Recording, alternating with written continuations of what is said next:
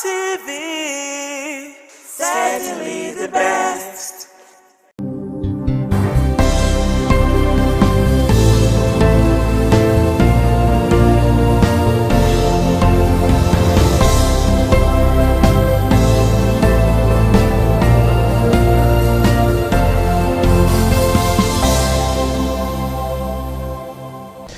The youths, they say, are the leaders of tomorrow. And I dare to say that the future is now. Now, if you take a look around you, you see a lot of young people doing amazing things, championing, lots of ideological movements, trying to make positive impacts around them. Okay, so it is beginning to look like the youth are, at the forefront of everything that has to do with change in the society. And it makes us wonder what exactly is going on. Is this a new era in our society? Well, this is how I'd like to say welcome to yet another amazing and awesome edition of Flipside on Independence Television, reaching you live from the city of Benin. Now, of course, I know there are persons who might just be new to the program. Well, Flipside is a socio-cultural show that beams its searchlight on some topical issues in the society, and we just try to examine them and then try to make sense of them. My name is Harry Aigboje, and it's always a pleasure to have you join me on this show. Now, today, we are discussing something really interesting, something that has to do with young people, the youth, youth-led revolutions across Africa, the beginning of a new political era. Now, that's basically what we're going to be discussing today. And of course, I'm not doing this alone. I've got two vibrant youths in the house with me. The both of them are not new to youth-related, discourses. To my far left is someone who is an entrepreneur and a very vibrant youth who is passionate about positive change in the society, especially as it regards the youth. He goes by the name of Deacon Matthew Ehiobo. He is, an ambassador of Nigerian Economic Sustainability Plan and social impact commentator. He's a whole lot of things actually, but I guess we'll just have to streamline it to that.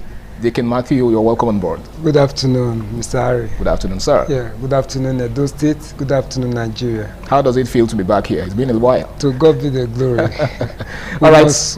We will not give up until we see the positive change. The positive change that we desire. That is desire, yeah. Amen. A big amen to that. And of course, seated next to Deacon Matthew is my brother and friend, someone who is also very passionate about young people and what they can become in the society. He is a social impact commentator as well, and also a public affairs analyst. He goes by the name of Williams Talks, or Williams ADI. Thank you very much for having me, Harry. Thank you. Good afternoon to all. Good afternoon. It's good to see you. Yeah, thank you for having me. All right. It's great to have you on the show. Now, let's set the ball rolling, gentlemen. First things first. What defines a youth-led revolution in the African context? First of all, how would you define a revolution? Because I think there are lots of misconceptions about revolutions. When you hear the term revolution, the first thing that comes to mind, or that seems to come to mind, is maybe a violent protest, where a large number of persons take to the streets, with the aim of seizing governance or power by force. Now, is that what also comes to your mind, Deacon Matthew? Let's begin with you. Yeah, when you hear the word revolution, it talks about change. Talks about change, evolution, evolvement. Okay. A deportment that changes the old order. All right. So the youth-led revolution we're looking at is not the violent type. Okay. Though, because it's important to well managed, set the record straight on if that. not well managed, can degenerate. When the hoodlums in the society sees it as an opportunity to vent their anger on the society. Just like a few hours ago when we were coming, I have to go back, take through Siloko Road before I could navigate my way here. And we are told that youths, they've blocked the expressway, protecting the fare increment. These are what we are talking about. We are not advocating a chaotic revolution or violent revolution where there will be a breakdown of law and order. That's not what we are looking at. We are looking at letting the government know that we are not happy with what is going on, and to timely do the needful so that there will be no breakdown of law and order. There will be no destruction of facilities, lives and properties that we need, to move on in our day-to-day life. So that is what we are looking at. It's not the violent type. It's a change from the old order to bring a new deportment that will allow government, listening and paying attention to the yearnings of the people. Awesome. I think that was a very good way to begin. Now, Williams, what's your perspective to that? How would you define a revolution, especially within the context of our discourse? Yes, the beginning of a new political era, there's one part that I would like to straighten inside. Okay. It doesn't necessarily mean he wants to take over government or he wants to change or topple the government. Okay. It's just a wake-up call that the government should sit up, try to do things right. Now, first of all, we said what's the motivation behind the move for that sort of revolution? Yeah. It's because of the total hardship, unemployment, corruption. So in a nutshell, bad governance? Bad governance in totality, yes, in a nutshell, bad governance. And then, is it the beginning of a new political era? Yes, because it defines, they are the one that preaches. This is how governance should be. So it's like the birth of new ideas. Yes, not like the old order, wherever you keep borrowing money, for example. Just yesterday, the Senate passed a $9 billion loan for the president to sit up the budget deficit and all that. Now, in the right sense, it's good.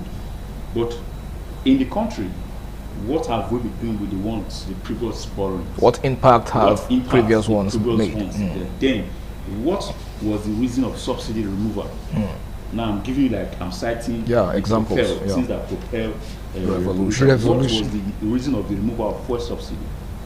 The reason, as they say, is to gather up funds for necessary spending, to gather up funds. And the last 3 months, if you go at research, you see that Nigeria has accumulated close to $20 billion, approximately 14 trillion naira. So that is a whole lot of funds. You understand me? Now you have started a 50 trillion naira budget, for example, and then here you have 14 trillion in space of 3 months. And then in another 3 months again, you have another 14 trillion. That is already approximately 28 trillion. 28 trillion. That's almost close to half of the budget. So then, you are not telling that you are borrowing $9 billion. So for what use? On what purpose? Is it really necessary? It in the interest of the people? Interest of the people. What reforms? What health policies? What things are we going to benefit from these borrowings? And then there again, anybody can just come and say, "Oh, well, election is around the corner." Close by, yeah. It's not far-fetched. You can just say, "Yeah, it's true," because of how we've seen it over time in the country. So then you will just wake up one morning and see that there are protests all over the street. Why? It is not because they want to protest. There are reasons that is pushing them, propelling. Just like what he said, it started yesterday and today again. And then, though this one that I'm talking about is something not directly the government's problem, but the indirectly is the government's problem. Okay. How do we have tackled or resolved the problem? It will not really be our concern that for international market before it is increased. It's supposed to be telling on people who we are selling to. So now we have this thing in excess, but we are still buying. So it's telling us with the market price. You can't tell me you have 4 refineries, for example, and then the 4 is not working. There's a private refinery also that is okay, and then you are supposed to sell to the private refinery either in naira, but you're selling to the person in dollar. In dollar. The person says, okay, instead of me to buy you from dollar, I have to buy from the international market with the same dollar. Because it makes more sense that way. It makes more sense that way. Then the man is trapped. He can't access the crude oil, and then you don't want to give to him. The only thing, if he is able to access, he has to increase. So these are the factors. So these are the things that prepare that gingers you to want to fall out in the street and start protesting. Thank you very much, Williams. That was a brilliant one. Now, Yes. you have something to... Yes, exactly. contribute You to that. see, we have crude in excess, Okay. but yet we cannot access them. Why? We talk about borrowing because it has been used as collateral. Just imagine what you have, you can't access it, you know. So I see borrowings as a digital colonization. Get trapped. You know, we've been free from colonialism, but yet we've been, you know, still entrapped by that same colonialism, Could that by be what? what- By the instrumentality of borrowings. Could that be what the late Kwame Nkrumah meant when he said something about neo-colonialization? So what we are saying in essence is that this borrowing must stop if we must make headway, you know, because they keep using our natural resources as collateral. You know, you cannot just go to your to dig, you know, and extract this oil, and you know, see, they will tell you they gave license to modular refinery, but they will not be given the opportunity to operate. If you want to try, they will call it bunkering, they will call it a lot of things that you cannot use those commodities that will help your economy to grow. So we should stop this borrowing, whatever it is, whatever affiliation, whatever potency or subjection we have been made to be put into by this foreign power. Our leaders should know to resist it. Okay. Because if they don't do it, you know, we'll keep living in squalor, you know, just as we've been experiencing, you know, increasing debt profile and low infrastructural development and all of it. And by the time you know it, no good roads to even take your goods from where it is produced to the needed market. So we need to look at this holistically. Our government should do this. Keep borrowing. Why was subsidy removed? It's to gather up. Why was it removed? And now we still keep borrowing over and over. They tell you now election is coming. In fact, from now till next year, you see there will be a shutdown in economy, no production, no development. They will tell you they are campaigning. They just look at developed country where election is, even in the day of election, it goes seamless as though nothing is. Everybody is going about their activity. You just take your phone, you know, you cast your vote, and before you know it, it is collated and all of that. But this, the whole day will be shut. Even in the day of election, the whole day will be shut down. No going, as though we should. So are you implying that that is deliberate? That do they deliberately shut down the system just to? It's because of the failure of the system. Okay. The system is not working. The other day, there were agitation for e-transmission of results straight to the IRF. In the normal it was rejected. It's one of the easiest way. Okay. And it was rejected. But the Senate came up with excuse As to why should complaining network. there will be network failure. And then the network NCC, they came up with the bill and said, no, we have almost covered the whole part of Nigeria. I don't think there's any other place. Well, some persons argue that they were probably just making room for eventualities. There cannot be eventualities. This is a country. If, for example, these people, they'll be having some little, if they've been perfect to 75% or 95%, That's putting pressure on them will make them want to 600. Okay. Or if possible, you give them, okay, for the purpose of this election, the easiest way to strengthen democracy, we are going to give you loan, make it 100%, and then you pay back with some form of interest. And that will be putting the loan to good use. Some form of interest, and then they will take it. These are business people. They will take it, and they give you a seamless election, and then you don't need to stress. And then for eventually, you calling people, you just walk there, you complete everybody go home. The thing, nobody need to stand in the queue. You go back home, go and sit and start monitor the whole issue. We're talking about crude oil. The last time we checked, OPEC, Nigeria, if you go on double up to 33 billion barrels of crude oil. Either the 33 billion, no matter how you want to collect loan over the years, you can't exhaust 33 billion. Why not give to the private refineries already functioning? So we have a foreign cheaper sufficient for fuel, yeah. So these are little things. If not for because we will get there. Let me not just speed it. Yeah. Because of the divide and rule, you create the masses have their own protest group. The government, they've created their own artificial protest group. So you divide the to more like counter your So if not because of anything, this transition of to arrogance that they forced their way to make sure that it was done the way they wanted. It would have led to a very serious protest. This is what is going to guarantee democracy, strengthen democracy, giving us leaders, credible leaders. And then you are making it look so stressful, so obvious that there's room for ringing. And that you have ulterior motives. Yes, yes. No way, it's not All fair. right. Let me add to that. Don't worry, just before you add, of course, I know there's so much more to say, in this regard, but let's quickly go on this very important break. The program is still Flipside. When we return, it continues. Please stay tuned. All right, welcome back. It's still Flipside on Independent Television. Now, Mr. Matthew, you actually were itching to contribute to what he was saying. You see, the problem has been our politicians, I don't know, let me not use derogatory statement. Language, yeah, please don't. That's whether, they've made politics mainstream of income. That without being in power, it is either you do it or you die.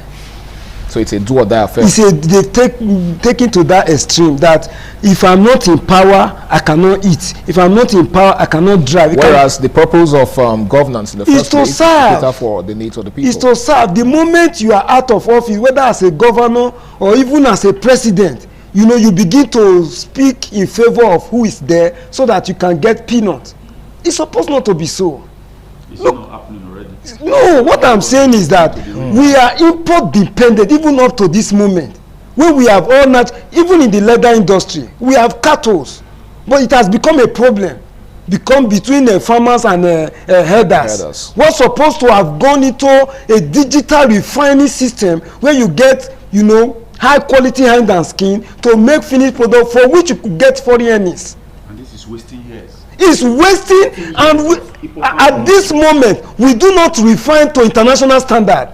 We still use the wait for sun, we dip in well when there are digital machines to control the production process. Even if not for Dangote, just this morning I commented that if it is only refinery that Dangote, with all the franchise, all the opportunities being given to operate as a monopolist, you know what it does to dictate price for the consumption of what the whole country is using? Why not make it a competitive market where there is free entry and free exit? The Nigeria is vast. The market is there. If at all, just for local consumption, let us not say let's export. Let us block all our borders. Let us consume what we have, produce and consume what we have. Do you know what you'll be saving from what you sell out for import? Yeah. In fact, is it that the white man are destabilizing our economy so that we'll keep importing from them? Is it what they are doing to our politicians so that they can sell us ammunition to cause insecurity in our forests so that we can buy their weapons? So these are just speculations, though. They are speculations, but the needs should be talked about so that our leaders will get the right sense to know what to do. In Benin, they say, Oja, I have seen a woman. Because if you do not do well as a political party, your party will come and go, but your economy remains. The value of your currency remains. The value of your passport in the international community remains. What will you make out of it? Will you live there forever? If you live 100 years old, is that an eternity? Of course not. It will come to an end someday. It will. It definitely will. And we actually. What impact are we making? Look at, should we not be comparing countries that are having military rules as to socio-economic impact they are making before we get it right? All right, thank you very much, Deacon Matthew, for that for that very passionate one. Now, this question goes to you too, okay? Because it's very important to examine our antecedents as a people. Now, what historical examples of youth-driven movements exist across Africa? If not that, God is so passionate about Africa.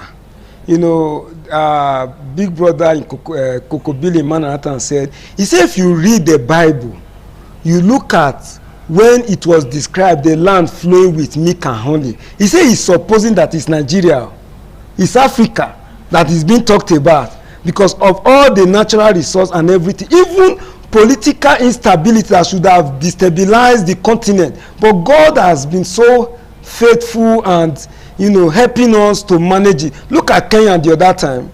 You know, we hear of the Gen Z protests. Yeah. Look at even the Burkina Faso that led to the change of government. You know, people are beginning to.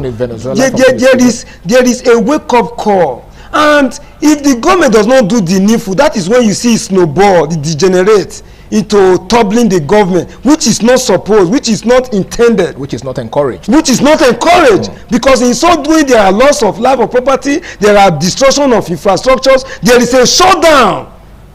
You know, there will be people, what they call it, IDP, you know, there will be a disarray. You know, what you've been building over look at even in Nigeria now, in the northern part, you just go to a community have been sacked. You see buildings, everybody raised down with fire. Where are we going, my brother? Should we wait to that extent before we do the needful? Like what happened, even Nepal, some countries like that. We should be patient, please. Yes, and the government should not take our patience for granted, even though we are preaching patience right here. All right, thank you very much, Deacon Matthew. Patience indeed is a virtue. Now, I'd like to ask you this, Williams. The NSAS protest was a very viral protest, and you know, it shook Nigeria to its very foundations. In fact, it's one of the most talked about protests across Africa. Now, do you think that protest was, you know, justified, going by, you know, the kind of conversations that surrounded it at the time? Do you think it was justified? Do you think it was called for, or it was just, you know, a case of people reacting to the situations of the country that, you know, probably weren't really that serious? Yes, this is your last statement. It was not as serious as it is now. Okay.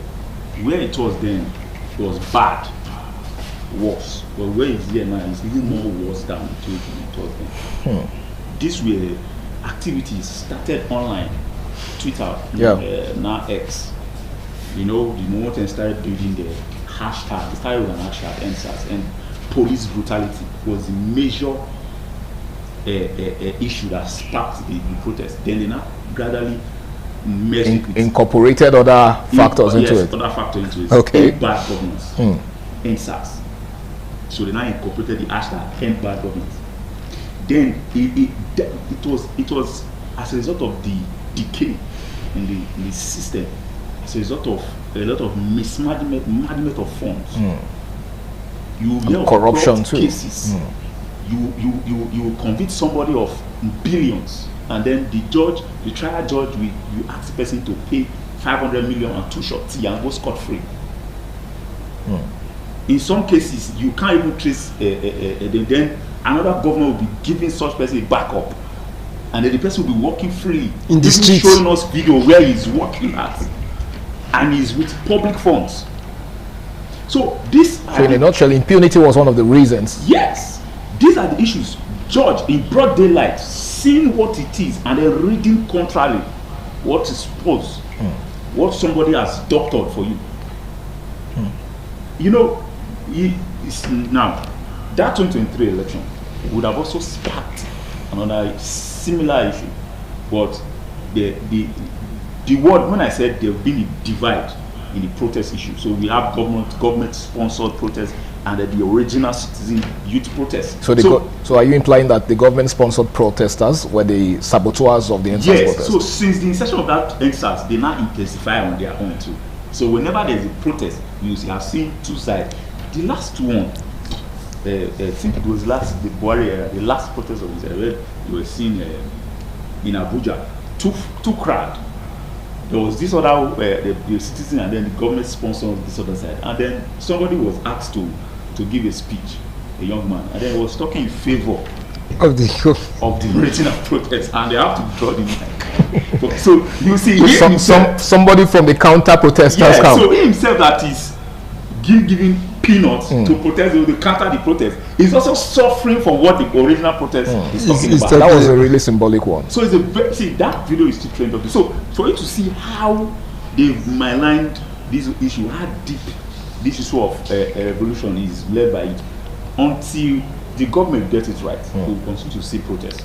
And if there's any other protest that will come again as even that close to that of NSAS, my brother, it is. I'm sure that it's going to yield more results than that, because where we are now, currently, with the situation that is happening, it is going to be very serious. Boys are not smiling, huh? They are not smiling. It's going to be very, very serious, because as at then it was just too, that's this statement saying, I pray you don't miss the previous administration.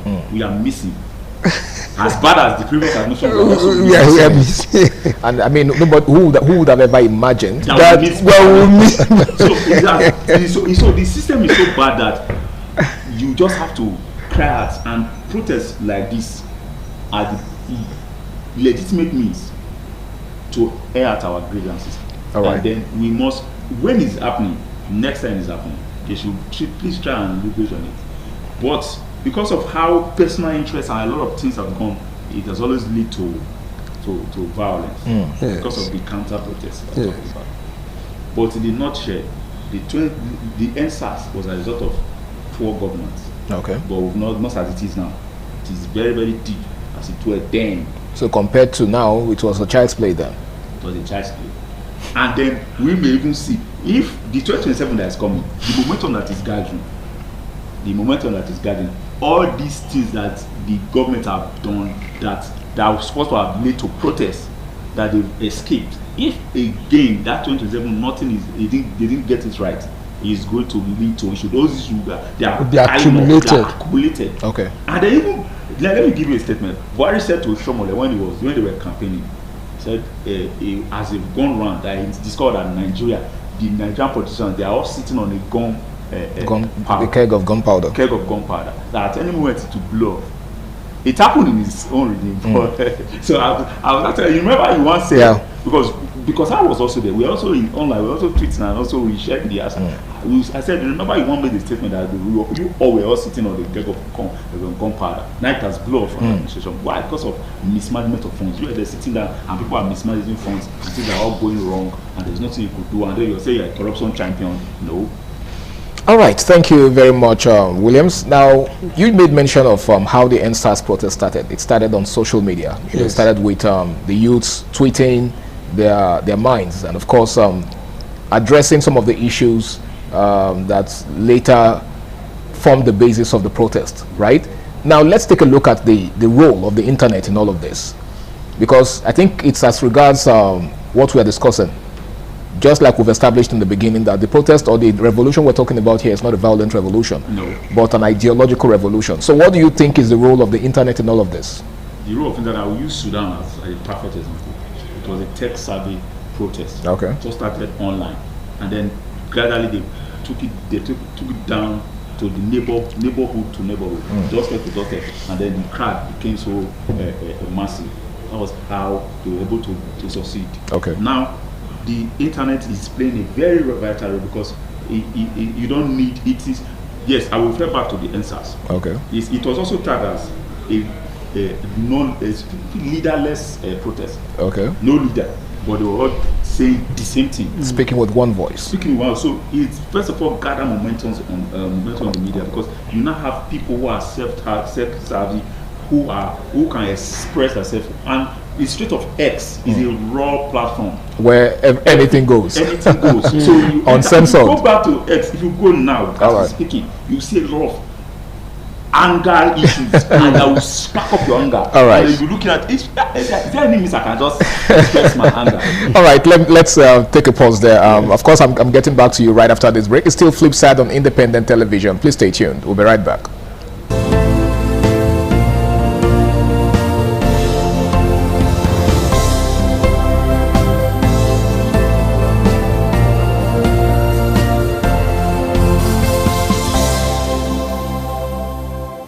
Well, it's good to have you back. It's still Flip Side on independent television. Now, Williams, before we went on that break, you were, giving us some sort of expose as to how the internet contributes to all of this.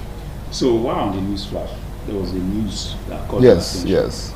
And if we go down to the Institute of S, I bet you that thing is already trending, giving you both sides of reaction. And I will cite an example with the divide protest. It has gone down online, so I will use it as an example. Now, this is it. Why it will be online trending? Now, they will tell you the sensitivity of security issues in Benue. And then you are saying that they should reopen 2 constituencies there for election purpose. Now, they will tell you why you are concerned about winning election. People are dying. Yeah. So why is it not that you are ordering the Nigerian defense, Nigerian chief of army staff to take high-powered troop down to Benue and go and restore peace and order? That would have been a very good one. And then come again, that same thing that will be trending now, then you see other people there, they divide in the internet. Because of 2020 NSAS protest, they discovered that it started gather momentum online. Now they've recruited down soldiers online. So while you are there, they are tackling you. So when a serious issue generates online, they have young people who come and start engaging. While you are engaging, they are also engaging. They really you who are concerned about this issue, trying to fix this issue. Just to silence them. Just to silence them. We don't want to silence them. Say no, this is the reason why. So now you will now be on the both sides. Why it is that these people are being saved for the next social media sparked protest is because they've already taken their own device to empower them. And now there was one tweet, DM that was trending also on X, where a government agent was trying to recruit an influencer, a popular influencer, to come and be, they call, retweeting.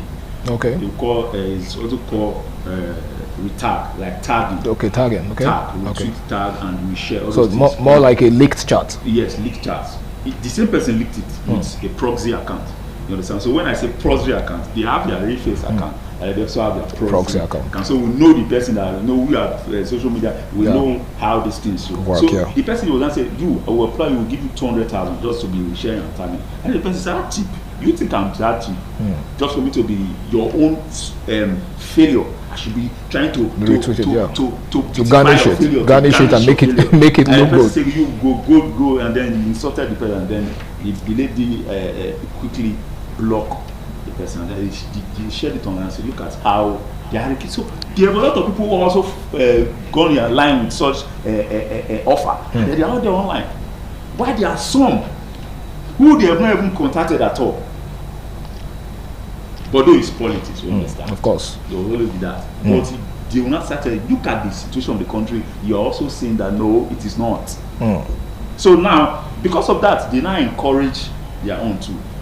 So they gather momentum, they water down the momentum, gather momentum, they water down the momentum. So they all say, so you don't really know who are we coming out, who is going to come out to protest. They're waiting for the first person to make the move. So they know that they've done a lot of damage to the system, that they don't even want to see anything called protest. So they now want to take it. Let's take it to them with our own soldiers. Movement. Okay. Social media soldiers are called them like that. Influencers. There's even one on my list that is spearheading a support group for the elite. Yes, for the elite. We have friends sponsoring a support group. So what would you say might have happened behind the scene? Would you say envelopes might have changed hands? Part of it converted. Okay. We call it in the social media. We call it brainwashed. Brainwashed. Okay. Brainwashed. Yeah. So because of the envelope brainwashed and then the envelope attached to it, they will not say, okay, after all, I've been sustained a little bit. But still telling you actually are going to buy for. You will go to the market. The envelope will get finished now within space of 2 weeks. It will finish. You never get to 2 weeks. You are buying for 1,350. Are you going to? How much are you going to? For now, for you to get a full tank, you are spending way close to 60,000 to get a full tank. Wow. And then you also have, there's no light, so you're also championing for the government. There's no light. You will still buy for your generator.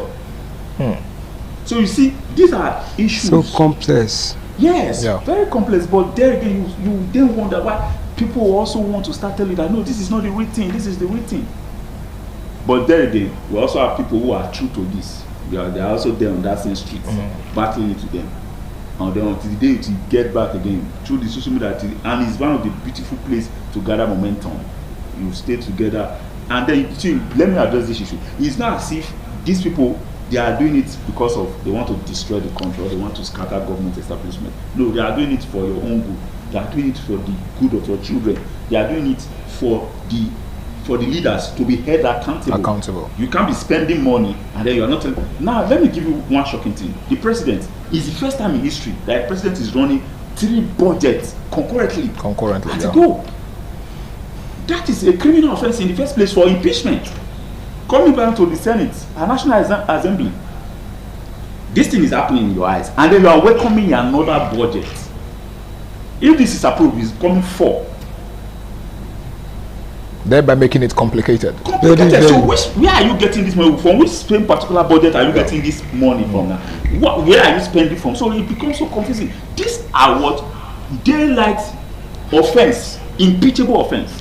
In an ideal democracy. And then it's also on the streets of media, social media is still there. They're also trying to make sure that, see now, you must understand that these things are for the purpose of bringing to you so that you hold the government accountable, legislative, holding government accountable. Yeah.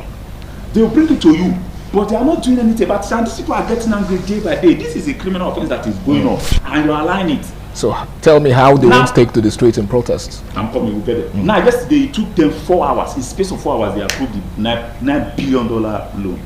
Another issue that is. So when this issue starts, it just take one big influencer to tweet, let's protest, tweet, hashtag. They will start there and then they gather. Then people will start saying, meet me at social location, there's a fund, this, that. Before you know, we're on the street. You just need to start from one state, and then the video, this one that is happening at the front of Ekosodi Junction precisely, is already trending on social media. It just needs more light, retweet, share, like, comment, and then it's already on. People take to the street. People start trooping to the street. Before you know it's gathering momentum, the whole place is shut down. The whole country is shut down. All right, thank you very much, Williams. That was another very brilliant one. Now, I'd like to ask you this, Deacon Matthew. You are an entrepreneur. Yes. And I don't mind to say is the devil's workshop.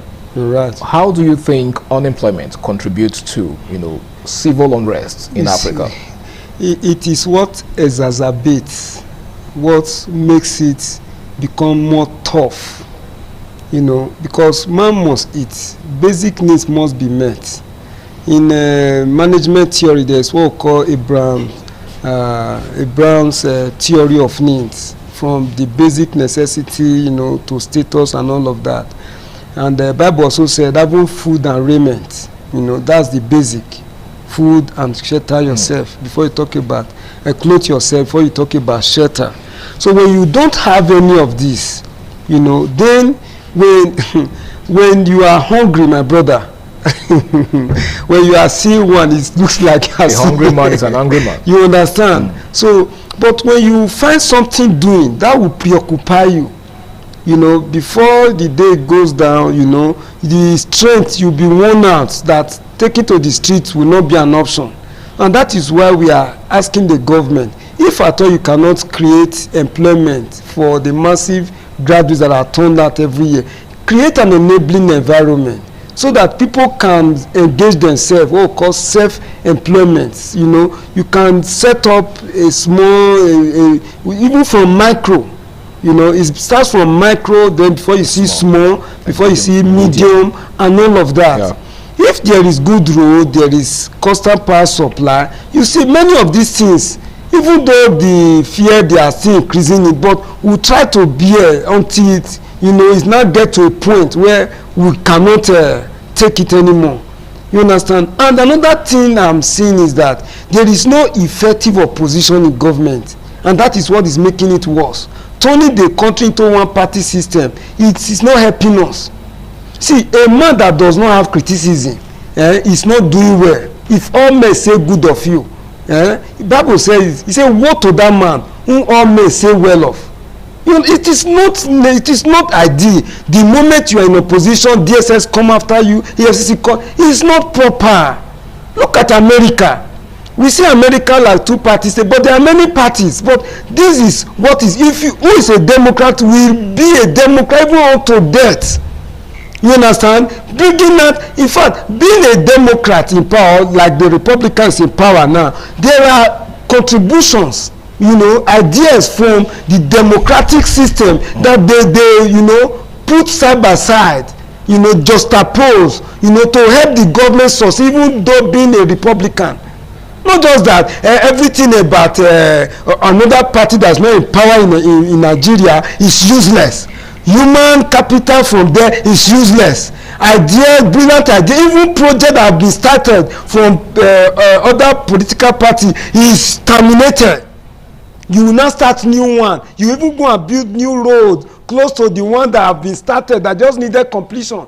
You go and maybe sometime they will remove the asphalt. You want to start again. All you the make a new budget to discredit the previous administration. Yeah, we going, and natural resources budget is what is being expended. Then you begin to see new approval, new every year. Even close to 5 Junction, there are some spots in the town, you know, that you just see a little pothole that wheelbarrow can fix. They will allow it to degenerate until you now make it a state budget. Where are we going, my brother? Like as I have said before, political party will come and go, but the value of your currency remain. The importance of the level of your economy, you know, in the international community is what is being talked about. All right. You understand? When you talk about just like the football, they will say Nigeria is so position in FIFA ranking. Then come to Africa. You understand? That is what we are talking. We are not talking about the coach or the captain of the team. We are talking about Nigeria as a football. How do you call it? I'm not. You understand? All right. We are not talking about who is the coach there that will make it rise or that will. You understand what I'm saying? Okay. But we are looking at it as a nation. Yeah. And that is what it is. Look at our debt profile. It's all right. It's okay. Sure, we can direct it. Hold that thought. Well, you asked a very salient question, though. Yes. Where are we going? And that actually reminds us of the fact that independent television and radio is 29th, and we are going to be asking the very, very important question. Quo vadimos. Where are we going? Well, we have to go on this very important break now, and when we return to be time for the final lap of the show, please stay tuned.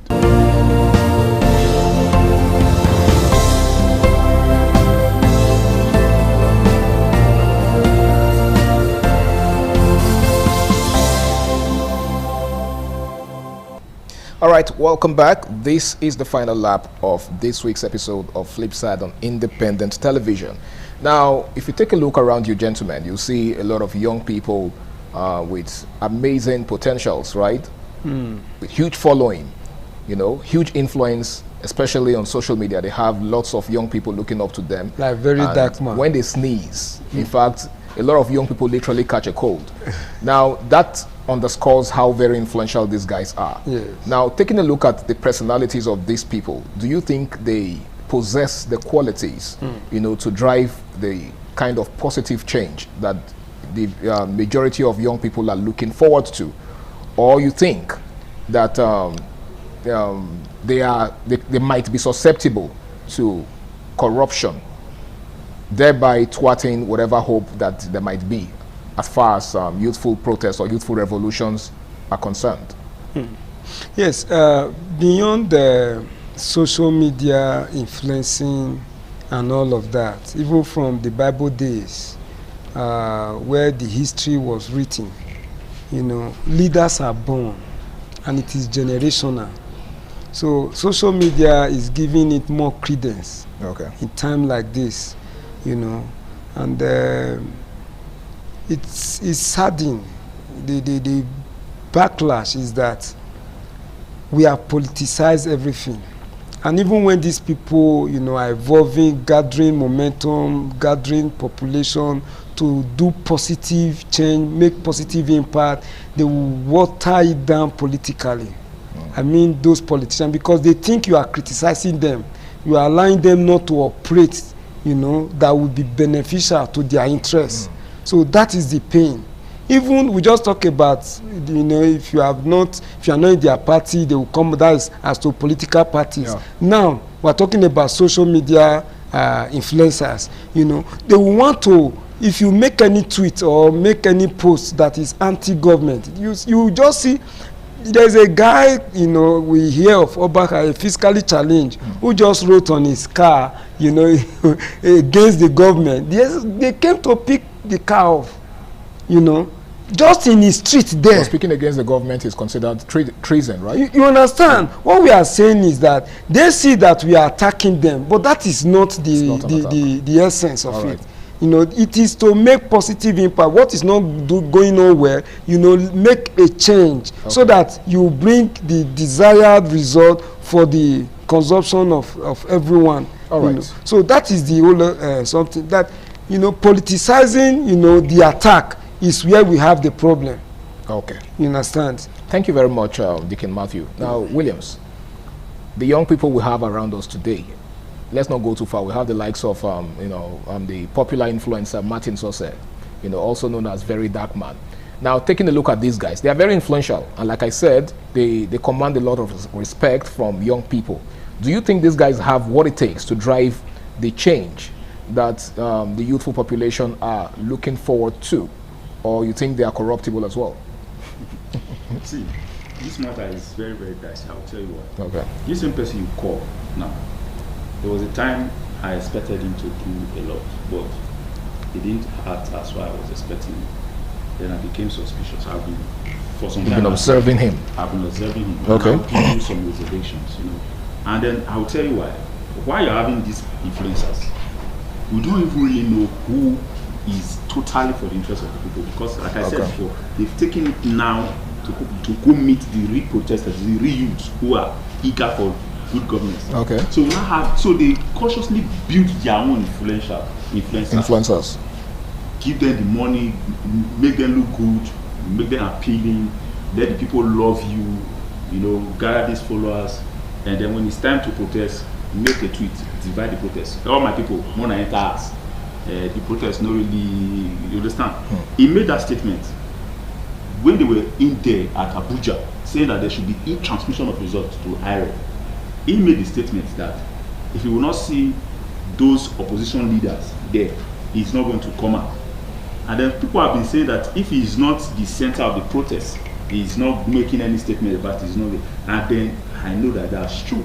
And then one of the opposition leaders came up, even 2 or 3, they came up. I downloaded the video, posted it on my social media, I tagged him. A lot of people started tagging him. These people are out already, so why are you not out? He made the statement clearly. He said his own group, you know, he has his name, he said they should all go inside. We are not going in, we are not coming out. Now imagine somebody that have close to 5 million followers. And remember, just we talk about those issue of stand, you know. Yeah. Yes, yeah. The issue of stand. You understand? People they follow you rigorously. Blindly. So he said they we are not going out. Imagine if, for example, out of the 5 million, 3 million obeyed. Okay. That is the youth that would have been on the streets to protest for that issue. To bring the change.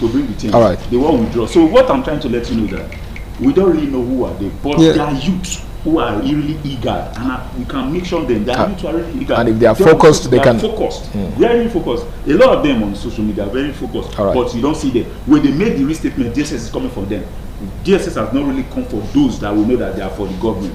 All right. Yeah. But the real ones that make the statement, DSS will come for them. None of them were in prison. So the ones that are getting away with such statements are moving. Yeah. All right. Thank you very much, gentlemen. I actually do wish we had more time, but this is where we're going to be calling it a day on today's episode of the show. I want to say a big thank you to you for doing me the honor of being on the show with me, and I'm hoping that the next time I call upon you, you will oblige me. All right. It's been Flipside on Independent Television, and I guess my guests have said it all.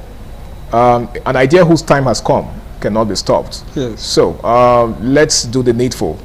As young people, we owe ourselves and our future, on our future generations, of course, the passion to bring about the change, because it begins with a passion.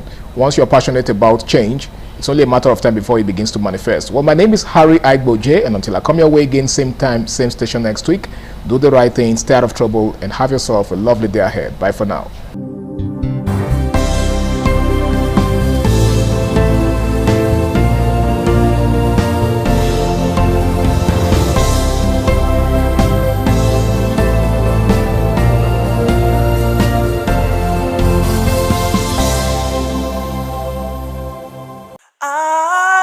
ITV, certainly the best.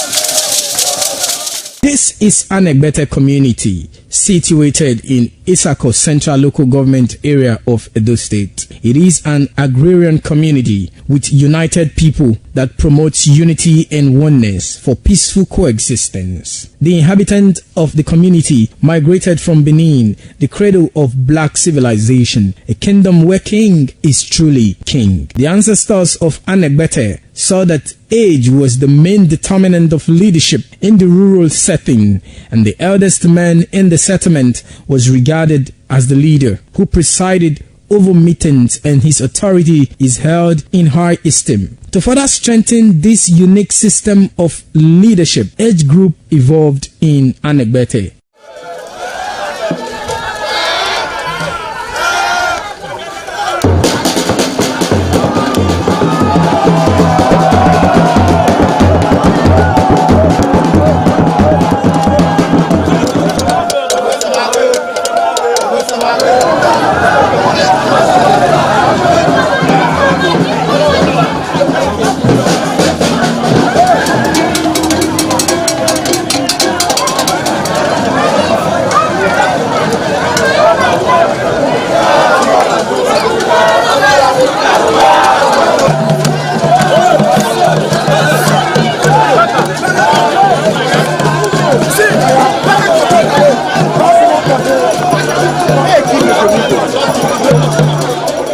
In Anegbete, age group is categorized into two, that is the common and the noble. Anegbete is rich in cultural heritage, as the community at noon saw the commitment of the festival with the first set roll out in beauty colors to showcase their might and strength, indicating their feet and ready for the responsibilities behold on them. The streets in the community with a feed up of young men and women adorned with the festival. Later, the royal family takes the stage as their children fight out royally and work in the community to showcase their might and fitness.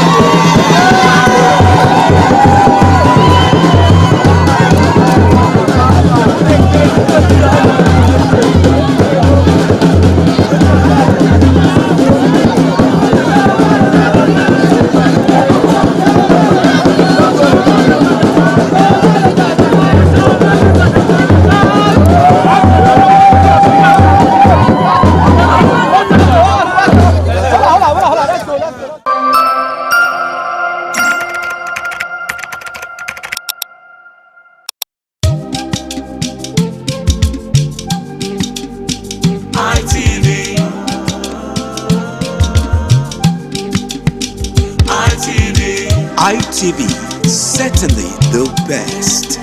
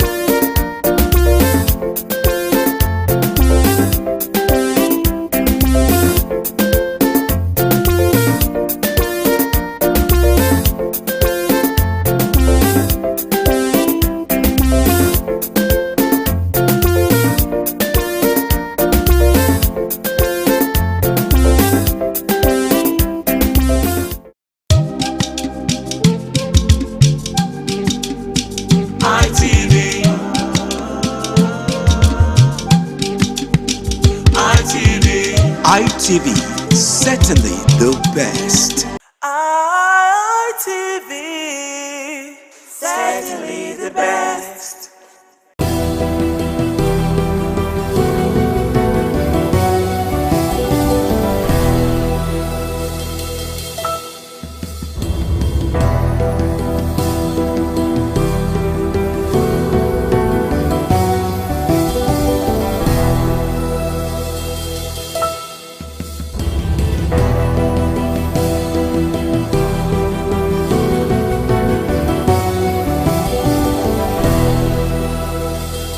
So a couple of Nigerians took to the streets yesterday in Abuja to protest against the kind of democracy we're practicing in Nigeria, as hashtag Occupy INEC's protest was done in most part of Abuja. Hello and welcome. This is This Morning on ITV. I am Nuluwapo Stevens. We're in our Benin studio, and I also have Harry Agboje in the studio this morning. Good morning, Harry. Good morning, Anu. You look gorgeous. Thank you so much. Well, you don't look bad yourself. Gracias. Okay, so, and subsequently we'll be linking up with Lagos, where we have Patricia Gabriels on. But let's quickly talk about what went on yesterday in Abuja, as we saw leaders and members of the African Democratic Congress, the ADC, joined a large demonstration in Abuja yesterday protesting decisions of the Independent National Electoral Commission, INEC, which they said undermined democracy and the party's internal leadership. Now, the protest tagged hashtag Occupy INEC drew former presidential candidates and prominent politicians, including ADC leader and former Senate President Senator David Mark and former Vice President Atiku Abubakar to Maitama roundabout. We also had the likes of Rotimi Amechi, Rauf Aribishola, Dino Melaye, and actually the list was endless. And of course, Kwankwaso was present. Peter Obi was also present on ground yesterday. Anyway, let's move over to Abuja and have a feel of what it went down yesterday in Abuja. The standoff between the African Democratic Congress ADC and the Independent National Electoral Commission INEC intensified following a high-profile protest at the commission headquarters. The demonstration drew prominent party leaders, including National Chairman David Mark, National Secretary of Aregbesola, former Vice President Atiku Abubakar, Peter Obi, Rotimi Amechi, Rabiu Musa Kwankwaso, and began with the rendition of Nigeria's old national anthem. At the center of the protest is the demand for the resignation or removal of the INEC chairman, Professor Joash Amupiton, over alleged misconduct, abuse of office, and action that the party says undermine the credibility of the commission. Speaking, the national chairman of ADC, Senator David Mark, accuses the commission under Amupiton's leadership of abandoning neutrality, alleging bias in favor of a faction within the party. He faults the chairman for what he described as misinterpretation of court rulings, which he says undermines the judiciary and erodes public confidence in the electoral process. He warns that failure to address the party's demands could lead to legal action and intensify civil engagement, noting that the dispute poses a broader threat to Nigeria's multi-party democracy ahead of the 2027 elections. We simply do not accept the INEC interpretation or the judgment from the Court of Appeal. The INEC interpretation has deprived us of our proper status, and that's what we petitioned INEC, that they should revise themselves and give the proper interpretation of the status quo ante bellum and not removing the chairman. It couldn't possibly be treating an individual as a faction. If ADC has no faction, as one ADC, and that interpretation doesn't rhyme with the reality on ground. Not insist, that's what we have brought a letter here to, that they should not insist. They should revise themselves, and you can see it from the public opinion. The high-capacity buses, Homer buses, as well as Sharon cars and other vehicles that convey mammoth crowd to the Maitama district of the FCT housing INEC headquarters is for just one purpose, which is to call on the INEC as well as the president to steer clear from the leadership crisis in the ADC. From Abuja, Joseph Kadri, ITV News. Well, thank you so much, Joseph Kadri. Now let's quickly link up with our Lagos studio where Patricia Gabriels is on. Good morning, Patricia. Welcome on board. Glad to have you join us today. Good morning, Anu. Good to see you this morning. Good to see you too. So tell me, what do you make out of what went down yesterday in Abuja with the hashtag Occupy INEC protest? Did you see it coming? Well, we had rumors that they were going to occupy the INEC office.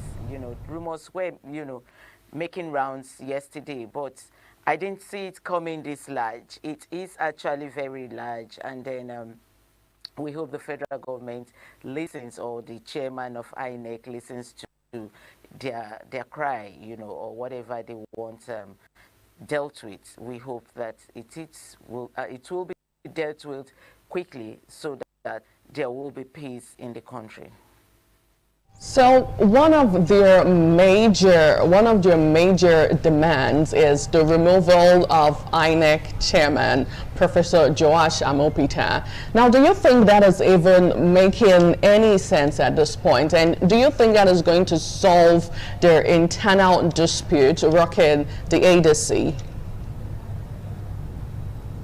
No, I don't think so, because we're going to be looking at the ADC crisis this morning from Lagos studio. I mean, the third faction has emerged. So taking off the or removing the INEC chairperson, I don't think that was the internal problem of ADC. ADC has to put themselves together and internal problems they have. Absolutely, and I'm sure our interested viewers are looking forward to the conversation that will be coming in from your end this morning over the unending dispute we are now seeing in the ADC. Harry, so yesterday I listened to one of the interesting chieftain of the ADC, Dino Melaye. He was on ground yesterday at the protest. Okay. One of the funny part of it was when Rotimi Amechi came on board, and he said that this current administration, the president, the first thing he did was to change the national anthem, and he wondered how that was the major problem of what we're going through in Nigeria. So just on a lighter note, so yesterday Dino Melaye sang Arise, O Compatriot as the national anthem, and then a lot of Nigerians asked, how many national anthems do we have now? But in a general sense, another major thing to draw your attention to was when Dino Melaye said that all of the factions that we now have in the ADC have been sponsored by the current administration, and I'd love to add allegedly. What do you make out of it? Okay, first off, the national anthem thing. It's really funny that after so many months, even counting on years, we're still struggling with trying to strike a balance between the old anthem and the new one. And it's really not peculiar to Dino Melaye. There are some persons that are still stuck on the old one. And, you know, it's really when you funny. say some persons, I doubt if you can even sing the new national anthem, or the old new national anthem, actually.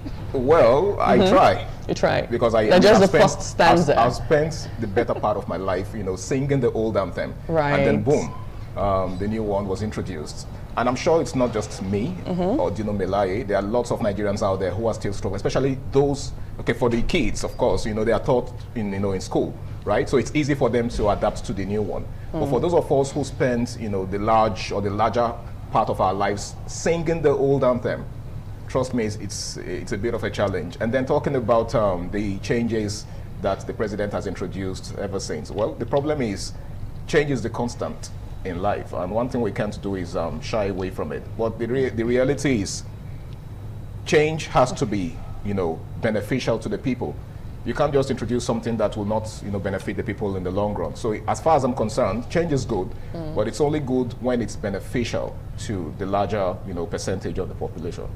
Okay, so do you see the ADC fielding candidate for the forthcoming election with what is going on now in their camp? Do you see them fielding any candidate Well, the at all? reality is that, you know, there's already a faction, or there are factions in the ADC. 3 factions. Okay, and if something isn't done fast, it's going to tell on, you know, their fate in the forthcoming election. So I think the earlier they put their house together, the better for them. Well, as for whether they can file a candidate, it's possible if they are able to, you know, settle their differences early enough and, you know, come to a consensus and say, you know what, this is our candidate. But if this continues, let's not have a situation whereby we have 3 candidates, you know, being fielded by the three factions of the ADC. Okay, now let me move back to Patricia in Lagos. Really, at this point, I'm sure the question on every Nigerian mind right now is, what is the fate of opposition in Nigeria?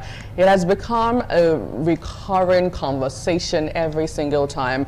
The issue as regards to the one-party system, the kind of democracy we practice in Nigeria. Really, what is the fate? And also, yesterday, after the protest, we saw an interesting meeting where we had Seyi Makinde join members of the ADC, and then that also sparked another conversation as to whether or not he would be joining the ADC moving forward. So I would love to get your take on everything. Anyway, he said it was a solidarity visit to the ADC.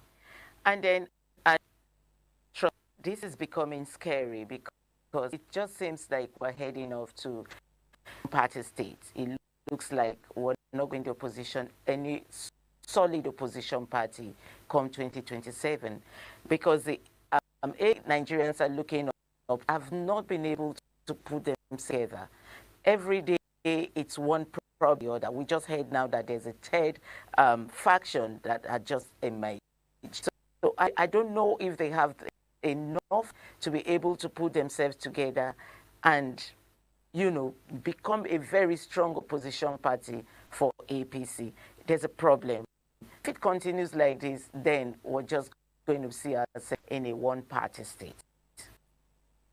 Well, we're looking forward to everything as it unfolds, because 2027 is already here. All of the stuff is booming and grooming, and Nigerians can only anticipate the outcome of everything moving forward. Now, we'll join you in a moment, Patricia. Thank you so much for your great insight. Well, back here in Edo State, Nigeria, our main attention will be looking at press freedom. Interestingly, during the course of this week, we saw what happened between the Minister of the FCT and a particular TV presenter, and that sparked a lot of reactions, online, offline, with a lot of persons, the NUJ, other broadcasting association reacting to it. Even Amnesty International took interest in this, and we're going to be tilting our attention to press freedom in Nigeria, progress or decline. How far really have we gone? And hopefully we'll have the National Secretary of the NUJ join us live from Abuja this morning, and also a veteran journalist who joins us live in the studio, Tony Abolo, to dissect all of this and more. And after that, we'll also turn our attention to World Health Day. We saw an interesting revelation from the federal government as it has raised concerns over health funding and sustainability as U.S. exit $1.9 billion deficit. All of this and more would shape our conversation this morning. But we'll quickly take a short break, and when we return, we'll move over to the couple of national dailies. Please stay with us.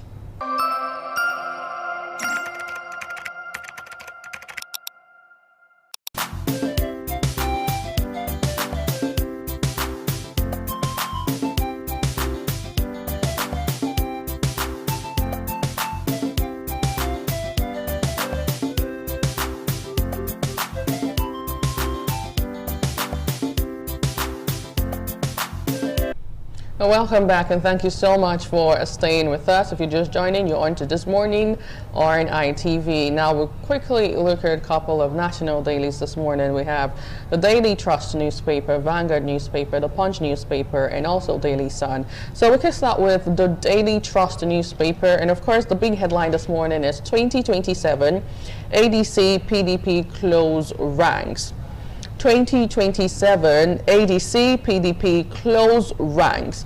Interestingly, on the front page of the Daily Trust newspaper, we have pictures from the protest that went down yesterday in Abuja, and I see the like of Peter Obi, David Mark, Waruf Egbesola, Kwankwaso is also here, Atiku Abubakar, and interestingly, other protesters on ground yesterday. Faldo Garo touted for Kanu deputy governorship on page 6. Tanzania president orders officials to travel by bus amid fuel shortages on page 22. Bauchi APC divided over Bala Mohammed's defection bid on page 10. Tinubu absent as Akpabio commissions Lagos project on page 23. Well, other interesting headlines this morning on the Daily Trust newspaper.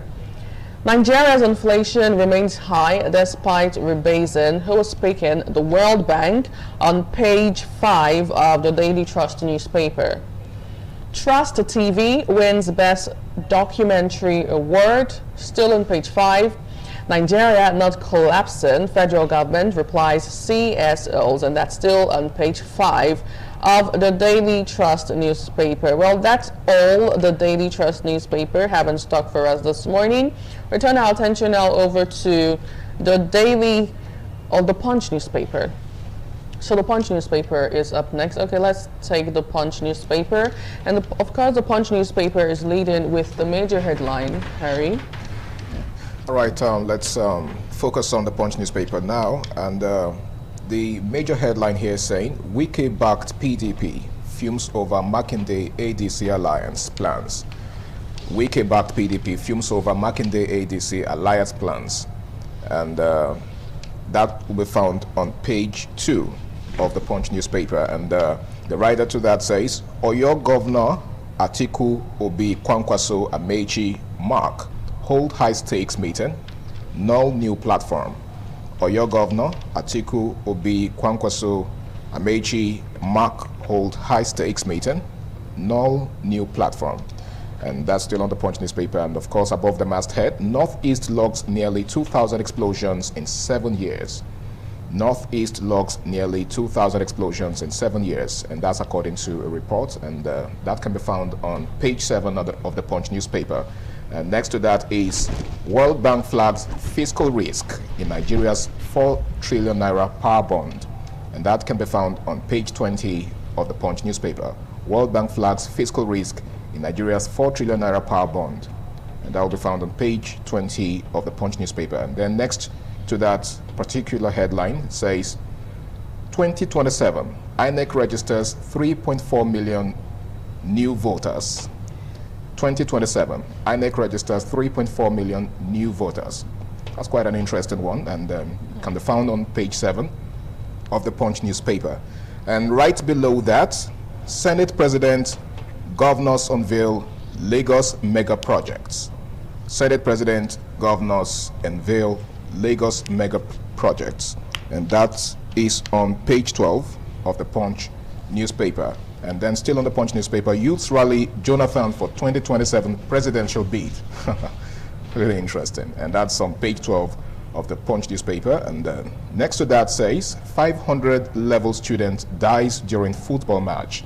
And that's on a rather tragic note. And that's on page 4 and 5 of the Punch newspaper. And last but not least on the Punch newspaper this morning, Bauchi APC split over governor's defection move. Bauchi APC split over governor's defection move, and that's on page 18 of the Punch newspaper. And that's all we've got on the Punch newspaper this morning. Anu, back to you. The Daily Sun newspaper is leading with the major headline that says ADC Mark Atiku Obi others protest at INEC. Subwriter says insist on Amopiton's sack. Now that's on page 6. Plato relaxes curfew in Just, now ducks to dawn on page 27. Police raid Enugu criminal hideout, arrest suspects, destroy drug bunks on page 4. Well, still on page 4 of the Daily Sun this morning, terrorism, 4 convicts bag life imprisonment.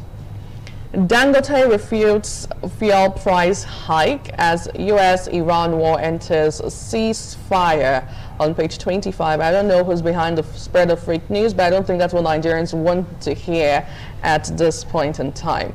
Away from that, 2027 PDP ADC leaders meet, may forge common front on page 6. And finally, on the Daily Sun today, World Bank, Nigeria orders under pressure as debt inflation threaten growth.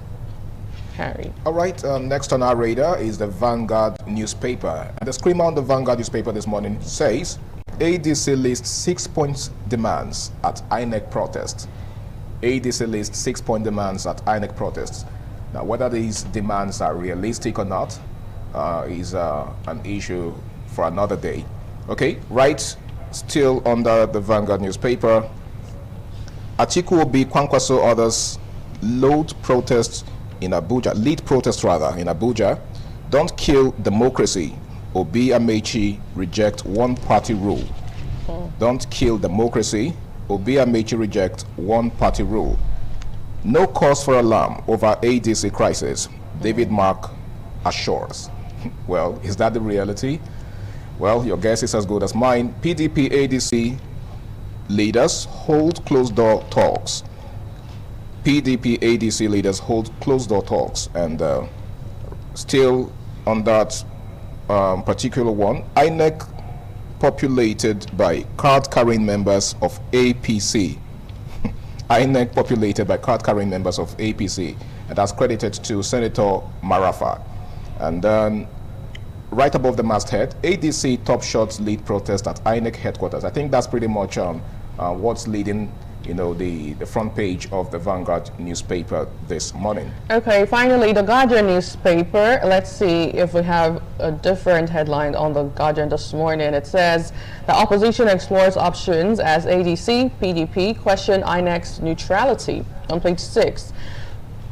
NCAA warns of flight delays, cancellations during rainy season on page 5.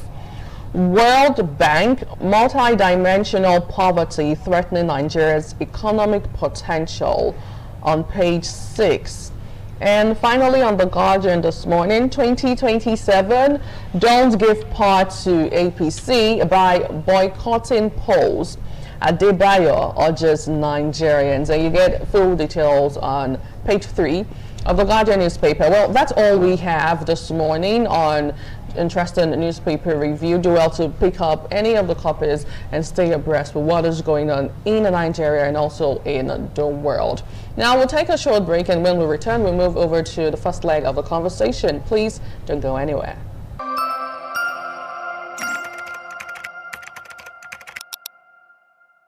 Okay. Welcome back. So press freedom is widely regarded as a cornerstone of any democratic society, enabling citizens to stay informed, hold leaders accountable, and participate meaningfully in governance. Now, in Nigeria, a country with a vibrant media landscape and a long history of journalistic activism, the question of whether press freedom is improving or deteriorating remains both complex and contested. Now, while constitutional provisions guarantee freedom of expression and of the press, journalists and media organizations continue to face a mix of opportunities and challenges shaped by political, legal and technological development. So in recent years, Nigeria has witnessed significant growth in digital media and independent journalism, expanding the space for diverse voices and public discourse. However, concerns persist over issues such as harassment of journalists, restrictive regulations, misinformation, and the influence of political and economic interest on media operations. Now, these contrasting realities raise an important question. Is Nigeria making meaningful progress in protecting press freedom? Or is the space for free expression gradually shrinking? My guest, Tony Abelo, joins live in the studio this morning. A veteran journalist joins live here in the studio. Good morning and welcome. Hello. Hello. Good morning, Thanks sir. for inviting me. Good to have you join us. Thanks. So I feel like the first question should be, how free is the press in Nigeria? How free?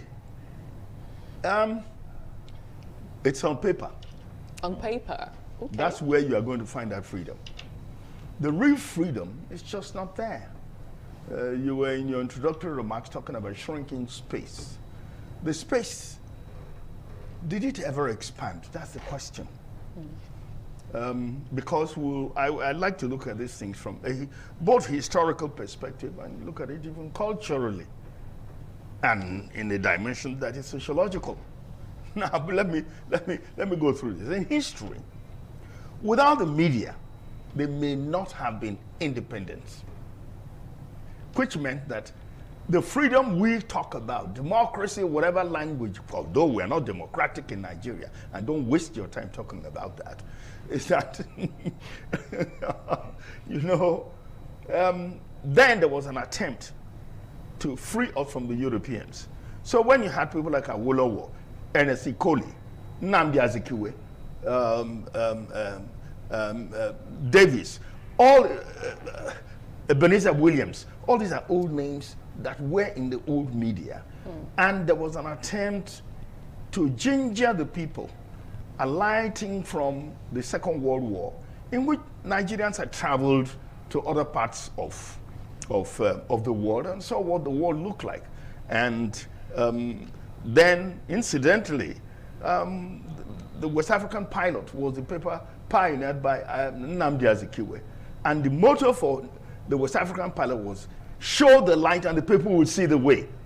And so there was this attempt to show the light and enlighten the people about their freedom, their sense of dignity, and the need to have colonial rule end. And so there was this push. Now, after that push, and we succeeded, not too long after that came the military. And when the military came, it became a battle. Because the military have their own ethos about what they think governance should be. And you know, when you talk about restricting space, the military restricts space. And we have not left militarism in our language and behavior and culture and in our politics. And that is what is affecting everything that you're seeing today. And so when the media battle, even people like who today is there serving Tinubu, Bayo Onanuga, when he was printing the news magazine, and other names you can talk about, Delegiwa and everybody else, everybody fought. Remember Decree 4 of Buhari? There was this attempt to fight the military. And so the media fought the military. And that created another space. And so the military was able to move away. And like I tell media students, we are in a fresh, we're in a fresh battle because we've forgotten that having enthroned the civilians, we think we've won the battle. This is even worse because we are now dealing, and that's why I told you about the culture and the sociology. You're dealing with the behavior of call it the African big man. And I would use words that, at least through research work and through my own experience growing up in this country, I find that the Nigerian big man is uncouth in terms of use of language, very crude, and he's very narcissistic. And worse than this, all of this, he's a psychopath. And until we cure, because that's where the problem of freedom is. You are dealing with very difficult human beings. Those who think, in fact, sometimes they imagine that before God, they exist. And I wish they were humble to know that power is transient and that they are only supposed to do certain things within the time frame they are supposed to be there. Absolutely. And so consequently, we now find that whereas it has been written in section 22 of the Constitution about the freedom of the press, in which we ought to hold the leaders accountable, and we should not forget this line: the people have a right to know. And so in pursuit of the people's right to know, we're battling with these kind of characters, the Nigerian big man.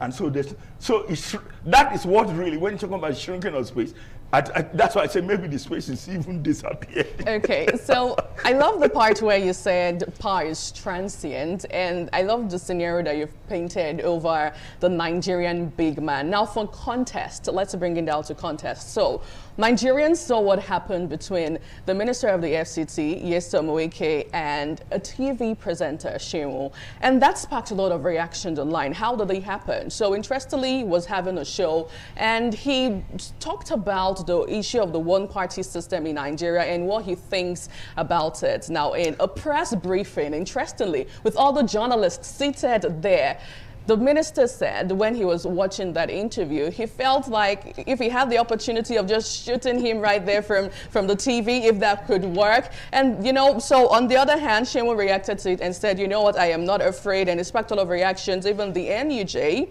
actually demanded an apology from Wike. But that we have not heard at this point. So to react to everything that came on board, the minister said it was a figure of speech and Nigerians took it out of proportion. So I'm beginning to wonder what kind of figure of speech that really is. It's because the Nigerian big man doesn't think before he acts. Because if he was thinking, doesn't know what it is to be a minister of the Federal Republic of Nigeria, doesn't know how to act as the minister of the FCT, and doesn't know the mandate, and he was acting on behalf of the president. He is not the president. You see the way he carries on. I think he thinks he's either a deputy president or is a president surrogate. Otherwise, if he knows that he's a minister, he ought to be watching his language. True. And remember, I use the word that they are uncouth. They use foul language. And to them, who are you? A journalist? How much do you make? How much do you make? Whereas they're inside the house, stealing the money all day long. And so they think we don't make money. And therefore, they who are the ones who are packing the money are big men. And therefore, they can talk to anybody. No, there ought to be decency. Even the human conduct, there is a humanity in which you respect the other person. That you will find in other climes. In Nigeria, the other person doesn't seem to matter. Whereas it behooves a minister to think that out of a sense of responsibility, talking to Akim Baloye, who has built up his reputation on politics today, and in any case, he was in his own rights to say what he said. And remember, because these arguments have been reading them online, and we have called it the Broadcasters Guild of Nigeria, where I belong, and we've been throwing lots of things. And I tell you frankly, as far as I'm concerned, as an interviewer, you do have an opinion. You could say certain things. We're not saying be rude, no, but just be courteous and elicit information. And so when you were doing that, and you said, because everybody in Nigeria knows that there's been this silent drive for a one-party state, even if both the president and his people deny it, that is not a fact. But we know it as a fact, because by the time they came on this ADC, we now knew that the cake, or rather the cookies, have crumbled. And so we needed to really say it. And out of the anxiety, because I also tell people that the journalist is like the lawyer. The lawyer is within a confine of a courtroom. We are in the court of public opinion. All right. And that is a wider scope, wider dimension. And we deal with the public, the massive public. Whether you are on top or you are the president or you are the farmer, the media does and touches everybody. And therefore, when we represent them, we make certain comments that are supposed to provide enlightenment. All right, sir. That was a very brilliant response to that question. Now, a recent study actually shows that Nigeria has dropped 10 places, you know, on the global ranking of freedom of the press. And this is actually quite worrisome. And I think it's something that should bother the average Nigerian out there. Now, do you think these studies exaggerated, or, you know, it's the reflection of reality? No, I wouldn't say it's exaggerated. Just, you merely hope that that statistical data is as accurate as can be. How do you know we're not even in the 20th position? So let's just even take dropping to the 10th position. And now comes the other side of it, which is that even if we may blame, like I've been talking about, the Nigerian big man, what is the chairman of the Nigerian Union of Journalists supposed to do? Who is supposed to protect the image? Not just the image, protect us in the course of, or as they say, in the line of duty. Duties, okay. So I want to think that the chairman or the president, whatever he calls himself, ought to be the one in the forefront. But you see, we again have to be very careful. This is where one of those rules we learned as young journalists, and I'm looking at 40, 50, 60 years ago. Stevens, 60, 70 years ago, when we're growing up in the media, one of the things you are taught, and even then is that it's a global practice, don't ever get close to politicians. Right. It's a simple rule, but we think it doesn't matter. Or is it realistic though? It is realistic. What we're saying, yes, you will deal with the politician, but at an arm's length. Okay. But when you cross over, begin to dine with them, begin to chop them money, this is where the problem comes. So if you stay your distance and stay professional, do what you should do, then you don't get anybody. Because all this kind of insult to the bandy, they just think, I throw money at them and then they will. No, it is, you must respect yourself professionally. Stay your distance. So if we stay our distance and then the chairman protects these people, then we'll be able to shout, refer to the constitution, and then use the courts, if need be, to institute our freedom, right, and to protect the profession itself and practitioners. Okay, thank you so much, Mr. Attorney Abelo. Interestingly, you talked about the body, NUJ, and we have the National Secretary join us live this morning from Abuja, Achike Chud. Thank you so much for joining. Good morning. Welcome to the show. Yeah, good morning, and thank you for having me. Okay, so you've been listening to the conversation, but I would really love to get your stance as to what exactly did happen and how far the body NUJ has gone in all of this, because I did hear that NUJ joined other broadcasting organizations to demand an apology from the Minister of the FCT. But aside that, is that really enough for future cases?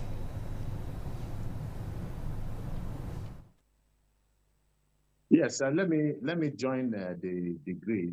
I share the degree of outrage by your guest in the studio. I think he's expressing it adequately. Yes, we did issue a release. We had to. It was scathing. It was condemnatory of the minister's utterance, which we felt was absolutely unbecoming. And you know, we know that some of the politicians. We know that some of the politicians, you know, Wike generally is known for this kind of rhetorics, and he's been doing it for quite some time. Now, if he does it within the political terrain, it's a completely different thing. You know, we have been seeing it, we've been hearing, even though it has been hitting up the polity, but we have tended to overlook it. But not when you encroach upon a terrain that is guaranteed by the Nigerian Constitution. You know, then it becomes problematic. So obviously he encroached in a very egregious manner, making threats. Because the threat by the minister, I tell people that they should look beyond Seun Okinbaloye. It was a threat against the media itself. And so it was an existential issue for the media. And I'm happy that the media reacted the way that she did with everything at its disposal. Whether that is enough is another thing altogether. People, and we did demand that the minister must immediately apologize. Whether he's going to do that is another thing. But we have weapons. It's not just the NUJ itself, because you have the NUJ, the Guild of Editors, you have other media-related organizations, as well as civil society organizations in the country. Because what has happened is it's a threat to the civil space in Nigeria. It's a threat to the democratization process in this country. It's an insult on the Nigerian Constitution that adequately provides for the profession of journalism as a safeguard, as a check on the excesses of the politicians. So if you do away with the media, or if you harass the media, the way maybe perhaps that kind of statement suggested, it means that you have actually become a threat to the to democracy that we are practicing in this country. And of course, this democracy is tenuous at this particular point in time. A lot of people are beginning to question whether we actually have a democracy. And it is statements like this from the Minister of the Federal Capital Territory that give credence to that thinking that our democracy is becoming threatened by the day. Okay, we really need to take a short break, but when we return, we'll move over to another part of the conversation. Please stay with us.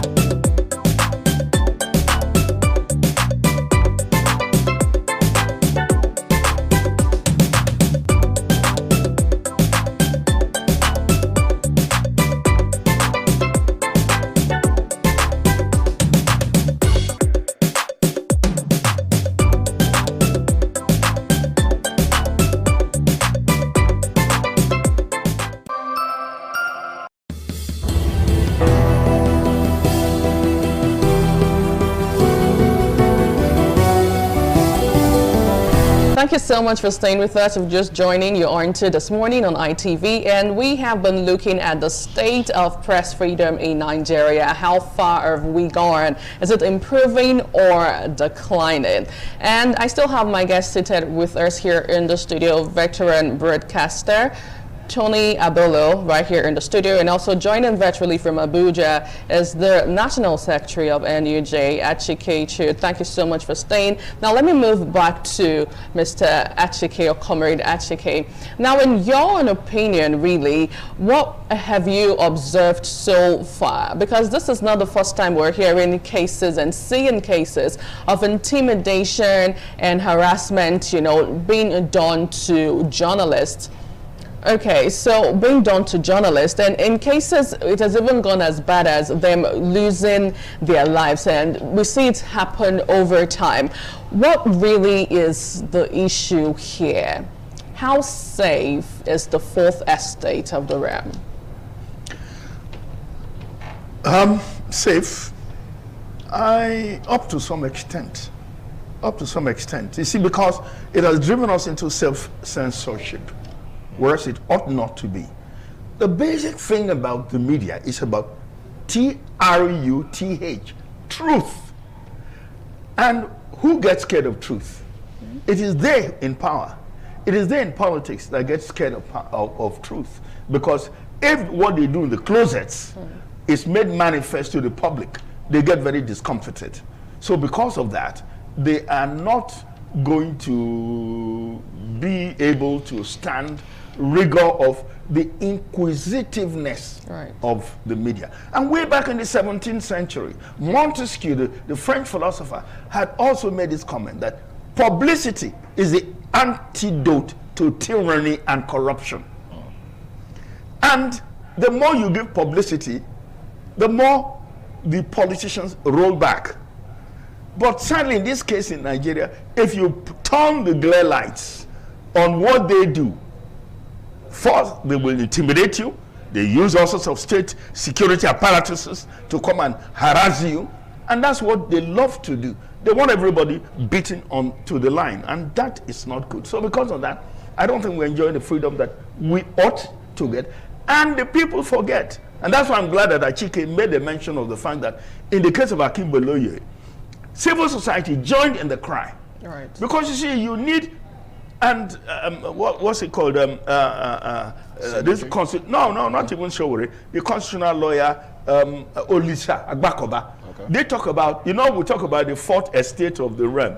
He says, no, the first, second, third, fourth. Yes, he talks about the fifth estate of the realm. And the fifth estate of the realm is the civil society. And when we're looking at civil society, we're not looking at a little group making up their meetings and club and offices. No, the civil society. Can't you see what happens abroad? When anything happens and it concerns the people, everybody pours on the streets.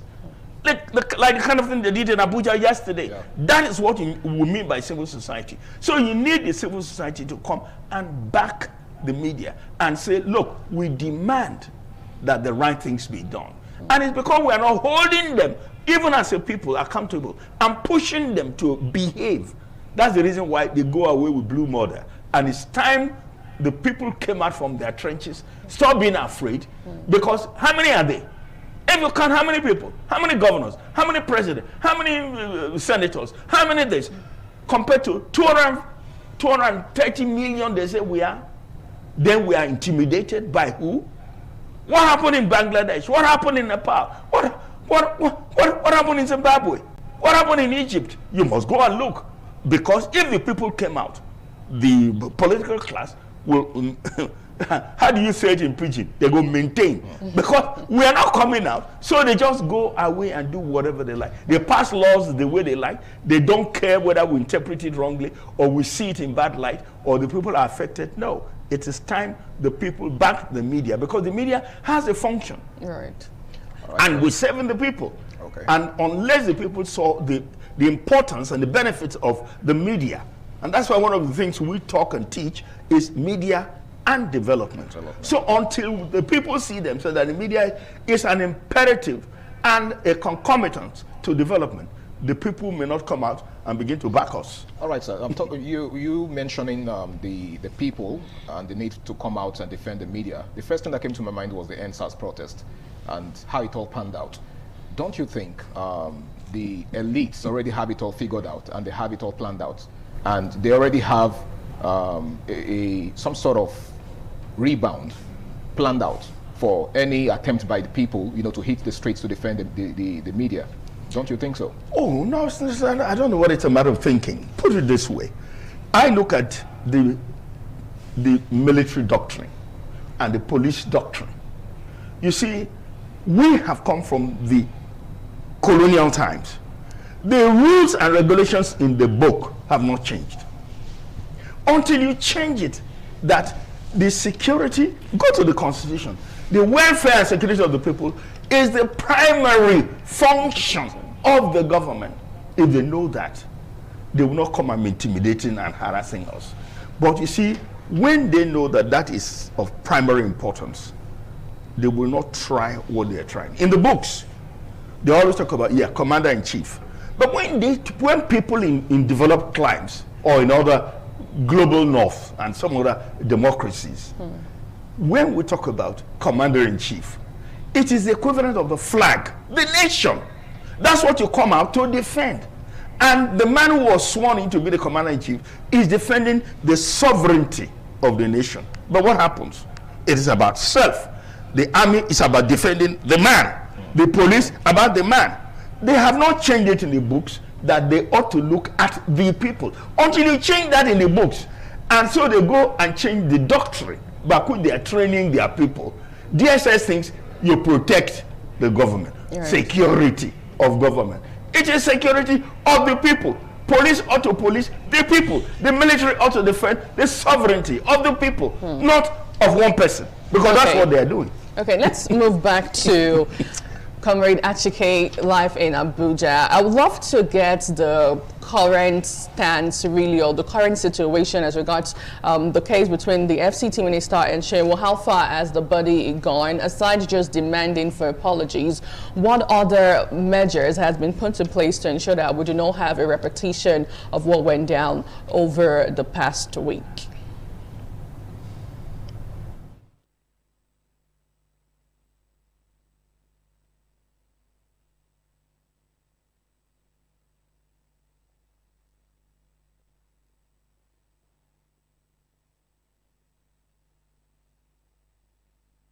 So we'll try to regain connectivity back with Achike if we can. Now, let me direct that question back to you, Mr. Tony. Well, what I would say is that the NUJ and BON, the Broadcasting Organization of Nigeria, and associate bodies ought to make a formal report to the police and formal report to the DSS, and don't just take it lying down.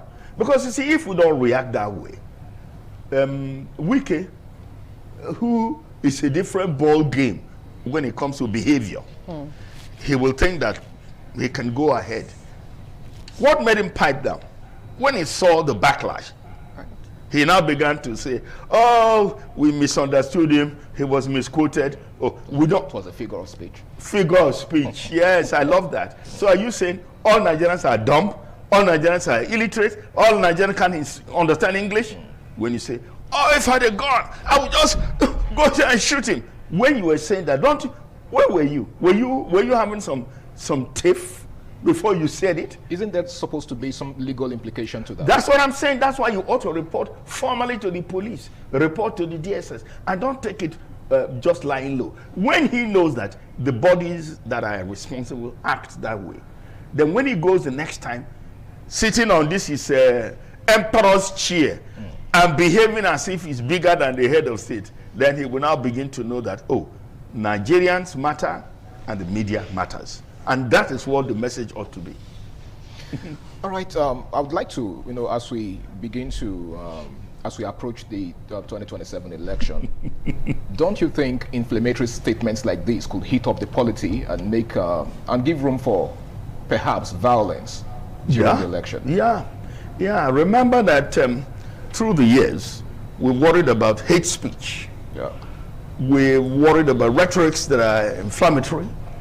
And of course, that's the reason why the guideline that the NBC gives to the broadcasting stations when it comes to taking adverts and taking messages and reporting reporting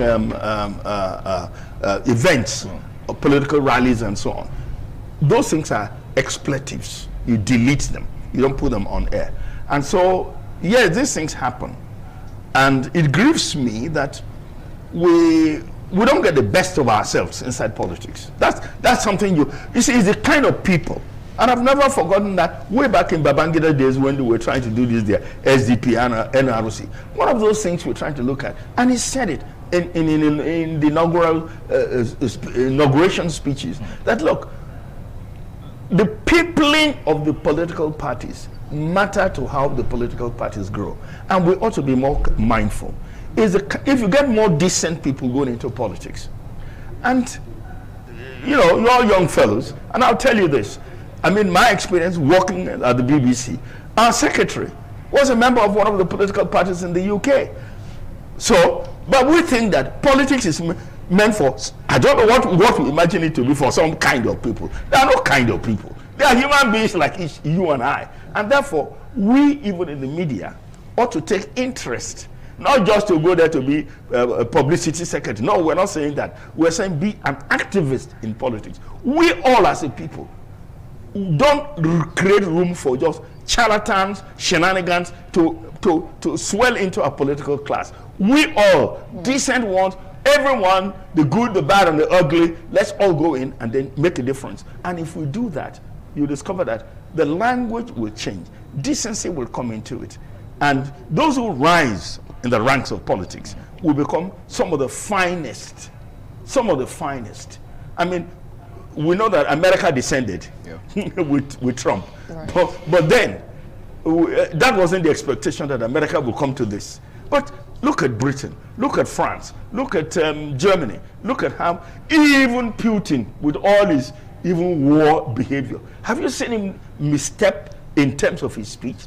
Even Xi Jinping of China, did you see him missing it? So you want the kind of people who go into leadership to be decent people who use decent language and respect the people and talk to us in a more refined and respectful manner. Okay, let me see if we still have Comrade Achike live with us virtually, because we'd really love to get the current stance of things as regards what went on with NUJ. If any measures has also been put in place to ensure that we do not have a current situation, come on board, especially as we move over to the 2027 general election. Should journalists and the media in particular be worried for movement? Comrade Achike, please. Okay, so I think I have to still direct that question back to you since we're having a bit of glitch. Right, please. Don't use that word again. glitch. It's now become a national. I don't know. That was when they were interviewing Bishop Kuka. He said the last time we had glitch, he doesn't know what we're going to hear next in 2027. Right. Well, we are hoping that those who have been, and even Kuka with Abubakar, former General Abubakar, who used to do the mediation with politics, at least especially mediating inside elections, will come in again and talk to the people. Like I said, the problem again is the behavior of the big man. Then secondly, you have to look at the painful fact that our politics by itself, it's not a church affair. It's not shaking of the arm. So you agree that it's a dirty game according to No, it's not a word dirty. Okay. It's aggressive. Getting power.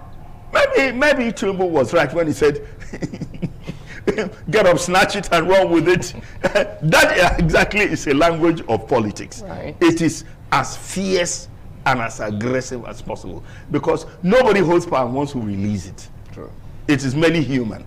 And sometimes it's frightening, but then that is the part of it. But we are hoping that mediation must come from certain institutions who are concerned about interventions.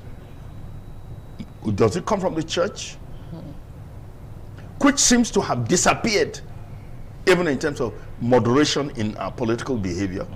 Do we get it from the academia, so that they now also speak? Because never mind, we're talking about Ibadan when we started this, before we got on air. In those days, Professor Kenedike, who was the Vice Chancellor of the University of Ibadan, in those days, when a Vice Chancellor speaks, the country trembles. The politicians behave. So, but that is lost. And part of it, like I was reading a recent article, going and be collecting money and being paid for election, whatever it is, you know, so they mess themselves. But we hope that they can get themselves back and let the academia be in moderation and be a force for a good influence. So the church, the academia, and traditional rulers. Because I think they have lost everybody seems to have lost their way. And this is quite important. We have all lost our way. I mean, good behavior is no longer the thing. Stevens, when you as a Yoruba person, you talk about Omoluabi, that is a language. When you say, oh, a Bini person is a proud person, there is a meaning to that word. It's not a pride in terms of human pride, but good, decent behavior. So when you now begin to have influences within our political space, and like I told you, you all should be politicians yourselves, and so get involved. Then you discover that you will now have people who can moderate, because in our politics there's no moderation, and that's why it gets violent. Occasionally you hear somebody was carrying gun, like you heard in Benin. Some you hear they went to destroy some rally. They went to no. It's about contention, contention of ideas, and hoping that by presenting yourself to the people may choose you. Right. So if we now begin to bring decent behavior into our political space, then I'm sure that 2027 may not be as ominous and perhaps violent, which it can be. And sadly, the way it has been synchronized and been gravitating since 2023, in fact, it's a zero-sum game. There's no such. Okay. So as we tend to coast home the conversation, let's talk about the rise of the digital media and social media. How has it affected press freedom in Nigeria? Because that seems to be another angle that has not really been regulated well enough. I don't know about regulation. I put it to you this way. I'm speaking like a lawyer. Truth of the matter is that there is a way we're not looking at the digital media in the right perspective. And I'll put it again historically. When newsprint came out for a start, the world was trembling. It's like, people were burning press houses. It's like enemies were approaching, and people attacked initial press. Then when broadcasting started, it was like, oh, what was coming on? Television came, same fright. Why I'm putting this history is that so you know that something new always creates chaos within human anticipation and behavior. And remember that the mediation of the social media has changed how we live, how we relate, how we talk to one another, and using it in the media space, which is central to human communication. And that's why you call it social media. It's about social communication. So when people begin to see that it has come in, we're grappling with a new sense of technology. And where people ought to realize it's a new technology that is intervening in our social communication.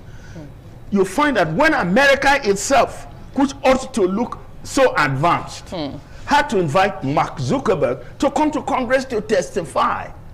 So it means that even they themselves get worried. And of course, I'm sure you've heard plenty times when you heard about the influence of social media and people committing suicide, cyberbullying, and all of that. So those are the new technologies we're dealing with. Now, it is not about regulation, but understanding how does it come into our day-to-day communication?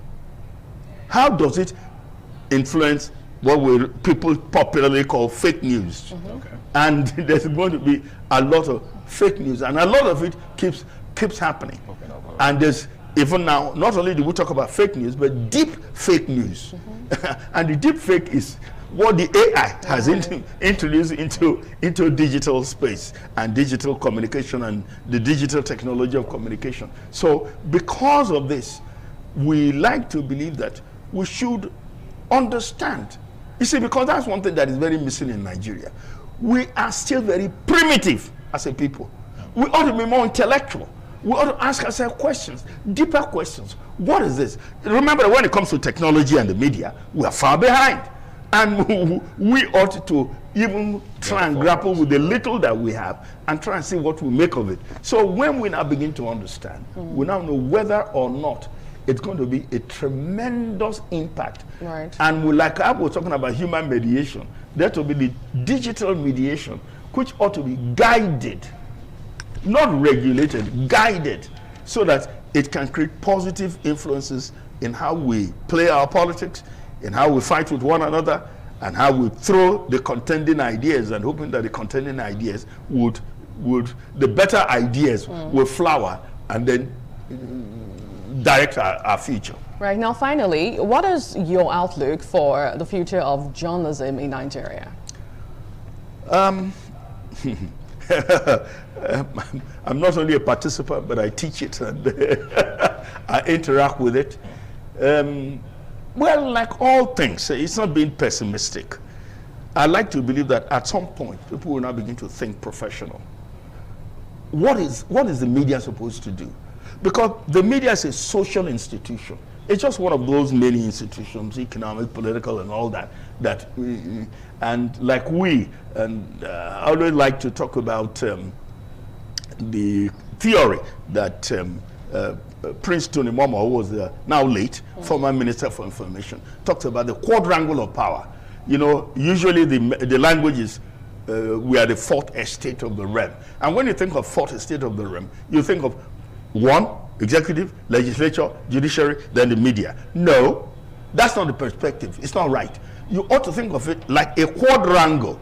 If you draw a quadrangle, you draw the executive on one side, you draw the judiciary on one side, draw the legislature, and draw us into the... So in terms of social relations and power, we are part and parcel of the social power relations in any politics. Not in the sense of... not in the sense of a gradation of being below anybody. So when we now begin to look at ourselves as people who share power, and like I sometimes say to students, it's not a matter of... You know, they talk about the legislature being the oversights. We in the media are oversights of the oversights. We look even into the executive, look into the legislature, look into the judiciary, and then look into ourselves, and then look at society in itself. So when we do that, you discover that we will now understand that we have a social responsibility. I mean, you can go back even, and there is of course a major study where we call social responsibility theory of the press. We ought to look at ourselves as responsible for what happens to the society. And maybe on a last note, I'll put it to you this way. When we're thinking of 2027, do we leave it to the politicians? And like people tell you, don't leave politics to politicians. They mess up the place. The media ought to be more responsible, show leadership, and give direction. And because we're not giving direction, that's why the politicians think they should run with it. Nobody's running with anything. We ought, and that's why in the media we talk about agenda setting. What is the agenda we are setting for this nation? Where should Nigeria be? And we also talk about developing a future tense. What do Nigerians know where this country should be in 2030? All this business of somebody gets up, he's going to take over power in 2027, 2031, 20 this. Look, we, the media, ought to set the agenda. Right. If we do and realize that we have a major role to play, then the future will take care of itself. Absolutely. Thank you so much. The future indeed will take care of itself. And I love the part where you highlighted the agenda setting. That is why we are shaping and having this, conversation done right here on ITV to ensure that we do not have future occurrences like this happen in the media space and in the political season as we gear up towards the 2027 general election. So I have been talking to a veteran journalist, Tony Abelo, right here in the studio. And at some point, we also had the national chairman of NUJ Live in Abuja, Achike Chu, to join us virtually. But really must thank you so much for coming on board. Merci. Hopefully we have you again another time. Right. Okay, so we get to leave the conversation here this morning. Thank you so much for being a part of the show. We'll quickly take a short break. And when we return, we'll move over to Abuja for more on this.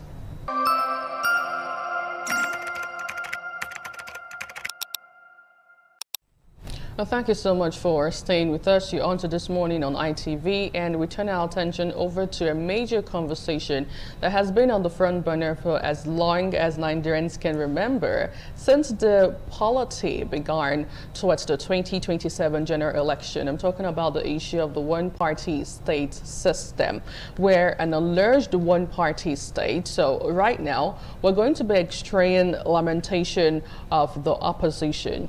And doing justice to this, I have my guest joins virtually this morning from Abuja. I have Comrade Mark Adebayo. He is the national spokesperson, Coalition of United Political Parties. Thank you so much for joining the show. Thank you so much for having me. Thank you, viewers. Good morning. Good morning. Now tell us, what have you been observing so far as regards to the issue and the allegations of the one-party system in the country? Because the ruling party, the APC, has debunked and said they do not have any intention of making Nigeria a one-party state. What do you expect the APC to say? Well, I don't speak for the APC. I speak for the opposition coalition of United Political Parties, CUPP. The situation, you used one word to qualify the activities of opposition just now. You said the lamentation of the opposition. And it's quite regrettable that we have reduced our activism, our opposition activism to lamentation. They said, as we say in civil society, organize, don't agonize. If you look the trajectory of the political templates in the country today, it is very easy for you to conclude that, maybe we are, tending towards a one-party state. That is a popular saying now. We are going towards a one-party state. But I think we in the opposition, it's time for us to audit our capacity. It's time to audit our strategy. Are we getting it right? Supposed to start long ago before now. That we have just started now, which for me is so painful. It's so painful. There are many things. There are many proposals that have been submitted. Let us do this. Let us do that. You see, there is nobody in the political space today who does not understand the kind of thing that will happen with the APC in power. For over 10 years now, not one single, 74 political parties were deregistered in 2020. 74 political parties were ceremoniously deregistered since more than 10 years ago. Not one was registered throughout the 8 years of late President Buhari. Now, only two were recently, registered by INEC, albeit reluctantly. Now, I want to believe that we already knew what the government is capable of doing, what the APC is capable of doing. But what were we doing? We were snoring, we were sleeping. We didn't wake up on time. Now, the time that we are waking up to smell the coffee is almost too late.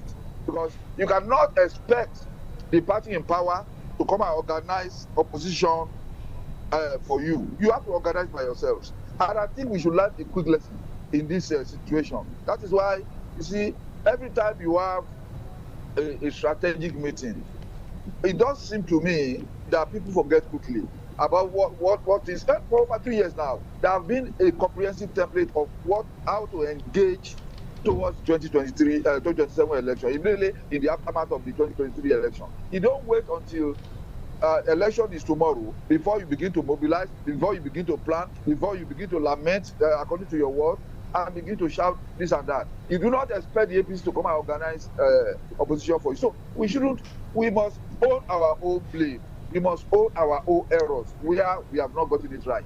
When the APC, this same APC, was in the opposition, they did not give Jonathan a one day breathing space, one moment breathing space. They were always coming with one propaganda, one attack, one thing or the other. But now the opposition has reduced itself to reactive opportunism. We wait for things to happen before we begin. What happens to scenario mapping and action? You need to be able to sit down, predict your opponent, map this scenario, and have a ready-made response to that. Before the Electoral Act, the recent Electoral Act was passed, there have been information, there have been rumors, there have been things. We already knew the content of the Electoral Act. Nobody did anything about it until it was too late, and the thing was rushed and passed into law. So you cannot expect. So we can't just put all the blames on the APC. That's my point. We must also audit ourselves, audit our capacity, audit our strategy, audit our preparations. Otherwise, if this country should degenerate into a one-party state, the opposition too has a blame. It's a collective responsibility. Right. So I love the part where you said we need to also checkmate ourselves as opposition party, because that has been one of the excuses from the ruling party. I remember a chieftain of the APC, Felix Morka, said that why is the opposition party blaming the leadership of the APC for their foes? Is it a case of opposition parties in Nigeria not being able to put their house in order or put their houses in order? Because as it stands, it seems all of the opposition parties have had their own fair share of internal democracy issues, from Labour Party to PDP, and now we're seeing what is going on in the ADC. What really is the problem? Is it a case also of interference from the federal government, allegedly? Well, it may be. Of course, I think you can see some modicum of external interferences in some of these conflicts, or some of these conflicts in all these political parties. Especially, you see the ADC. For the ADC, I think a lot was taken for granted. I want to say that it's a combination of external and internal issues that is creating the crisis you are witnessing today in the ADC. It's a combination of the two. But what I'm saying is that the coalition will have been able to prevent all these things from happening by being proactive in all their plannings and all the things that have been going on. It's quite unfortunate. You cannot, in as much as one may not have concrete facts about the interference of the federal government, it can be inferred from some of the things we have been seeing. It can be inferred. But then the issue is that nobody in a race or in a football match gives his opponent the opportunity to score against it. What you do is that you take advantage of your opponent's weaknesses to be able to score.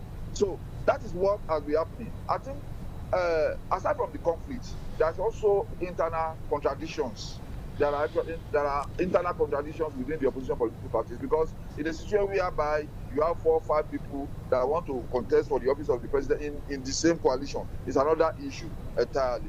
The differences, the internal differences and contradictions and conflicts within those parties will become more open when the primary are coming. I hope and I pray that the coalitions, not just one coalition, the coalitions will be able to mitigate all these issues before the primary. Because during the primary, that is when I fear most that there will be more internal and external interference. And the opposition must come together, must understand the game, must have a plan, must have a strategy on how to. That is, if it's not too late in the day. Because to run for the presidency of this country, it takes a minimum of 3 years of comprehensive planning. You don't start on the eve of the election and begin to plan. All these things we foresaw that will happen. And we have been shouting 2 years back that look, this is what the federal government is likely to do. This is what the APC is likely to do. Let us prepare, let us plan, let us be ready. But it does seem nobody was listening. There was a meeting last night, and where all these things were interrogated. And we said, look, the fault, a larger percentage of the fault belongs to the leadership of the opposition, because they took a lot for granted. A lot of I's were not dotted, a lot of T's were not crossed. and then see what's happening. And then when you marginalize a section of the opposition, you invite internal rebellion. When you marginalize a certain group of people, you look at them, oh, I mean, they are just this chairman, oh, they are just this. No. In politics, it doesn't happen that way. You carry everybody along, and you listen to every shade of opinion to be able to come to a total aggregate that will embrace everybody into an understanding of what the assignments are. Most of the cases in court today could have been resolved internally. They didn't need to get to the court. But because some people were ignored, some people were neglected, some people were counted not really important. Because you see, the way we run our own opposition in this country is that if you are not the former minister, you are not the former senator, you are not the former governor, you are not the former vice president, you are not this and not that, your opinions hardly count, no matter your capacity, no matter your reach, no matter your political reach. Nobody wants to care about that. It's what is causing the issue now. Look at state chairmen are now taking up on the coalition, claiming that they were not aware, they were not this and that. Over a year ago, we said, look, all these people that are already complaining, that are already murmuring, bring everybody together, bring everybody on board, have a conversation. Let there be a united front on this matter, on this matter. For me, and then when the APC, when they were in the coalition, when they were in their own coalition, they made sure they rallied behind one presidential candidate. They rallied behind one, and so that they will be able to put all their energy, all their resources, all their intellect into behind that one candidate for him to win. In the ADC today, yes, I'm not an obedient member of the obedient movement. I'm not a member of Labour. I'm not yet a member of the ADC. But for me, everybody knows that in the ADC coalition today, we know that Peter Obi stands tall above the others. But why can't people, if it's in the interest of this country, if it's in the interest of national peace, unity, and security, why can't the others suspend their own ambition and support one candidate so that they can give the APC a run for their money? Because when it comes to political strategy, give it to these APC people. They have it. Like them or hate them, the issue is that they will do what they need to do at the time they need to do it. When they were in the opposition, we have a lot to learn from them. A lot of the activities, a lot of the heights in activities post nowadays should have started long ago. Should have started how many months? Almost 2 years to the election in 2015 was when remember the Ojota rally that the opposition have gathered people together, gathered civil society, gathered everybody together across the country to move against Jonathan. Why didn't we learn from that? Why didn't we learn from that? Okay, comrade. It's not as if there's lack of strategy, but because people will not listen. And it's so painful. Okay, so comrade. Now, speaking about the people, I feel when we have conversations like this, we tend to forget the masses, the electorate, who are more or less like the key and the major stakeholders in all of this. What are you feeling, this current stance of the electorate in all of this? That's number one. And oftentimes when we talk about the 2027 general election, what we hear from the opposition party is, oh, it's going to be between APC and the people. And then I wonder how that would be actualized when we don't have a solid and formidable opposition party that the people can actually fall back to. Well, that's in fact, you have just raised the most important issue now. That's the critical issue. The people, we the people. And you see, Nigerians have been over oppressed, over repressed. You can see that poverty has been weaponized, and look at the state of insecurity across the country. For the people to be fully involved, the opposition political parties have a lot to do. You have to educate. There must be political education. There must be mass mobilization of the people at the grassroots level, outside of political party structures. You need to talk to the people at the unit level, at the ward level, at the local government level before you go to the state and national. But if you ignore all of those grassroots elements, and you think you can come to the national, come on TV, go to social media and make any important impact. No, you cannot. The people, you need to talk to the people. You have to put your foot soldiers on the ground to talk one-on-one to the people. Why is it that it is the party in power that is doing that while the opposition is sleeping? So the people, the people have a huge responsibility in the political liberation of Nigeria, but they also need to be moved. They need to be riled.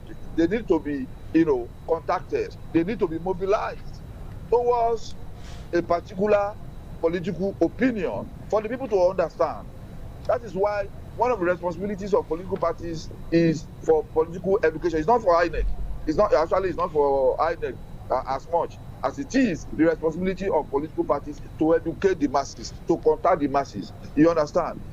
You can see even the people that one of your colleagues on Arise TV, Rufai Oseni, recently called the coalition, said a coalition of jokers. Because the guy, yes, people came after him, some people came after him, but he's saying coalition of jokers. But this has been one person who has been highly supportive of the opposition coalition, but he got tired of our lethargy, he got tired of our unseriousness. I had to say that on live television that, coalition of unserious people. We need to talk to the people. We need to get to the people, to the grassroots, to mobilize the people from the grassroots.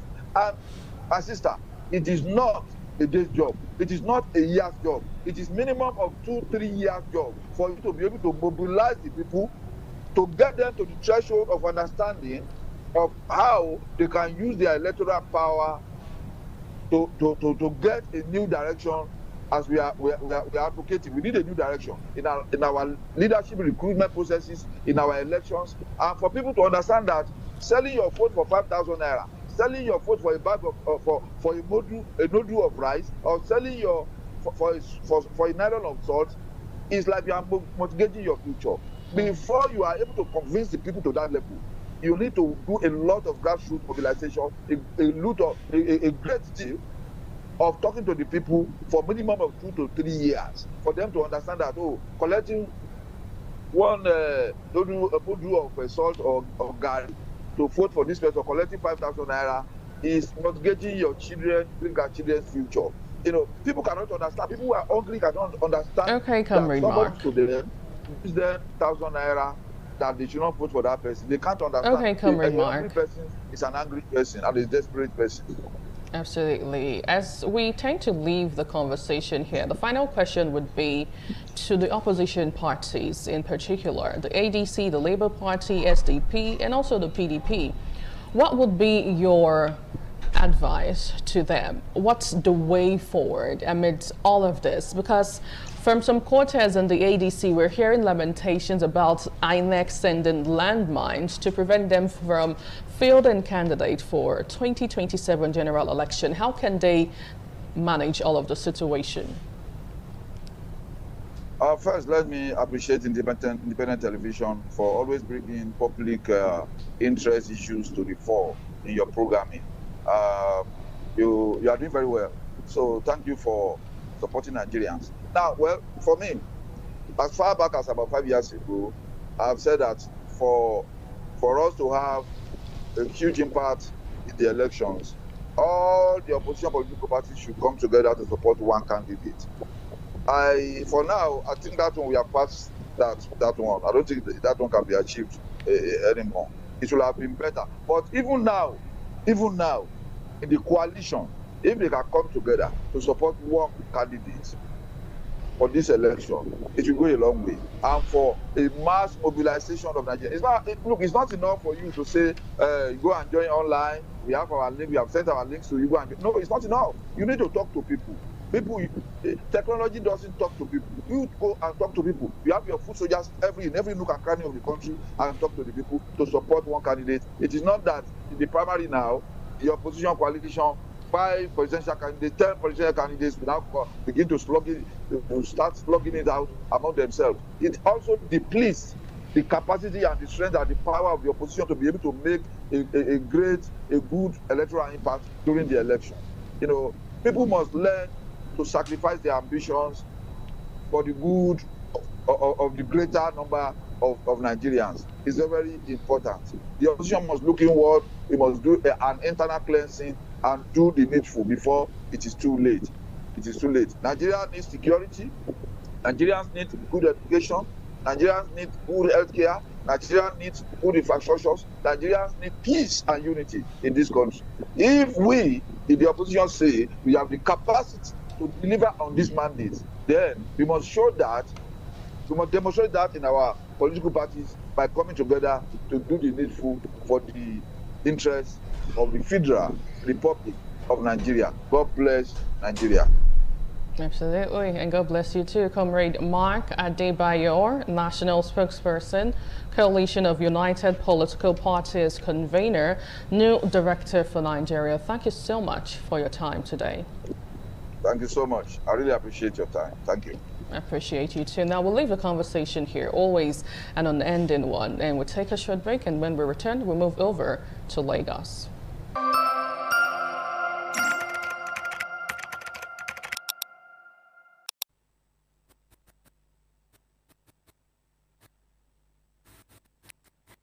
Hello, good morning and welcome to the continuation of This Morning on ITV. I am Patricia Urubels.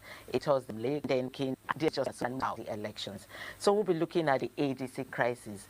It has deepened as third faction emerges. What is the implication for the party? We all know that the party has been, having series of trouble, problems within them and outside them. Let's, add that they also have problems from the outside. But within them, they've been having majors and series of problems. And then now we just saw that a third faction had emerged. What is this?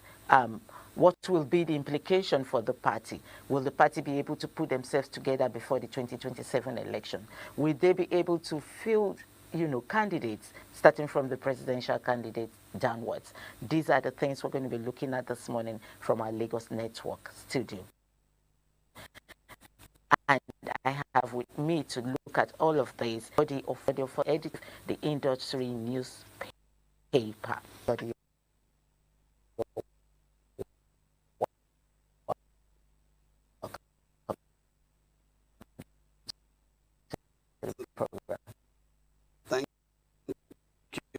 very much, Patricia. It's nice to be here. It's been a while. You ran. What did? I may have to find it, work hard, keep home run them, in order to improve our fight. This is going only to be relevant. I think that's what we have been doing. It's not as if I've been running away. At least I'm here today. Thank you so much for finding time to come in the midst of your tight schedule. I know how your schedule is usually very tight. But for this topic, really, you're one person that will help us to really break it down. Is the reason why the organization decided to go after you. But anyway, let's go straight to this discussion. Let's have an overview of this crisis. Let's start with that, the current crisis within ADC and how the third faction emerged. Well, first and foremost, lay credence to the kind of political party practice, all right? Over in America, where we borrow this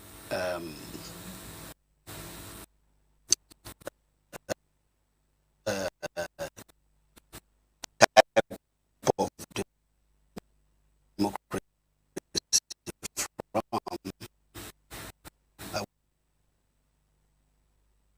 what is multi-party democracy. They've been very consistent over time. They've been, you don't see part of the Trump, the LA, and that crazy as the people were at the slightest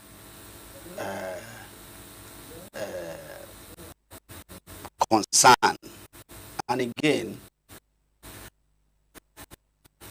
you find out that the way we structure our political party in Nigeria is that they will be simply kind of action in those parties to frustrate those they think they could stand on their way in getting elected or getting re-elected, as it were. So the genesis of this is that who knew ADC? What was ADC in 2023? ADC was just a mere political party registered by INEC, and they couldn't even muster a serious, the only serious person that we knew at the ADC level in 2023 was Kachuku, which I didn't think he got up to 5,000 votes. All right? Nobody, they were not in an election. And all of a sudden, we have people moving from PDP to the ADC. All right? And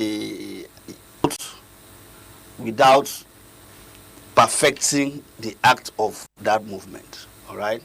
So when you do that, and you maybe you have, because political party has an organ, from chairman to social secretary to legal advisor, when everybody is not in the boat for that to happen, there's going to be problem. And when the likes of Atiku and the rest move to APC, and we all thought they are going to register their own party, would have been a very fantastic thing. But again, rumor has it that their party was not going to be registered in the first place. So they have to look by INEC. Okay. And they have to look for ADC. And ADC never had any problems until they move in. So they have now become a force to be reckoned with. And that is where the problem is. Okay, let me read through what the internet is saying. It says a fresh leadership crisis has hit the African Democratic Congress, ADC, after a fashion led by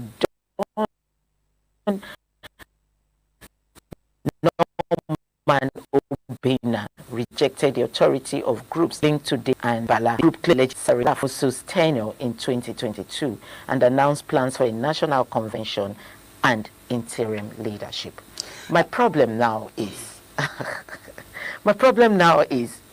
do they have the time to do they have time to put themselves together and field candidates for the next coming election? Yeah, it might be tough. I think if this court case didn't come up by Nafiu Gombe, didn't come up, because I wouldn't know, because in Nigeria today, I don't know how the judiciary look at some of these cases. I mean, I've never heard of him being the ADC in the past, the Nwosu guy that everybody knew was the chairman of,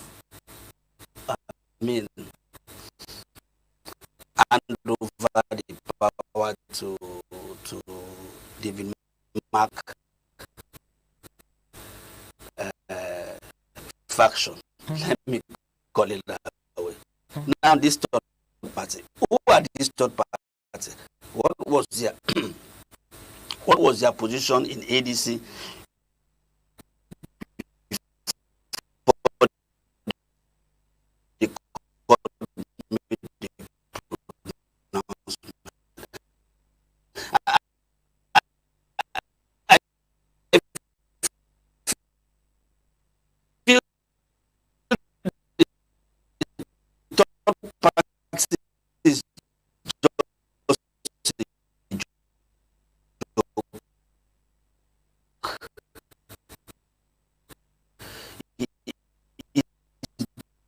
Just the way of distraction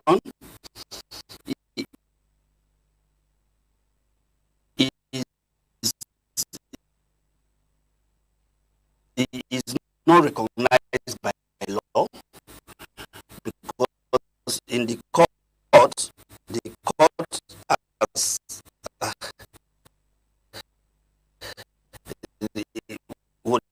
the new status quo, what is it called, Belum, the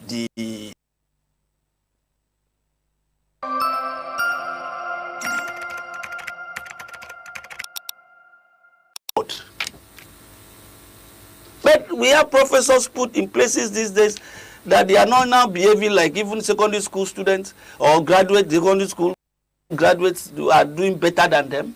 So if we complain about Mahmoud, all right, PDP complain about Jiga, all right, they complain about Mahmoud. Now we are complaining about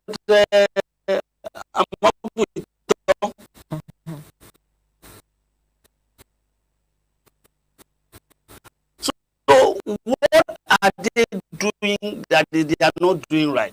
Why? My problem is that why is it that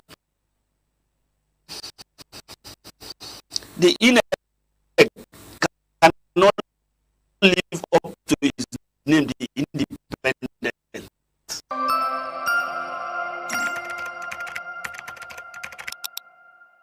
Treatment and consultations to patients who turned out for the exercise.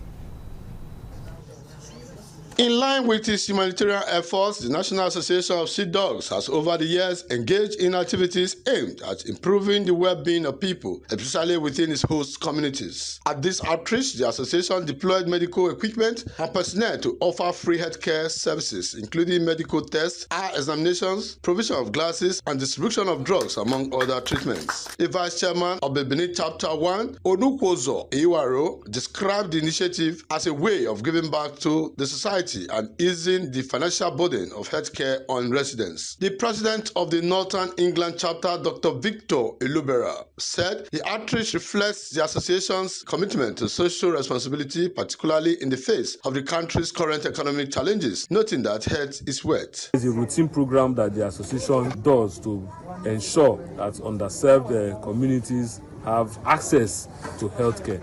Programs like this will help people get basic medical attention, screening, and treatment, and that they may not normally be able to access easily. So I believe the more we do this, the better. Addressing patients before the commencement of the exercise, medical mates of the Benin Chapter 1, Daniel Kagbosun, urged them to remain orderly, assuring that adequate provisions have been made to cater for as many people as possible. Health, like they say, is wealth. And the least we can do for humanity is to provide free health care to those who cannot afford it. Some beneficiaries expressed appreciation to the association, noting that the initiative helped them save money on medical expenses. I really want to thank them for this because it's not easy. I am happy for everything. Although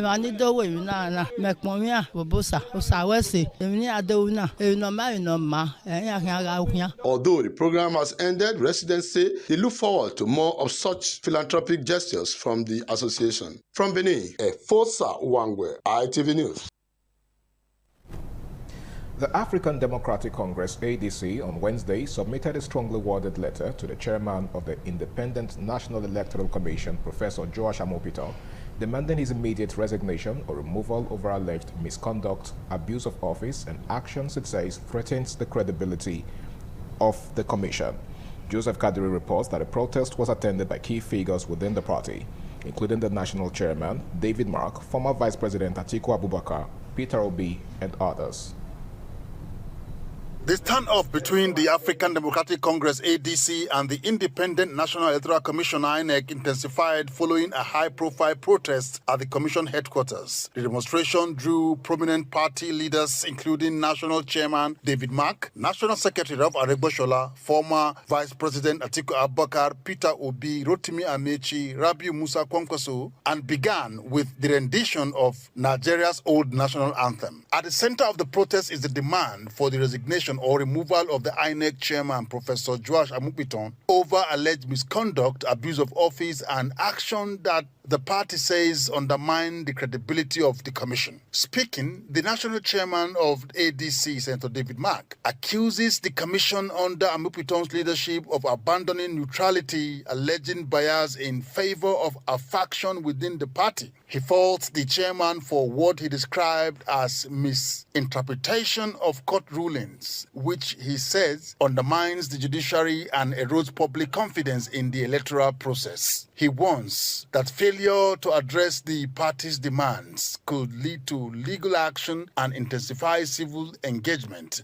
noting that the dispute poses a broader threat to Nigeria's multi-party democracy ahead of the 2027 elections. We simply do not accept the INEC interpretation of the judgment from the Court of Appeal.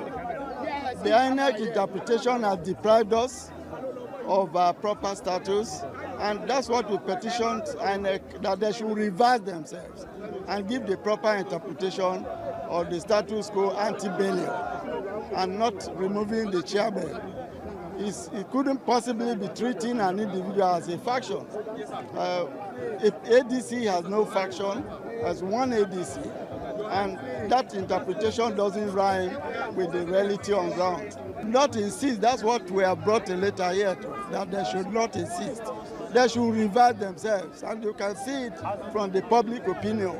The high-capacity buses, Hummer buses, as well as Sharon cars and other vehicles that convey mammoth crowd to the Maitama district of the FCT housing INEC headquarters is for just one purpose, which is to call on the INEC as well as the president to steer clear from the leadership crisis in the ADC. From Abuja, Joseph Kadri, ITV News. And the federal government has refuted claims that Nigeria is on the brink of collapse, stating that the country remains stable, resilient, and on the clear path to recovery and growth.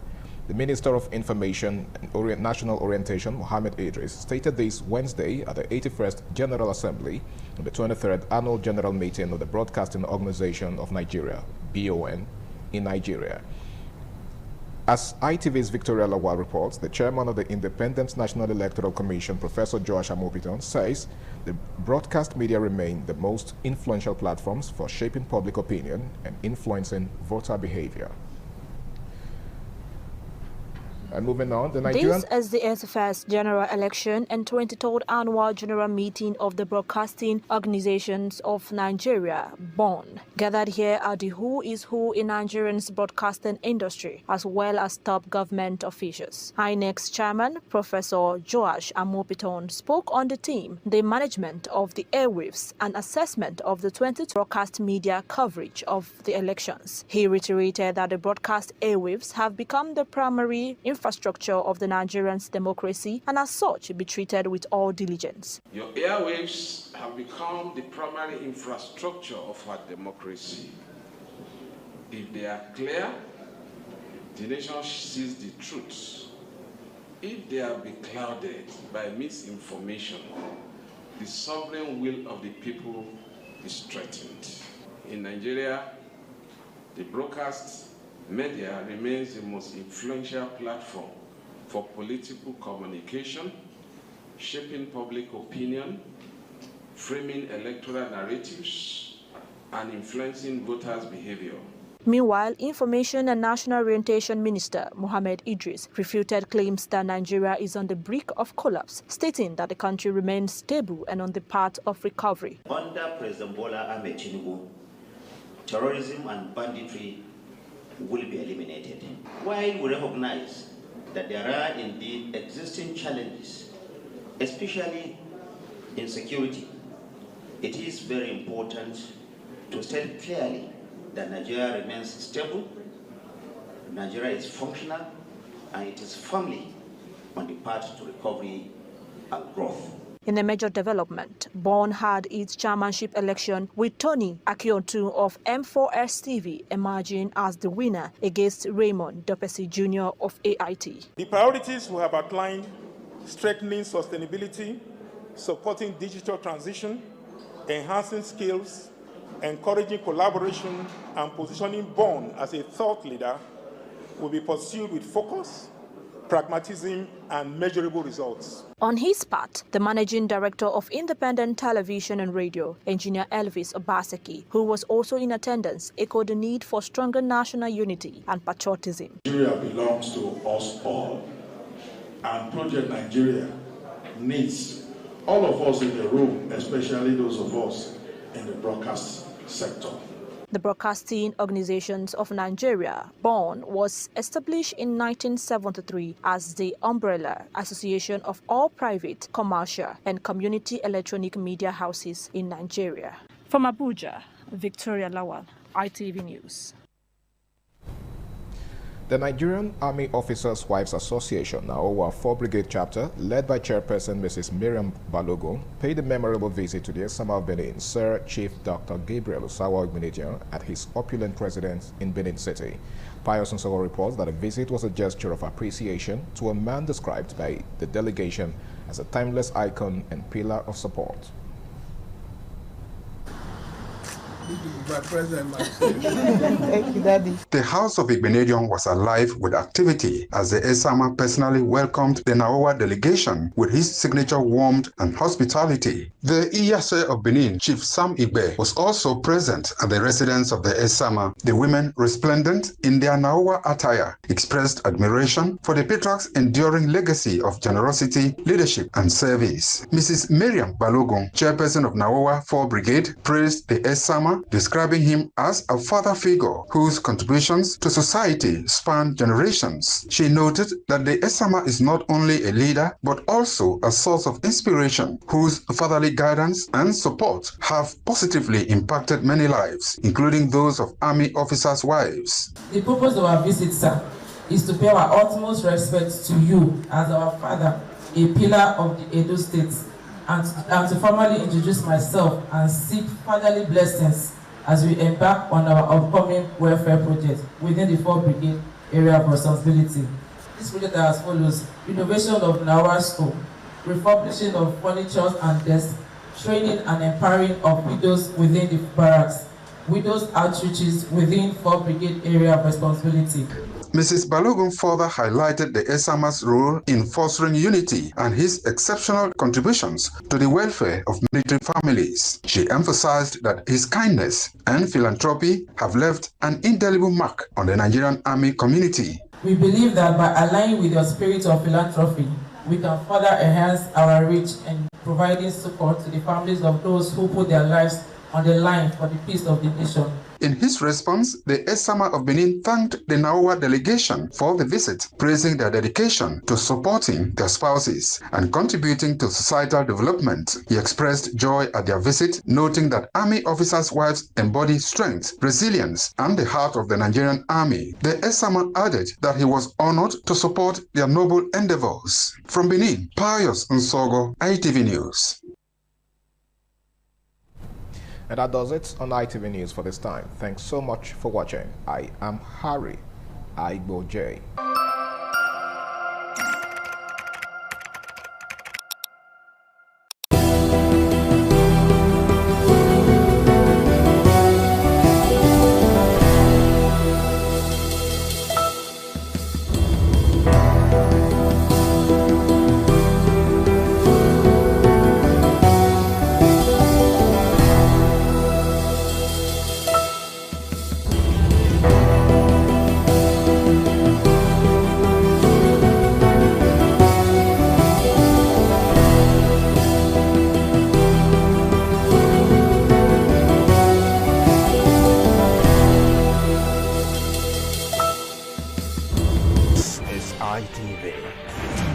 Certainly the best. ITV, certainly the best.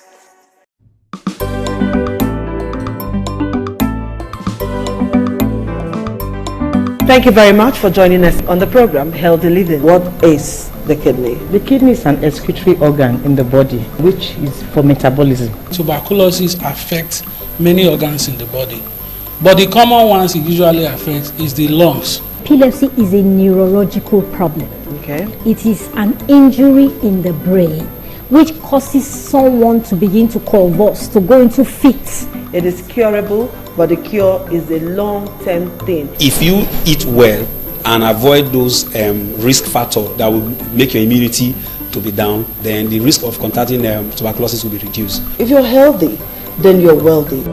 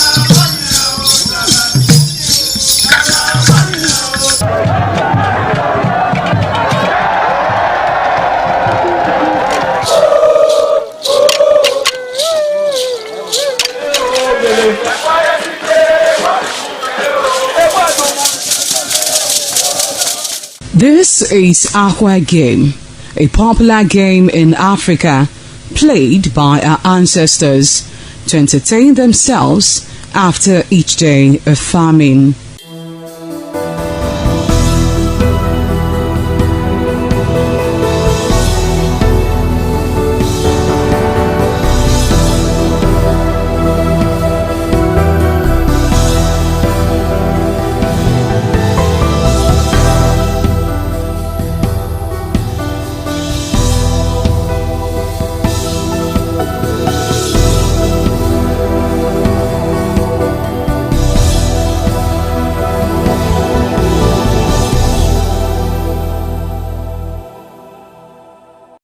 It is also relevant in our coronation in Africa.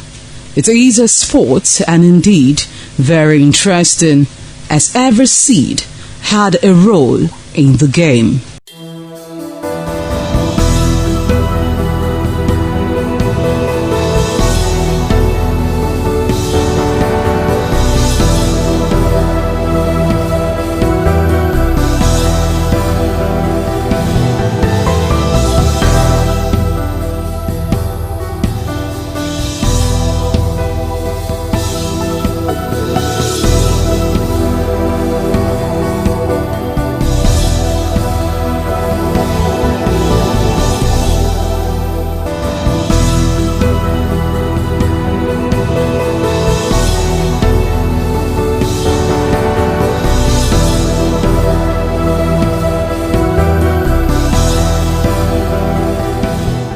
Playtime is 45 minutes per set. There is no age limit as long as you can spin Aqua seed. Ayo or Aqua Game, known as the game of intellectual. This game requires a lot of mathematical skills. Aqua Game is played with carved wooden box containing 12 holes.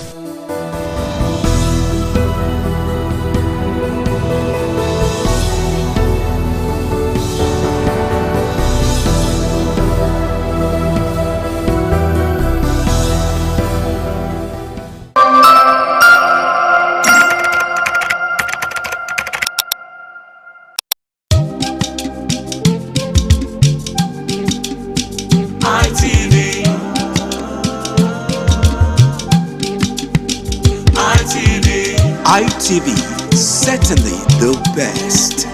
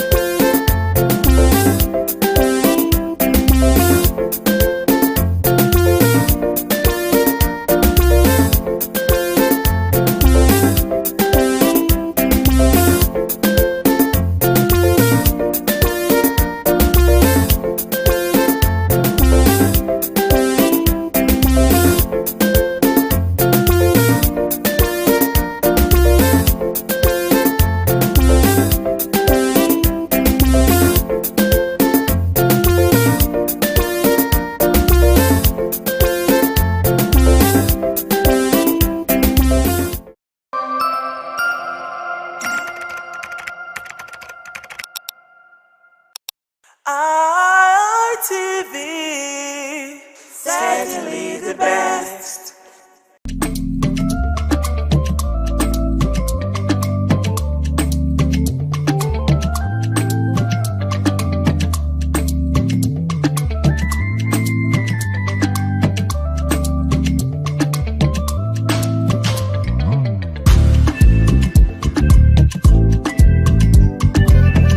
Hello and welcome to WIC, Women in Conversation. This is where women sit together to discuss things that are happening amongst us, especially the women. Do we talk about men? Yes, we do sometimes, when it is very, very necessary, especially when we're talking about marriage, talking about DNA and all that. But this is a room for women where we discuss, where we'll laugh, where we'll chit-chat, as you might call it.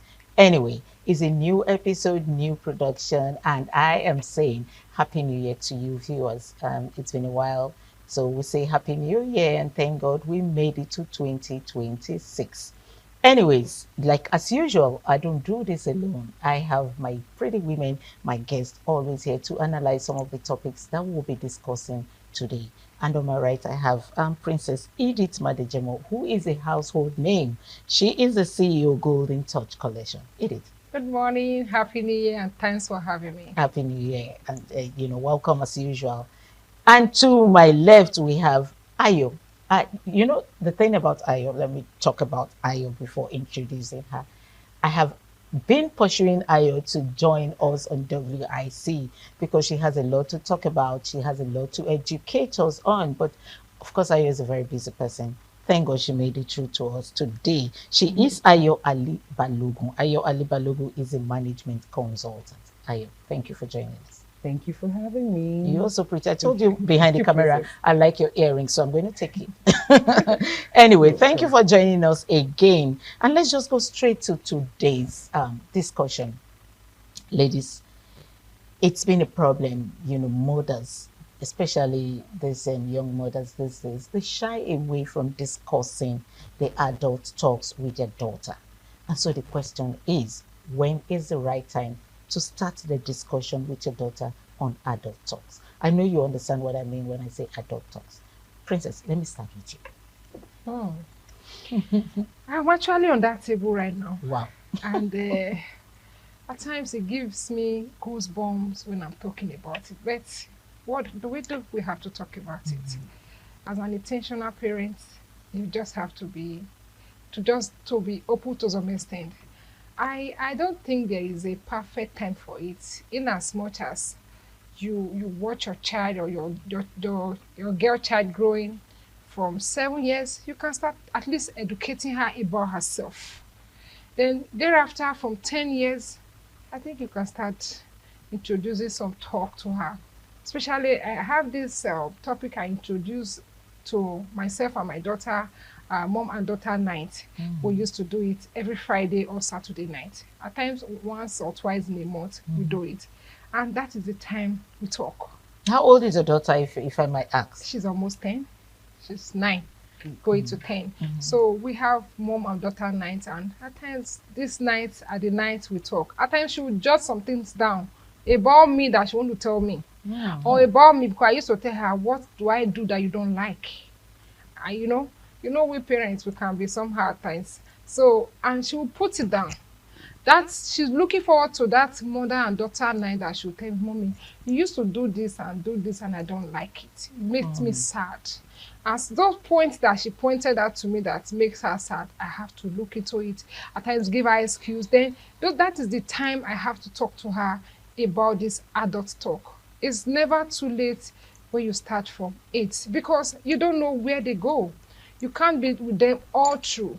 They go to church, they go to children party, you may be there. They go to school, you may be there with them at that children party, but you won't be playing with them. Maybe you just sit at the corner where the parents sit, and they will mingle with their friends. They go to school. You don't know what the other parents are teaching their children. And some of these things come from school.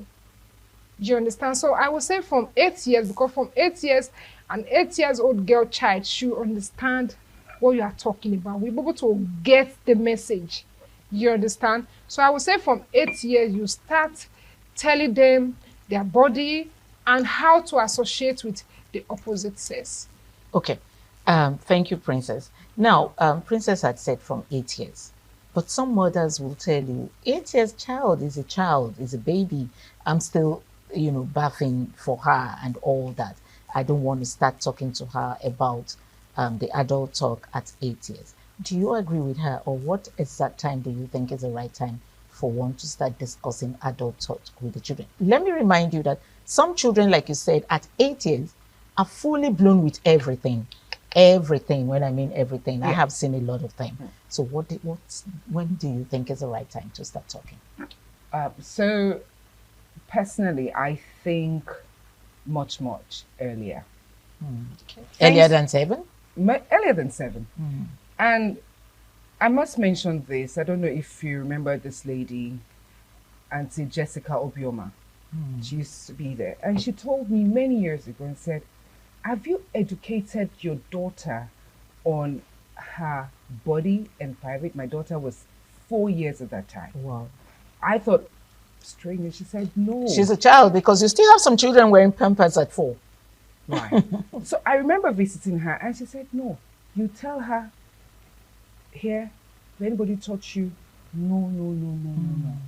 Because abuse, someone who, who is looking for a prey would not leave children under 8. As long as a child begins to, the cognitive, develops and the child can assimilate, you understand, you begin to, in the language that the child would understand, you get. Even when they're playing, nobody touch you here, don't, like that. Break it beat by beat. You'd be surprised that by age 8, like you said, a lot of children, I know when I was much younger, a girl had started her monthly period at the age of 8. Wow. So you can imagine such a girl. Of course, she has womanly body and everything. Now, what do you think would happen if that child hadn't been well groomed? Okay, that's it. You understand? Now you also have some children are very adventurous. They're curious. There's so many things online today that they see and they want to explore. You see young children, I query a lot of the Nigerian movies where, they're very explicit when it comes to trying to describe adult scenes. And I think the Census Board should look into that. I think it's just too much for me. So I think the earlier, as soon as a child can recognize and assimilate, 8, 2, 3, nobody touch you here, okay? Anybody touch you there, you tell mommy. Because it starts a predator starts to groom a child. I say, if you tell your mommy, I'll beat you. If I tell your mommy, I kill you. I'll kill your mommy. You understand? So you want to start building the confidence of that child as early as possible. And I love what you do, Princess, with your daughter, the mother and daughter. I wish, I had talk. Yeah. The mom, yes. I wish I knew that when my child was that age. But I think that's brilliant. And I'm going to propagate it. It's brilliant. And I love the fact that you are encouraging her to pen down her thoughts about your actions. You, yeah. I remember once my daughter said to me, I was like, tell me. And she was like, no, I don't want to tell you. Because if I tell you now, when you're angry, you will say it. Oh, shit. I know how you feel that. I know. And it never left me. It never left me. Okay, so let's come to that. What did you think you did wrong that made her to, get to that extent of saying, if I tell you this, the day you're angry, you bring it up to use it against me? Where did you go wrong in this? So, with parenthood, nobody has a manual. So you Definitely. come up, and then life has a way of, forming you. And you, the kind of person you are, determines. So this is me, who is a go-getter. And then my daughter, at that time, was a very quiet introvert. You could hardly hear her. So, I become very exasperated. I told her. Because you're not acting like me. Like me. Why are you this quiet? And guess what? Yes, firebrand now. firebrand. She was just forming. She was just yeah. She was well, that's language forming. No, I don't think she was forming. She was watching you. Yeah, no. So that was a forming stage. You know, molding. Yes, molding. That's what I mean by that. Okay. See, it comes in. Sorry, darling. Yes. It comes in different way. Like your daughter said, if I tell you what you do now, if I tell you what's happening, you will use it against me. Yeah. I just imagine how you feel. It has happened to me actually. My own was smacking. So like you did something, I'll smack you. So there was something happened in school and she didn't tell me. I get to know, I think the third day or the other day, and I queried her. She said, I said, you told me everything. Because I made it a point of duty that when I come to pick her, right from the car, we're already discussing. How did the day go? Even if I'm on call, once I drop that call, start telling me, start talking. Don't wait for me to ask you. We started it when she was a little. So start telling me what, the things I couldn't enjoy when I was growing. I want my daughter to enjoy it. I learned, I enroll in all these different platforms, just to learn how to be a better mother, a better parent. I do. So I ask, I say, once I drop my phone, anything you think you should tell me, start talking. Don't wait for me anymore to start asking you. So I got to know 3 days after, and I asked her, why didn't you tell me? She was mute. For some time, I was like, am I talking to you? She said, yes. Did you hear what I said? She said, yes. I said, why didn't you tell me? And she said, if I tell you, you will smack me. You know, that's just as you said, it got to my brain like, so this girl can keep secret from me because I will smack her. So how did you correct that? Oh, so whenever she tells me things that would have made me smack her, I will not smack her. I will just hold on and correct her. That part, you know, I would have beat you. But I don't want to beat you, so you can keep telling me. Okay. Are you getting me? So because of after that scenario, such a thing never happened. Ayo, I have had a young lady who came to meet me and said to me, I like the relationship you have with your daughter. I have just one daughter. I have the relationship you have with your daughter, but I do not have that relationship with my daughter. My daughter was actually very grown at the time she was talking to me about it, but her daughter was about 7 or 9, so she doesn't have that relationship that her daughter prefers to go talk to her dad. And then most times when her daughter wants to use her undies or, you know, zipper, she goes meet her dad. Daddy, do my zipper for me. Where do you think that mother went wrong for the daughter to have stayed away from her and rather talk with the father? All right, so a lot of women, you know, query, oh, my children prefer the father, or that this. I don't say anything wrong with that. And I think, you know, the father also has a right to enjoy special bond with the daughter and with the son. So, you know, we can't tell, even as adults, we don't choose who to love or who we fall in love with romantically. And now when it comes to bonding, you know, there's this special thing that it just happens. I don't think the mother went wrong, and I don't think she should beat herself over it. She should leverage on the father and daughter relationship to get, you know, her own space, which is, you know, complements that relationship, encourage the relationship, and the girl will begin to trust her enough to say, oh, mommy's chill with this, and bring her in. I want to have her as the third man in that relationship instead of trying to, you know, form her own and by breaking it. I don't think so. I think the father has a right to have a special bond with his daughter, and I don't think the mother went wrong. And she should just leverage on the special father and daughter relationship, which I love, you know, and promote it, encourage them, and they would naturally drag her along. I think. Fantastic. They will naturally drag. I just hope she's listening, because she was very worried. She came and then she was complaining. My daughter doesn't have this bond you have with your daughter. But I built that bond with my daughter. It's not a one-day thing. It wasn't a one-day thing. Absolutely. Just like she said, I started this mother-daughter talk. I made her to know that she has to tell me everything. She's free to discuss anything with me. And then we became very close, you know. In fact, Don't worry. You Up see the till two of now. us, you think we're friends. Yeah, she's very grown now. Anyway, let's go on a short break. We will be right back to continue this discussion. It's a VIC.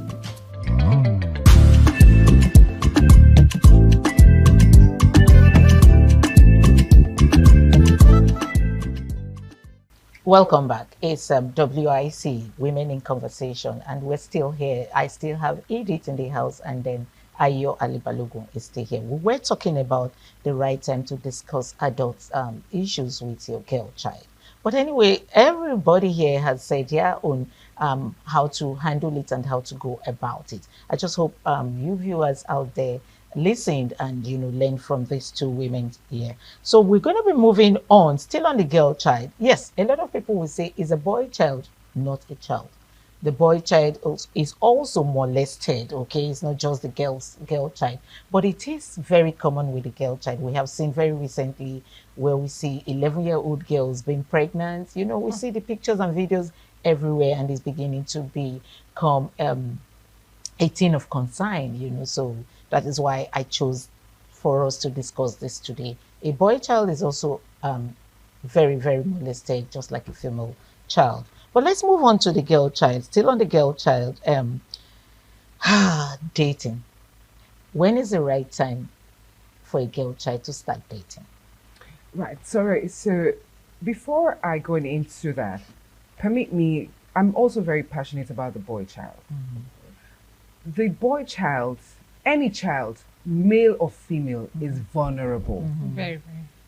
And must be educated. Mm-hmm. You have, boys child sodomized by older caregivers or people around, or also explored to adults things by the older female caregiver. True. So it is important, whether you have a girl child or boy child, to educate them on how to keep their private.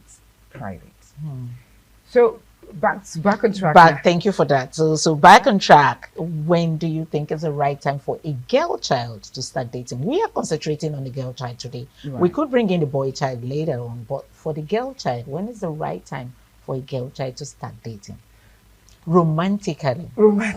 Now, so when you say dating, I found that in recent times that, I think our generation would say dating is, immediately you're kissing, you're going to bed and all of that. But apparently, when you say dating, it's just you're going out for drinks, you're going out for movies. Then from the dating stage, you have the talking stage, and then so there are different stages according to the millennials and the Gen Zs. Mm-hmm. Yeah. So now, for the girl child, any child, especially female, who is smart enough to get into the adult space, that is the university, is open to and susceptible to things like that. Now, you can imagine a girl child, so this child goes to university at the age of 16 or 17. I think there was a law. I don't know if they reversed it now that the girl, you can't get into university in Nigeria until you're 7 age. Yeah. That law just started last year, sometimes last year. 3 years ago. 3 years ago. Was it 2, 3 years ago? Yes, I think yes, maybe to 2024 or early 2025. Yeah. So, but if a girl child is old enough to get into university, smart enough to get into university, and finds a guy that she finds, to be honest, all of us at some point when we were in secondary school had crush on one person or the other. Sure. But in the university, you can encourage, because most, and from experience, I'll tell you that it's actually better for them to begin to have an open mind about having, healthy relationship, not amorous relationship with opposite sex, not that early. So when we say dating, are we talking about just going on, my friend is visiting me and the works? Yeah, I think 8, 16, as long as you're in the university, I'm cool with that. But even if you're in the secondary school and, they do the dating, but they won't call it dating, they call it hangout. So we need to define clearly what we mean by dating. And that is why I said dating romantically, not the hangouts. it's not even hangouts. We hear children say, I'm going for a sleepover in my friend's house. Oh. Yes, a sleepover. So we're going to be touching the sleepover thing, because I have a friend that has a particular issue about her daughter going for a sleepover. She also came to report that case to me. But let's go to you, Edith. Let's talk about the dating before we go to the sleepover. To me, I won't say there's a particular age frame for dating. But like she rightly said, when a girl child is smart enough to be in the university, I think she's open for anything that comes to dating. Because in the university you have mixed people, you have people, you have people that you crush on, that crush on you, and I think at that stage you can express yourself, and another guy also is bold enough to express themselves, unlike when they were in the secondary school. At this stage they are very expressional, and you are open for that. Then you should prepare your child, your daughter, ahead of this stage. Although they should also prepare their mind ahead of it, that okay, now you, my daughter, you are going to the university. Mind you, are going to come across Peter, you're going to come across some men that will admire you. Admiring you doesn't mean they want to take you to bed. You can associate, you can date anybody, but not the romantic part of it. You understand? Yes. Not going to bed. Then while dating, communication, like you said, stage by stage, communication, going out for lunch, for dinner, at times you party. It's an agreement. From the beginning of that dating, you spell out what you want. You understand? We want to just be friends. I love you and I like you. Let's be friends until I get to 20. Don't you think that word love is heavy for just being friends? I mean, No. It can't be heavy. You can love somebody and still respect that person's opinion. But that's actually what love is. Love is respect. So I love you and I want to date you. You can accept to date the person. I'm not going to bed. I'm not romantically entangled. And that's where... Are you getting it? Then you can be there for each other. You can have lunch together. You can go to party together. And you can still remain clean. Until the time that appointed time that you said, okay, you can just reach an agreement like, I want to be 20. I want to get to 21. I want to do it when I'm a graduate. Okay. We'll come to that. Yes, let's go to you. It brings us back to those adult education you've been giving your child. Thank you. So it's cumulative. Now you now see how successful you can measure your performance by how your girl child responds to all of this. Now she has a freedom. Has she all of a sudden forgotten all the education you have given her over the years? And that is where you also don't sit back or rest on your oars as a mother. You still go on, Let the girl child be open to, exploring. But you know that in this Gen Z age, they are actually very different, okay? Back when they get to school, all the children are coming from different homes, different upbringings, different background.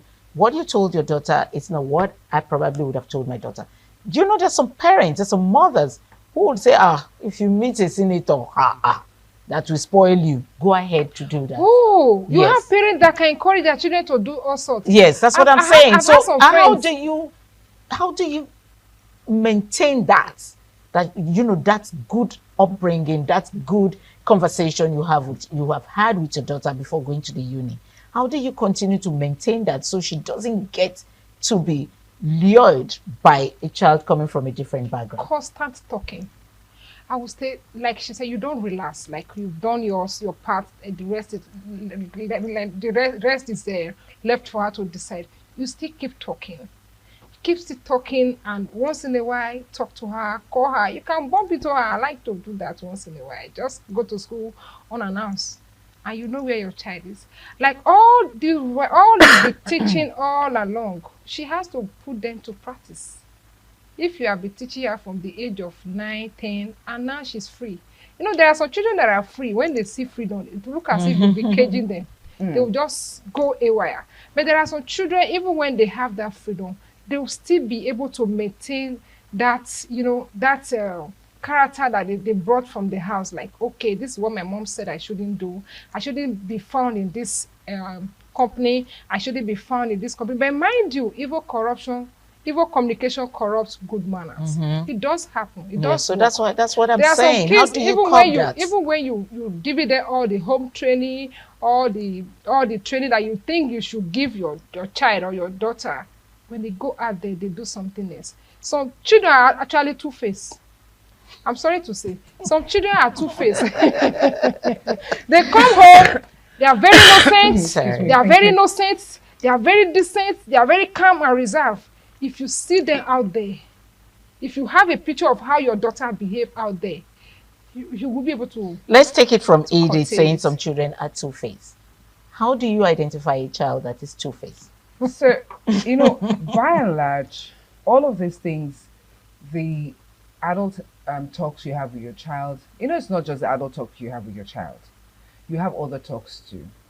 What is your value as a woman? Are you able to communicate your value as a woman to your husband, to your daughter, to your son? What is the value as a family?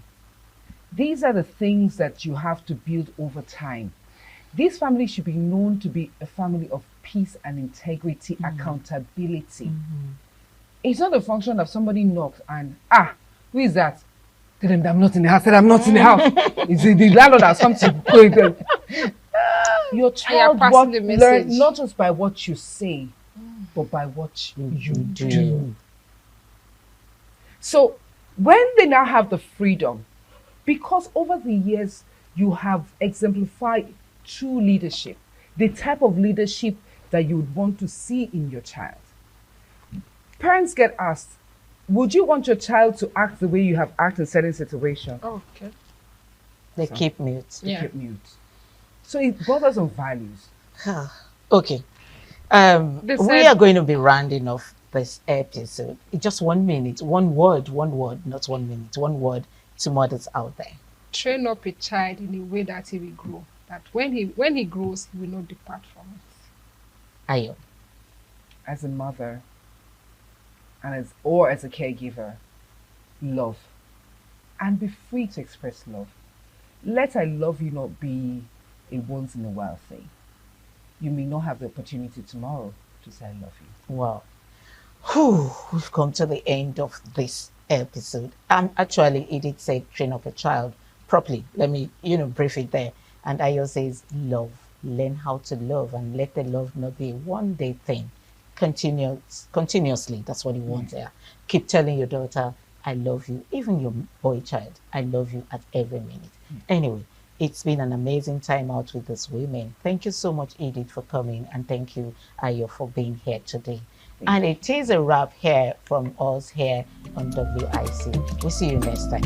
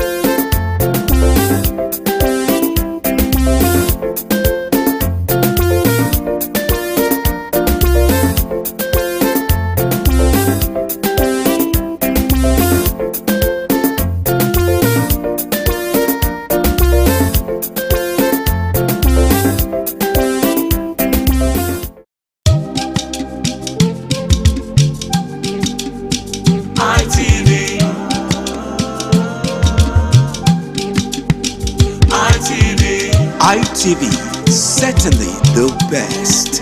ITV, certainly the best.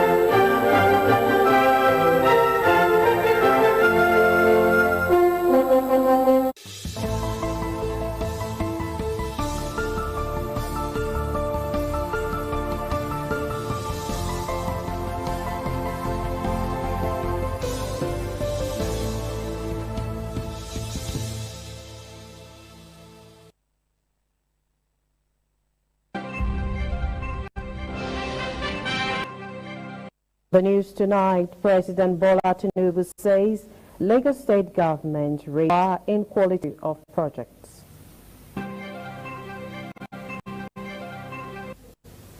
FCT police raid kidnappers hideout, arrest 3 in Buari.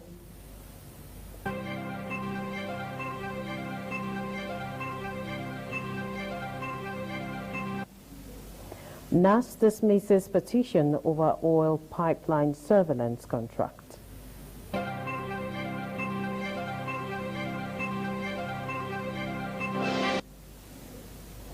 Governor Kwebelu mourns Idausa's mother, hails her life of service.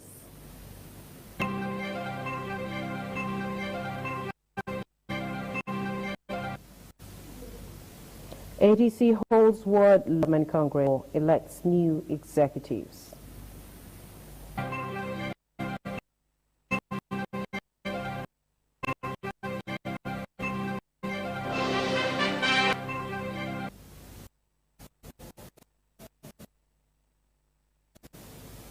Good evening and welcome to News on Indep Television. I am Ad, and from our studio is Wilson Omasha. Good evening, Wilson. Good evening, Abigail. It's a pleasure sharing the screen with you tonight. Thank you very much. And joining me from our Lagos studio is Ibuj Korea. Good evening, Ibuj. How is the day?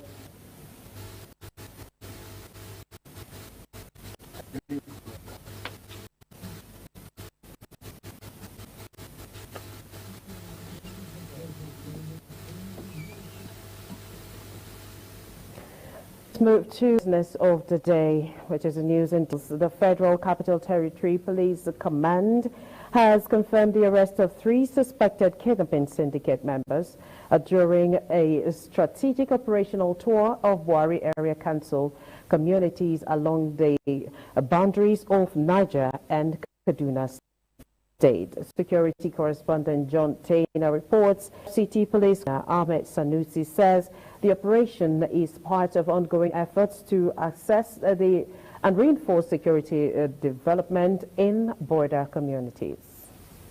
The strategic operational tour conducted in Gidang Dogo, Garam, Kungambako villages in Buari Area Council along the boundaries of the FCT, Niger and Kaduna State is aimed at addressing the frequent cases of kidnapping reported in the area. The operational tour led by the FCT Police Commissioner resulted in the interception and arrest of 3 suspected kidnappers believed to have masterminded several kidnapping for ransom operations within the FCT.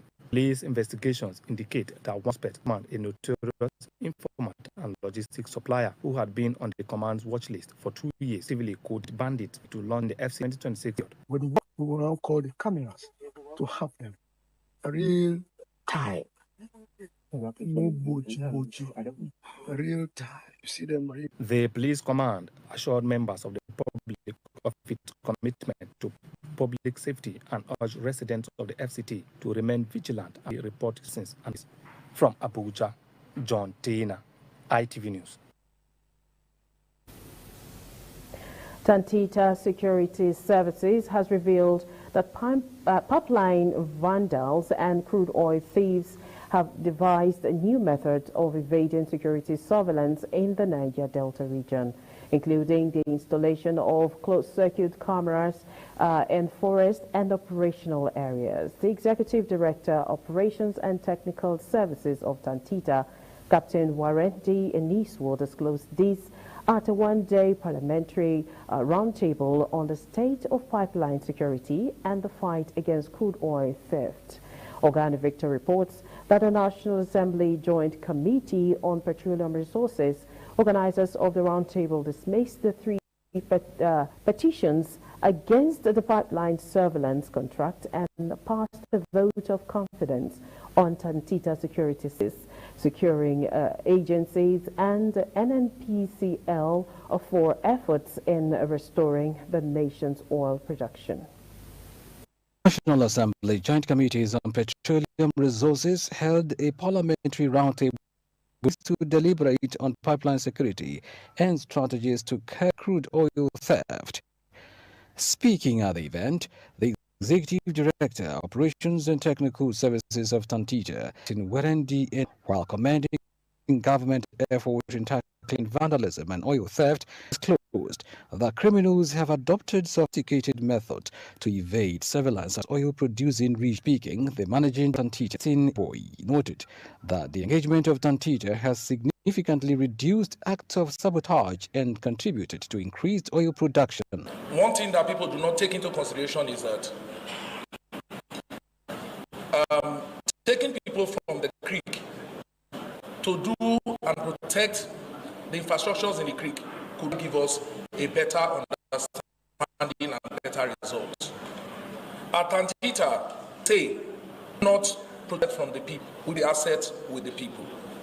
And that has given us the results that the National Assembly Joint Committees on Petroleum Resources, organizers of the roundtable, the three out against security service and reoffending the company, security agencies, and the NNPCL for their roles in restoring stability to Nigeria's oil sector. It is instructive. This roundtable is happening at a time when the global energy landscape is under intense pressure.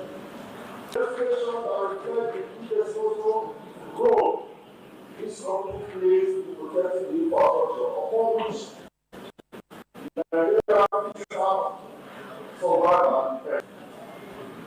This committee's further result surveillance contract is not any commercial arrangement but a critical national security infrastructure.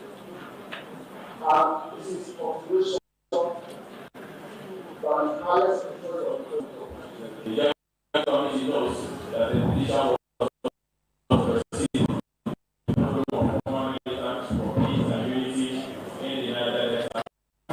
Key highlights from the roundtable include pipeline security, oil production, among us, national.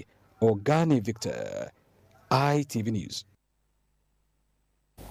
If you have just joined us, you're watching the network news on independent television. Time now to link you with Wilson, who is standing by in our Benin Network studio for more stories of interest. It's over to you, Will.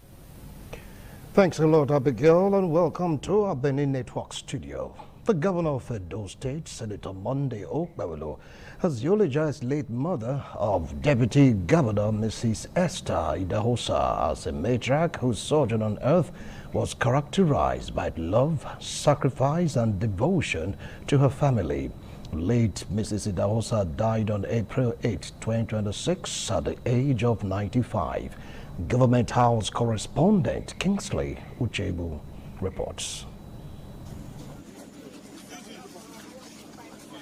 Right Honorable Dennis Idahosa received Governor Okpebholo, accompanied by the senator representing Edo North, Adams Oshomole, members of his cabinet and leaders of the APC in the state on the condolence visit. Governor Okpebholo encouraged his deputy, Right Honorable Dennis Idahosa, and his siblings to stay strong and be comforted, urging them to draw strength from the good life their mother lived before her death on April 8 at the age of 95.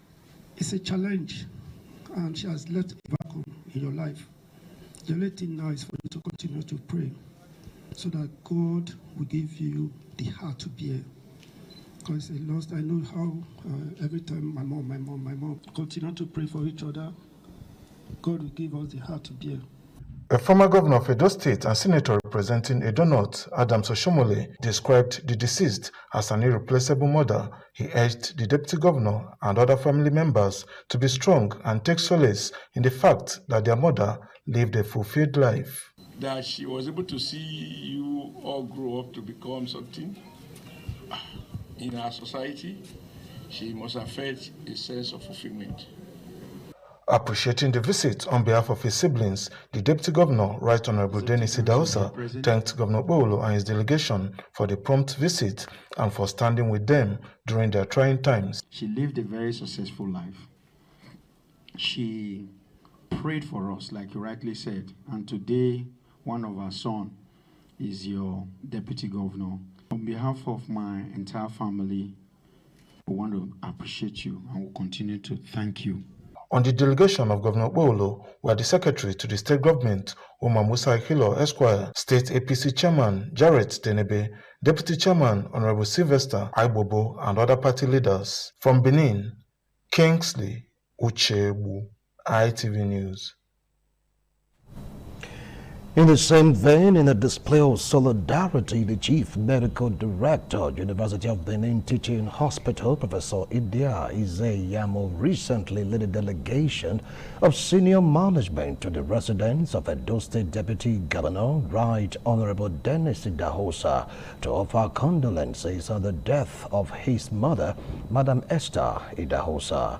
Daisy Leo Asikidi reports. At the Idahosa family residence in Benin City, the Chief Medical Director of UBTH, Professor Izeyamo, offered prayers seeking divine strength for the family for the irreparable loss. The CMD recalled the late Madam Esther Idahosa with fondness, remembering her as a devout Christian and a cornerstone of the family. Mama was strong, very strong woman. And I can see where you got your strength from. She's a fighter, and Mama has gone to rest. Mama lived to a ripe old age. The State Deputy Governor, Right Honorable Idahosa, receiving the delegation, expressed his gratitude to the CMD, UBTH, and the entire hospital staff for the exceptional care provided to his mother during her time as a patient. Mama, I believe you gave my mom the best. And to God alone be all the glory. I believe her time has come and God decided to call her back home. But for me, as an individual, I just want to express my appreciation to the leadership of UBTH and the staff for the attention, your proactiveness in ensuring that you sustain Mama for this number of days. I am deeply grateful. And may God Almighty continue to strengthen your leadership. On behalf of my family, the Idahosa family, I want to sincerely appreciate you and your team for this condolence visit. Right Honorable Idahosa's commendation highlights UBTH's unwavering commitment to providing quality healthcare services, demonstrating their steadfast dedication to the community's well-being. From Benin, Daisy Leo Asikidi, ITV News. Governor Monday Okpebholo has encouraged eligible youths across the 3 senatorial districts in Edo State to take advantage of the ongoing Nigerian Army 91 regular recruits intake as it leads the drive to boost participation of Edo youths in the ongoing recruitment exercise. The governor made the commitment when he received a delegation of senior military officers for the Nigerian Army recruitment exercise in Edo State. Government House correspondent Kingsley Uchebu reports. The visit by the Nigerian Army delegation is part of plans to recruit about 14,000 personnel across the country, translating to about 300 to 400 recruits per state. The sensitization and enlightenment campaign is for youths in Edo State to consider a career in the Nigerian Army in line with the federal character principle and to boost ethnic diversity. Governor Bolo reaffirmed his administration's commitment in ensuring the state meets its recruitment quota through adequate sensitization across the 10 local government areas. I'll be having meetings with the local government chairman, so I will also inform them to go back home and talk to our people. It's important that we meet up with our quota, because if we're not fully represented, I don't know how it will look like in the future. Leader of the delegation, Brigadier General Moses Sikoba, during an engagement with youths, disclosed that Edo's current figure falls below expectations, urging youths to take advantage of the opportunity. As potential recruits applying for enlistment into the Nigerian Army, apart from being physically fit, must be mentally robust, in addition to possessing the cognitive ability to think critically and creatively.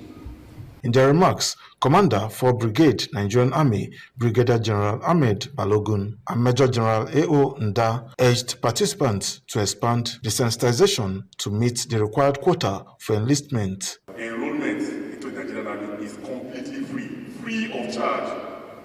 We are not to pay a single kobo to that effect. Please, take this message to your brothers, to your sisters.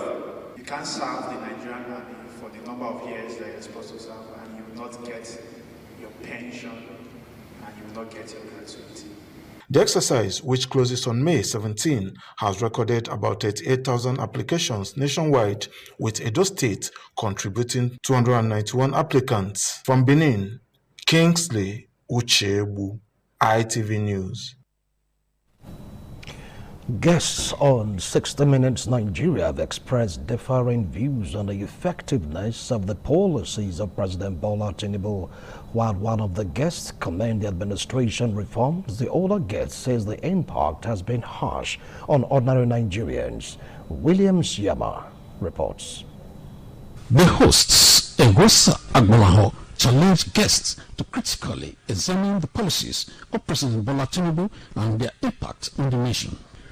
In his comments, a legal practitioner, Barrister Patrick Isse Kwene, defended the administration, particularly the removal of petrol subsidy. He described the move as necessary for long-term economic stability and growth. They love financial problem in Nigeria. Debts here and here, money borrowed. To the extent that our people were also giving advance for soldiers collecting the money. So the people have been granted, if not the way that something was removed by Tinubu, we would have in Nigeria today. Because there could have been financial problem because there's no money to run the government. However, offering a contrasting perspective, clergyman Bishop Lucky Omoria Bese criticized the federal government's policies, saying they have worsened the living conditions of vulnerable Nigerians. He noted that removal of petrol subsidy has led to increased hardship, while insecurity continues to prevent farmers from accessing their farmlands. The policies of government removing subsidy from the petrol product and the rest have affected the poor masses. Now, the people on the top, they don't feel it. They have the money to do anything to do, but the poor are feeling it. Now, it is true that he removed subsidy, he gave the governor enough allocation, but the problem is that the poor are feeling it. 60 Minutes Nigeria is a weekly current affairs program, every Thursday from 1:30 p.m. to 2:30 p.m. From Benin, William Siyama, ITV News. The Delta State Police Command has arrested a 32-year-old man who allegedly killed a 79-year-old man with his friend and later demanded 2 million naira ransom from the victim's son at Ogwashiku in Delta State. Warri correspondent Benga Ahmed reports. It was a pathetic story at Ogwashiku in Nasaba when a 32-year-old man, in complicity with his friend, allegedly murdered a 79-year-old. According to the public relations officer, Delta State Command SP Edafi Bryce said, the deceased hired the young man to renovate his house. After settling for a price, SP Edafi explained that the young man contacted his friend, who is now at large, execute the renovation. They negotiated for additional money to hire more hands, which the victim agreed with. SP Edafe said after the victims paid the money, the young man and his friend kidnapped the elderly man in the process of demanding ransom from the victim and suffocated him to death. The accused demanded 2 million naira from the victim's son after killing his father. According to him, because there was no money and they were looking for money, his accomplices now told him to show the idea to him that they should kidnap the man so that money can come. The man came to the site. They told the man that there is a plumbing issue upstairs, that the man should follow them upstairs. Upon following them upstairs, they kidnapped the man and forced him to sit on the ground. The man wanted to shout. In an attempt for the man to shout, they carried their walking foam and used it to cover his nose and his mouth until that man suffocated and died. The suspect narrated his involvement in the matter. Yes, so how did they kidnap the man? We carry and go up, say we go show and pipe. Okay. They leak for up. Okay. So when we reach up, we can't hold on. They start shouting. Okay. So we don't want people to hear. The guy used foam and cover his mouth. Okay. Delta State Police Command advised members of the public to be vigilant on who they transact business with. For Warri, Genga Ahmed, ITV News.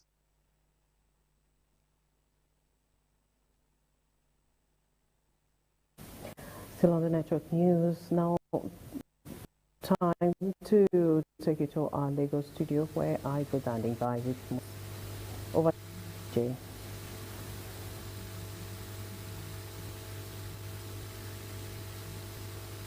Thank you from Lagos. Moving on, President Bola Tinubu has inaugurated the newly constructed 5-story Lagos State Geographic Information Service building and the Lagos Multipurpose Agency building, both in Alausa.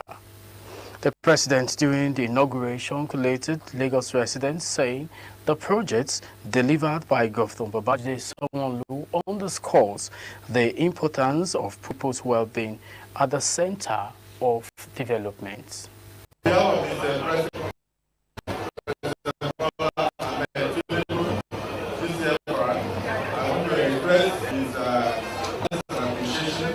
Inaugurating the President Bola Tinubu, presented by the Senate President Senator Godswill Akpabio, said the projects send a clear message that the government of Lagos State has not been overwhelmed by the mobility challenges facing the state, citing relentless efforts for solutions to make Lagos the best of the most progressive states in the country. Resonating around Nigeria now, because every senatorial district, every federal constituency is watching me and listening to me that yes, indeed, Lagos is working. Lagos is moving. Lagos is going forward. Lagos is setting examples, and Lagos is getting, and Nigeria Lagos. In his government, someone surges the state with addressing as governor. Commission is painful. We still have a lot to do. We have over 400 days that is lying ahead of us. We will double our efforts. We will ensure that we push more investment in it. We will ensure that we strengthen our institutions. And we will ensure that we're intentional, ensuring that the quality of life for every Lagosian is not lost on us. For us, finishing only makes sense for us. Well, winding down an excuse for us. We will not. We work double as hard. We work double as fast. We work double as quick. The representative of the president, Senator Godswill Akpabio, inaugurated the Ojota-Okpebi Link Bridge connecting Ikeja to other parts of Lagos. From Lagos, Korea, ITV News. Many thanks for staying tuned. We'll bring you more stories after this time out.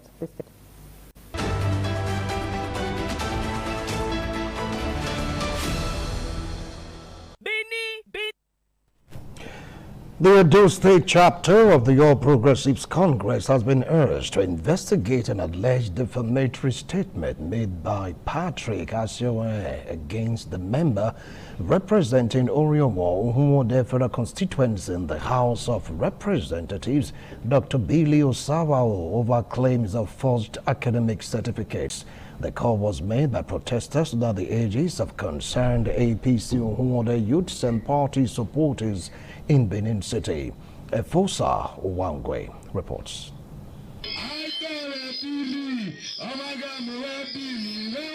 The protesters who chanted solidarity songs were at the party state secretariat to register their displeasure over what they described as defamatory statement made by Patrick Asiowe. Leader of the protesters, Mr. Emmanuel Agbogun, said the allegation that Patrick Asiowe was false in its entirety, calling for proper investigation by the state APC and carry out necessary action against anyone who erred. Mr. Agbogun alleged that Mr. Asiowe ran foul of the APC constitution and should be disciplined according to the party's constitution and guidelines, as well as tender and reserve apology to Dr. Billy Osawao and the party. He described Dr. Billy Osawao as a man of integrity who has brought massive development to the constituency. We decided to gather ourselves in our few numbers to let the leadership of the party know that discipline, fairness, equity and justice and progressive minds that are to be the motto of this party should be adhered. Another protester, Mr. Paul Thomas, said Oriomo Umuode Federal constituency has a tradition where each local government is represented for 2 terms since 1999 when Nigeria returned to democratic rule, saying Dr. Billy Osawao should be allowed to complete his 2 terms at the House of Representatives. They do the work for us more than the people when he don't fair go there. Billy don't do empowerment. Billy don't sponsor students to register for WAEC and even JAM. Receiving the protesters at the APC Secretariat in Benin City, the state chairman of the party, Jared Tenebi, represented by the Assistant Secretary, Mr. Samuel Obo, promised that their grievances will be channeled to the appropriate authorities for necessary action and address the issues raised, admonished them to be law-abiding and go about their protests peacefully. I can assure you this message of yours will be transmitted to the appropriate authority. They assured them that the party will be fair, transparent, and consider the issues with justice, equity, and fairness based on merits. From Benin, Efosa Wangwe, ITV News. The newly appointed registrar of the University of Benin, Bimpe Omoyiwola, has been charged to uphold professionalism and strengthen administrative leadership. The Vice-Chancellor, Professor Edoba Omoyegi, SAN, gave the charge at the official assumption ceremony of the 10th registrar of the Ivory Tower. Ofure Aneto reports.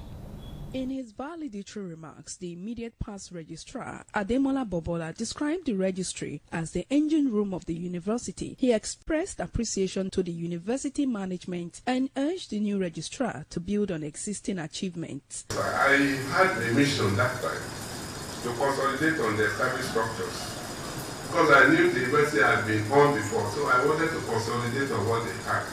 This vision and mission that I did was to fall in line with the university's vision and mission. If you look at 70% of the words there, they are those of the University of Benin. Performing the formal induction, the Vice-Chancellor, Professor Edoba Omoyegi, SAN, commended the outgoing registrar for his service and advised the new registrar to remain committed to professionalism and excellence. Taking a report from the immediate past registrar of the university. Appointment is entirely meritorious. And so I want to advise even the new registrar that at all times you must demonstrate professionalism. And that's the only way that you can work effectively. The new registrar, Bimpe Omoyiwola, a seasoned university administrator, expressed appreciation for the opportunity and pledged to provide strong administrative leadership in line with the university's vision. I therefore urge you all to support me in this journey. Vice Chancellor, sir, I must thank you sincerely, sir. I must not forget to express my gratitude for the show of love following my appointment. I also pledge my loyalty to your administration to move the University of Benin forward. The ceremony was attended by key stakeholders of the university community. From Benin, Ofure Aneto, ITV News. Members of the Otedo Youth Movement worldwide have staged a protest visit to Comrade Tony Kabaka Adun, demanding accountability from key stakeholders in Edo State over the alleged decentralization of the oil and gas pipeline surveillance contract. The group raised concerns about what they described as marginalization in the allocation of the contract. Jonah Omowa has details.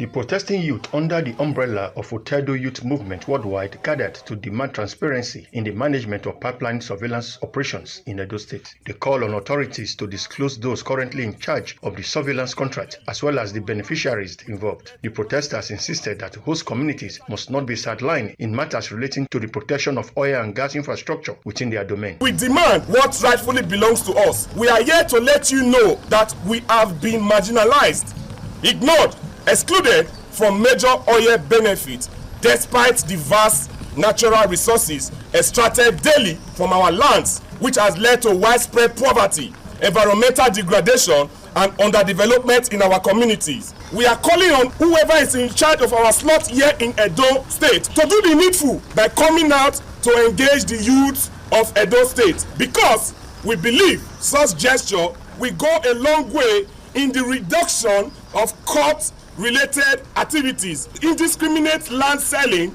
and all forms of social vices, sometimes caused by poverty and idleness, which is the devil's workshop. Responding, Comrade Tony Kabaka Adun commended the youths for their peaceful approach in expressing their grievances. He assured them that their concerns will be communicated to the appropriate authorities for necessary action. I will tell you vividly, Tompolo is not our problem.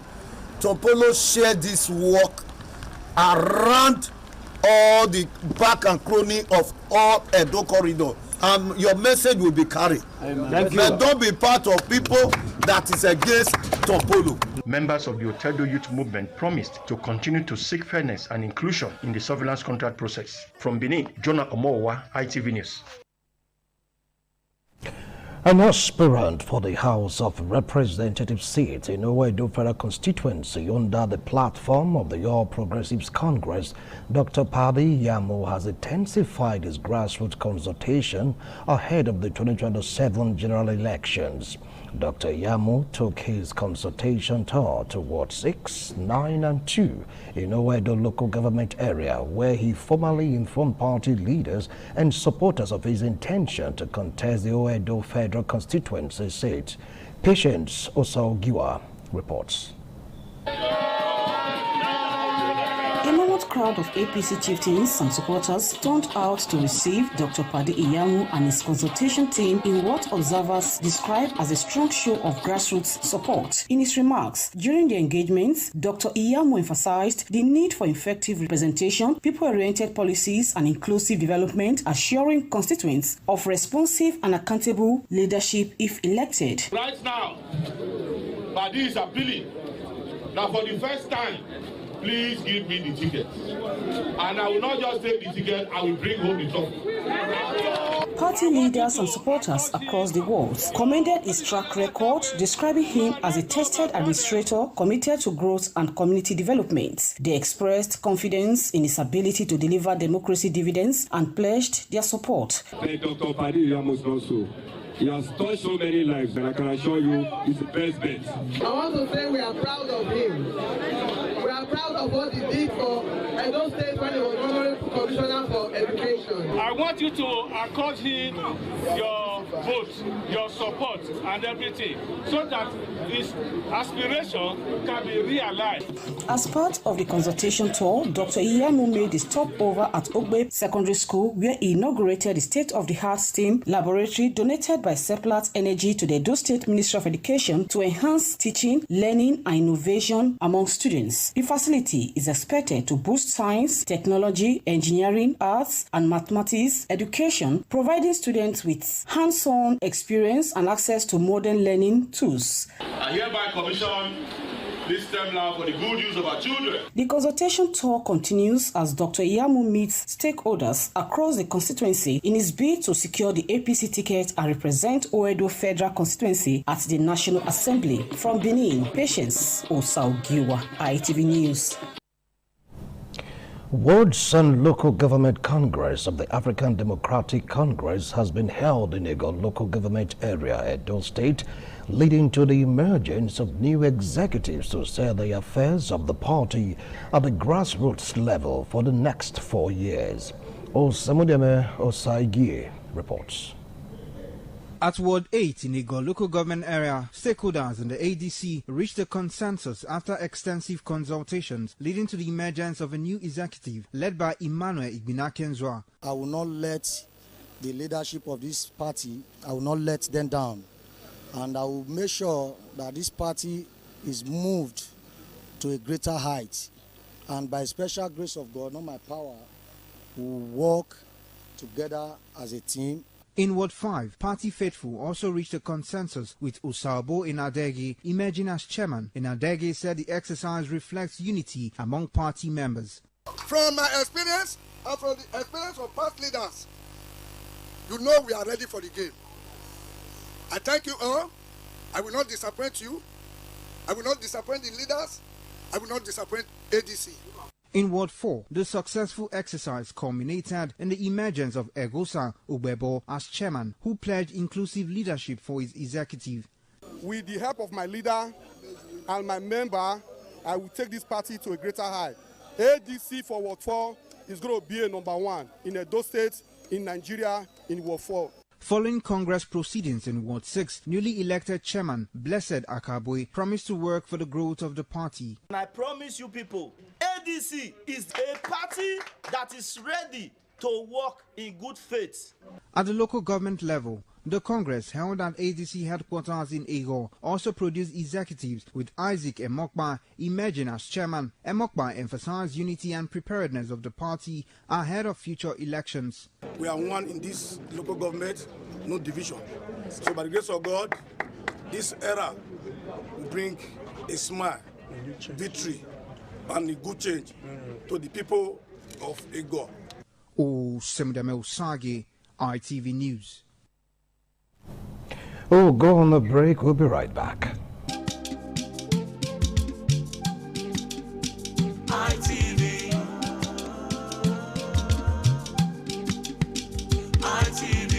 ITV, certainly the best.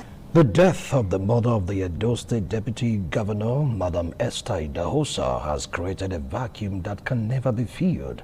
The acting chairman of Ovia Northeast Local Government Council, Honorable Omoroyi Binake, made a description in a condolence message to the State Deputy Governor, Right Honorable Dennis Idahosa, on the passage of his mother.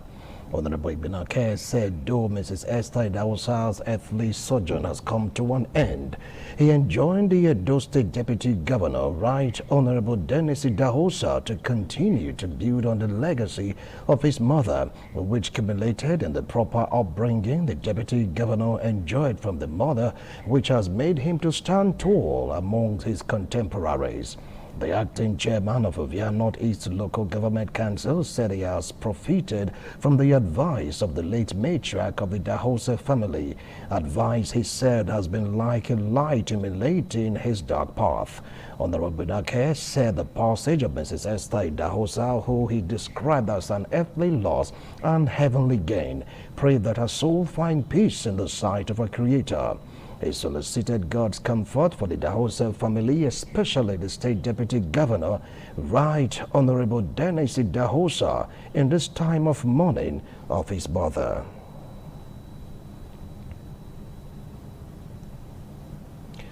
One-year remembrance and communion prayer service has been held in honor of late Lady Helen Noyo, wife of a former chief whip of the Senate, Senator Roland Owie, at Ilobi community in Umuode local government area of Edo State.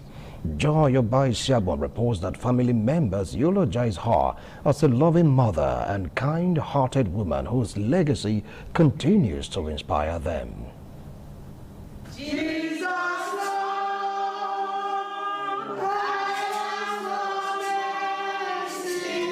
At Ilobi community, where Lady Helen Owie was laid to rest, family members of the Christian Women Organization of Nigeria and friends gathered at the gravesite to offer prayers to God for the repose of her soul. Grant that through this ministry, your servant Helen Owie, who has gone to rest in Christ, may share in the joy of his resurrection. We ask this through Christ our Lord. Amen. In his remarks, the officiating priest, Reverend Father Osaze Azaya, said late Helen Owie lived and died in the Lord, consoling the family that God had called her at the right time and she now rests in God's presence. She imparted with her way of life. She loved, she cared, and brought up her children in the ways of God. So, my dear friends in Christ, we must say that she lived a very good and fulfilled life. Husband of the deceased, Senator Roland Owie, in his appreciation, thanked everyone for their support since the death of his wife. May God bless all of you. I thank you for coming. It's not easy at this time for you to come to this way. May God provide for you and support you at your hour of need.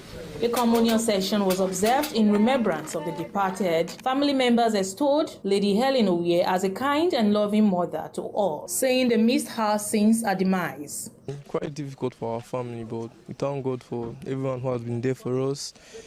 We thank everyone for being here today. We are thankful for a beautiful life that she lived. She will forever be in our hearts, and our legacies, we're sure to keep them on. It has not been easy, my daughter, but the truth is that with the Blessed Virgin Mary became easy.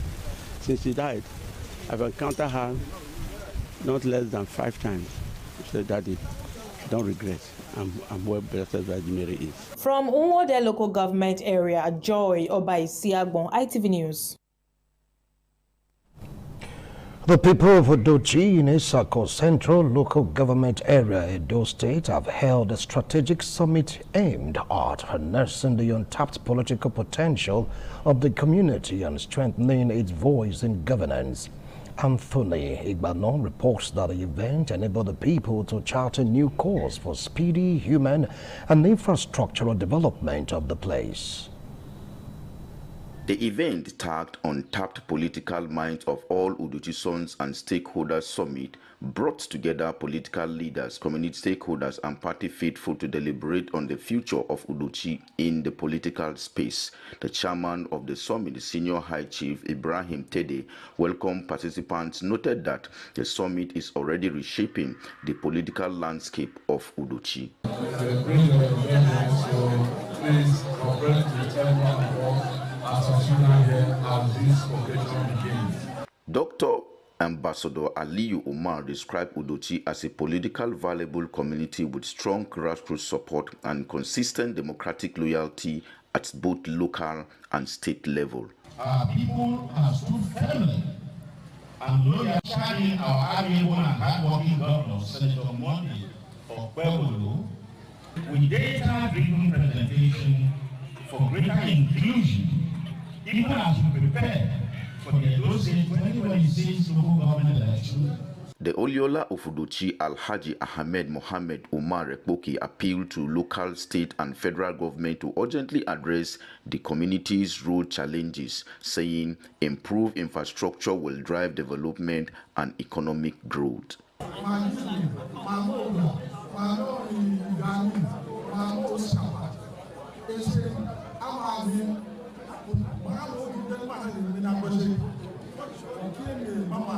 Also speaking, Ward 10 APC Chairman Alhaji Mahamuda Yusuf Ekpoki appreciate party executive and stakeholders for their commitment to the political advancement of the community.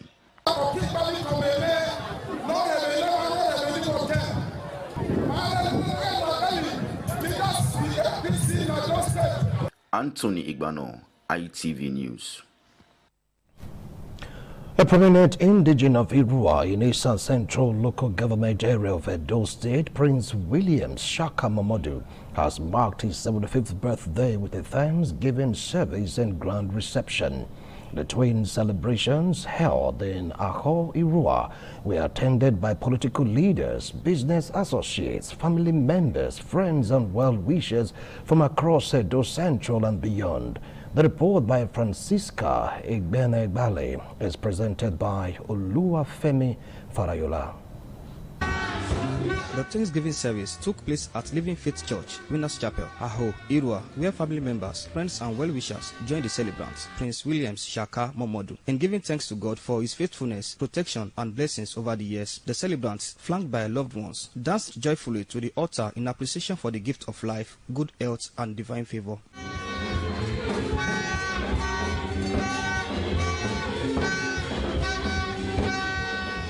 Attention later shifted to Aho Primary School field, where a grand reception was held in honor of the celebrants. In his remarks, the chairman of the occasion, Major General Cecile Ezekiagbe, retired, eulogized Prince William Shaka for his exemplary lifestyle, contributions to the community, and cordial relationship with people from all walks of life. He has united us as one family in Eastern Central. He is very rational in his thinking.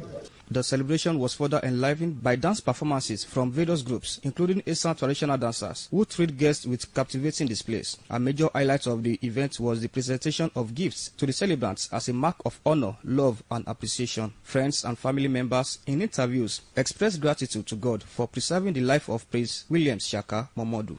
Seeing our leader, our father, our brother, blocking a very wonderful age of 75. We say congratulations to him. We thank God for a very wonderful good health. He's a man with good heart. Upon his assumption of in office as the leader of the local government, a lot of transformation has happened in this local government. We pray for God continued good health for him. We pray for more wisdom. We pray for more God endowment for him to be able to get to his 100. The king of joy. The king of joy to be 75. Oluwafemi Farayola, ITV News. The acting chairman of Ovia Southwest Local Government Area of Edo State, Honorable Nosaka Edobo, has commiserated with the state deputy governor, Honorable Dennis Idahosa, on the passage of his mother, Mrs. Esther Idahosa.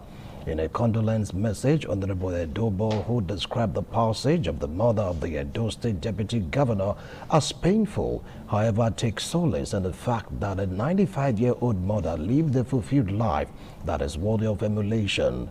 The acting chairman of Ovia Southwest Local Government Area of Edo State described the late Madam Esther Idahosa as a woman whose life positively impacted those around her.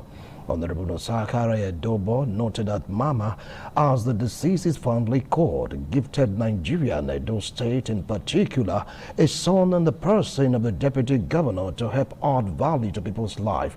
A gesture Honorable Edobo said he benefited immensely from.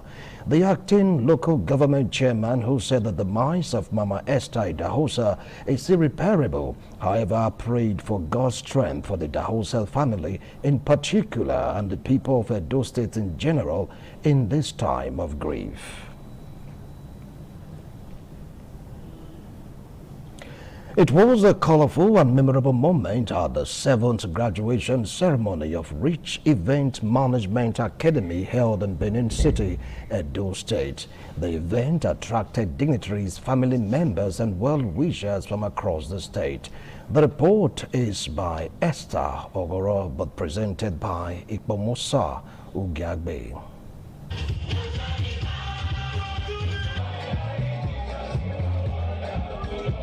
The ceremony marked a significant milestone for the academy and its graduating students, who were awarded certificates recognizing the skills and knowledge they acquired during their training. Ancients of days, I thank you especially for this month. They are stepping into greatness in the mighty name of Jesus.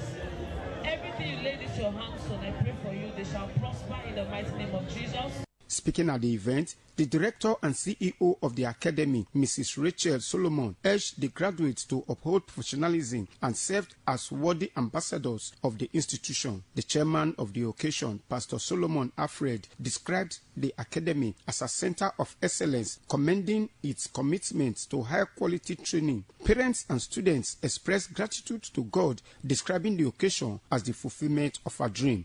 Thank God Almighty for the grace has given us as an institute to train the students to our best capacity.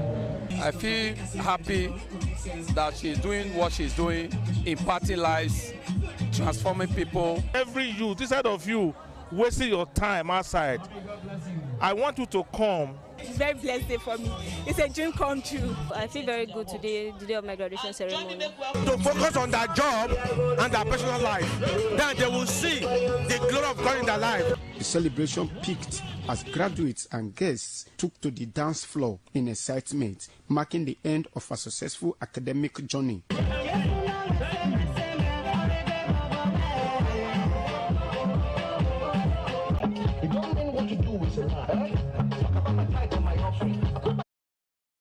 Students successfully graduated this year, ready to make their mark in the events management industry. Ikmamusa Ugiagbe, ITV News. The Edo State Police Command has declared one Friday many missing. In a statement signed by the Police Public Relations Officer, Edo State Police Command, ASP Enoy Herdem, one Friday many of number 4 Scientist Street, Green Crest Road off Benin Arbor Road, Benin City, left home since March 2026 to an unknown destination. All efforts made to trace him proved abortive. The statement adds that Friday Mene is 46 years old, fair in complexion, about 5 feet tall, without tribal marks, speaks Benin and English languages fluently. The statement adds that anyone with useful information about the whereabouts of Friday Mene should kindly contact the nearest police station.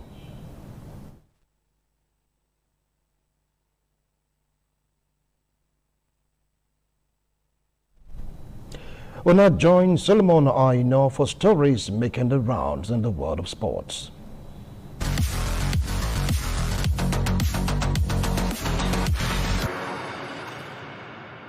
And on sport news, Sporting Lagos and Akwa United are locked in a fierce promotion battle in Conference B of the Nigerian National League. Sporting Lagos moved to the summit with 33 points following a hard-earned 1-0 victory over Rovers FC at the Mobolaji Johnson Arena, Unikan, Lagos on Wednesday. Akwa United sit in second position with 32 points. The two clubs' fate will be decided on the final day of the season next week Wednesday. Sporting Lagos will be away to Osun United on the final day. Osun United are battling relegation and must beat the visitor to stand any chance of survival. Akwa United face an away trip to Solution FC, a side playing only for pride at this stage. And that's it from the Sport Decks. I am Solomon Aino. And that's it on ITV Network News tonight. Thanks a lot for watching. Good night.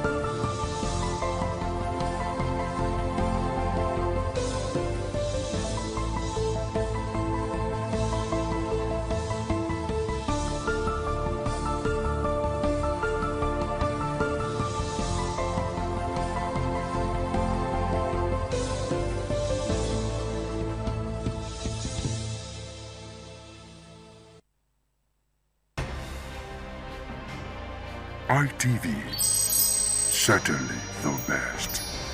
ITV, certainly the best.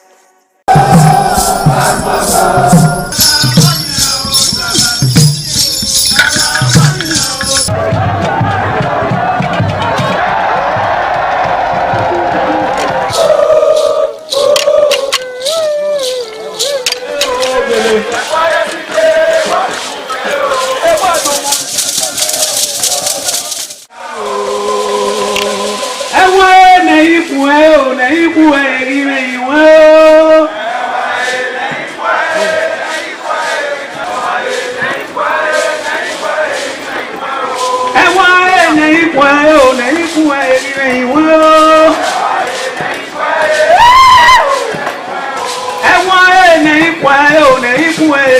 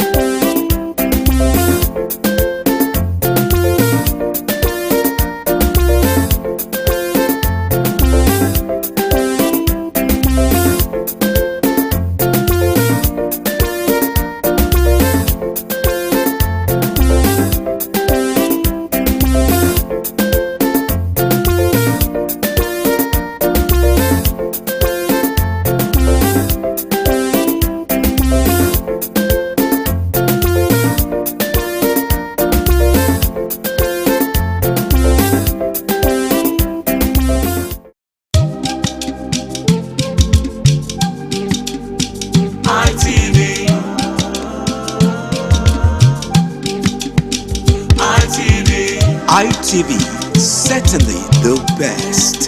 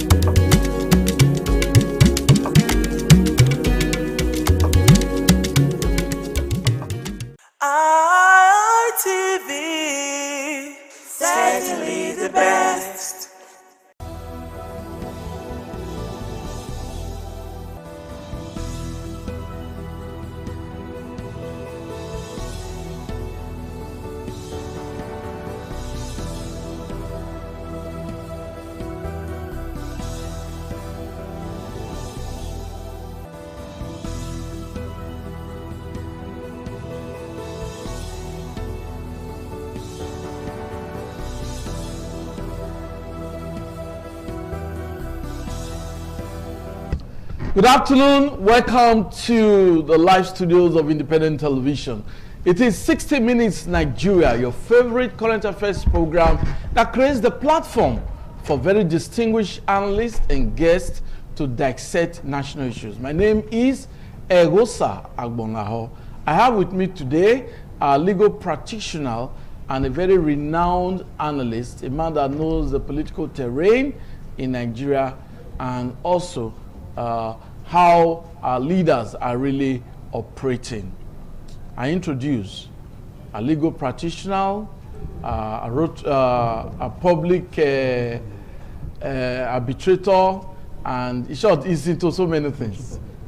Barrister Patrick Isekwene. Nice to have you with us. Thank you for inviting me. It's been a long time, 60 Minutes Nigeria. It's been a long time.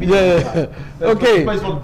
Okay, so we also have with us a leader of congregations, a leader of so many persons, an entrepreneur, but he prefers to also be introduced as a man that is also into farming. And I must introduce a clergyman, Bishop Lucky Omonabiese. Nice to have you with us today. Thank you, Afosa. Okay. So, it is 60 Minutes Nigeria, and we are looking at the impact of the policies of Mr. President. I must tell you that the first statement, or one of the very impactful statements of President Bola Ahmed Tinubu during his inauguration, which is the removal of the petrol subsidy.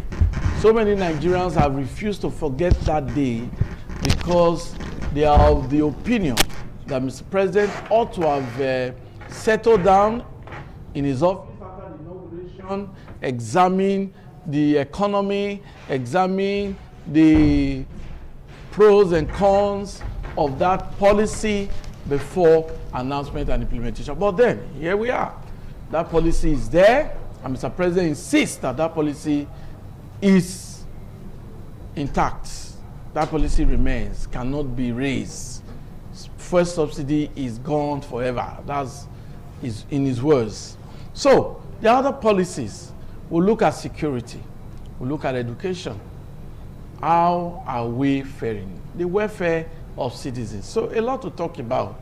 So, that's the premise. But let's just get started with Barrister Patrick Isekwene. Yes, looking at the policies of these presidents, President Bola Ahmed Tinubu, and his impact on Nigerians. What's your opening remarks? Yeah, just like what the president said after this was being sworn in over the issue of the subsidy removal. I think the president, with the way and manner he acted, showed that he's prepared for that job. He doesn't need to consult because you know too well, before the swearing in him as the president of Nigeria, it took months. So I think within that months, he had thought of so many things before the swearing in. So he doesn't need to think about anything. He's ready to set the ground rolling immediately. So when he was at with that issue, the question, what are the issues of the removal? Say say it's gone forever, and that is true, because to start with, issue of subsidy removal is a case called res judicata. It has already been decided. It's a fait accomplished. You know what I mean? Because it was removed by Buhari himself, as one president. Was removed, and the provision, the budget made the non-made provision for that. It has been scrapped. No longer exists. The one they paid for end in June. So in that budget, they will not accommodate it. They no longer exist. What do you want him to say? That's why I said he has gone forever. He did not prescribe. He did not remove it. It was the previous administration that did that. That's why I said, oh, it's gone forever. So he had to move forward. And let me tell you, with that action of the president, I don't know what Nigeria could have been today. I won't lie to you, because the former president, you know that they love financial problem in Nigeria. Debts here and here, money borrowed. So they said that our crude oil was also giving advance for some years collecting the money. So Nigeria could have been granted, if not the way that subsidy was removed by Tinubu, we would have in Nigeria today. Because there could have been financial problem, because there's no money to run the government. So we stoppage, billions upon billions was stopped. The money we're paying to our account, we don't even know. We don't know where they exist. We don't know people they pay the money to. So with that, we were able to solve that problem and started saving the money they now make. Within the money now, they keep there every month. At the end of the day, you can see within that 4 or 5 months, it's not paying some external debt. from that moment, for money saved, just having excess, he was paying to the extent that somebody would say, oh, we can still borrow you. Oh. Yes, so I mean, so he has enough to pay. Then the state governors, they now become empowered. Even from there, even to today, they always my home whenever they go for to share that. How much they collect? Is that the reason why the governor of Edo State, distinguished Senator Modu Okpebholo, will always express public gratitude to the president that Edo State has gotten more from the Federation of Council? Of course, that is true in practical terms. The governor is being honest. Other governors, and they have said so. With the money I get from Abuja, it's enough for me to take care of my people. That's what he posted, and that is true. It's courtesy of subsidy remover. They have more money. Although most of the governors of masses are not being honest with the masses. They now have more money to hold. There's so many more money now. That's why you see the governor for the Edo line was for years. He was able to. He got no bosses.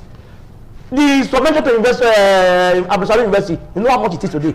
So 500 million. Yes, from my petty. So how did he get the money? It is subsidy removal. There's so much with the governor. So they said that for the history, he employs that you confer employ 5,000 teachers. Are you aware?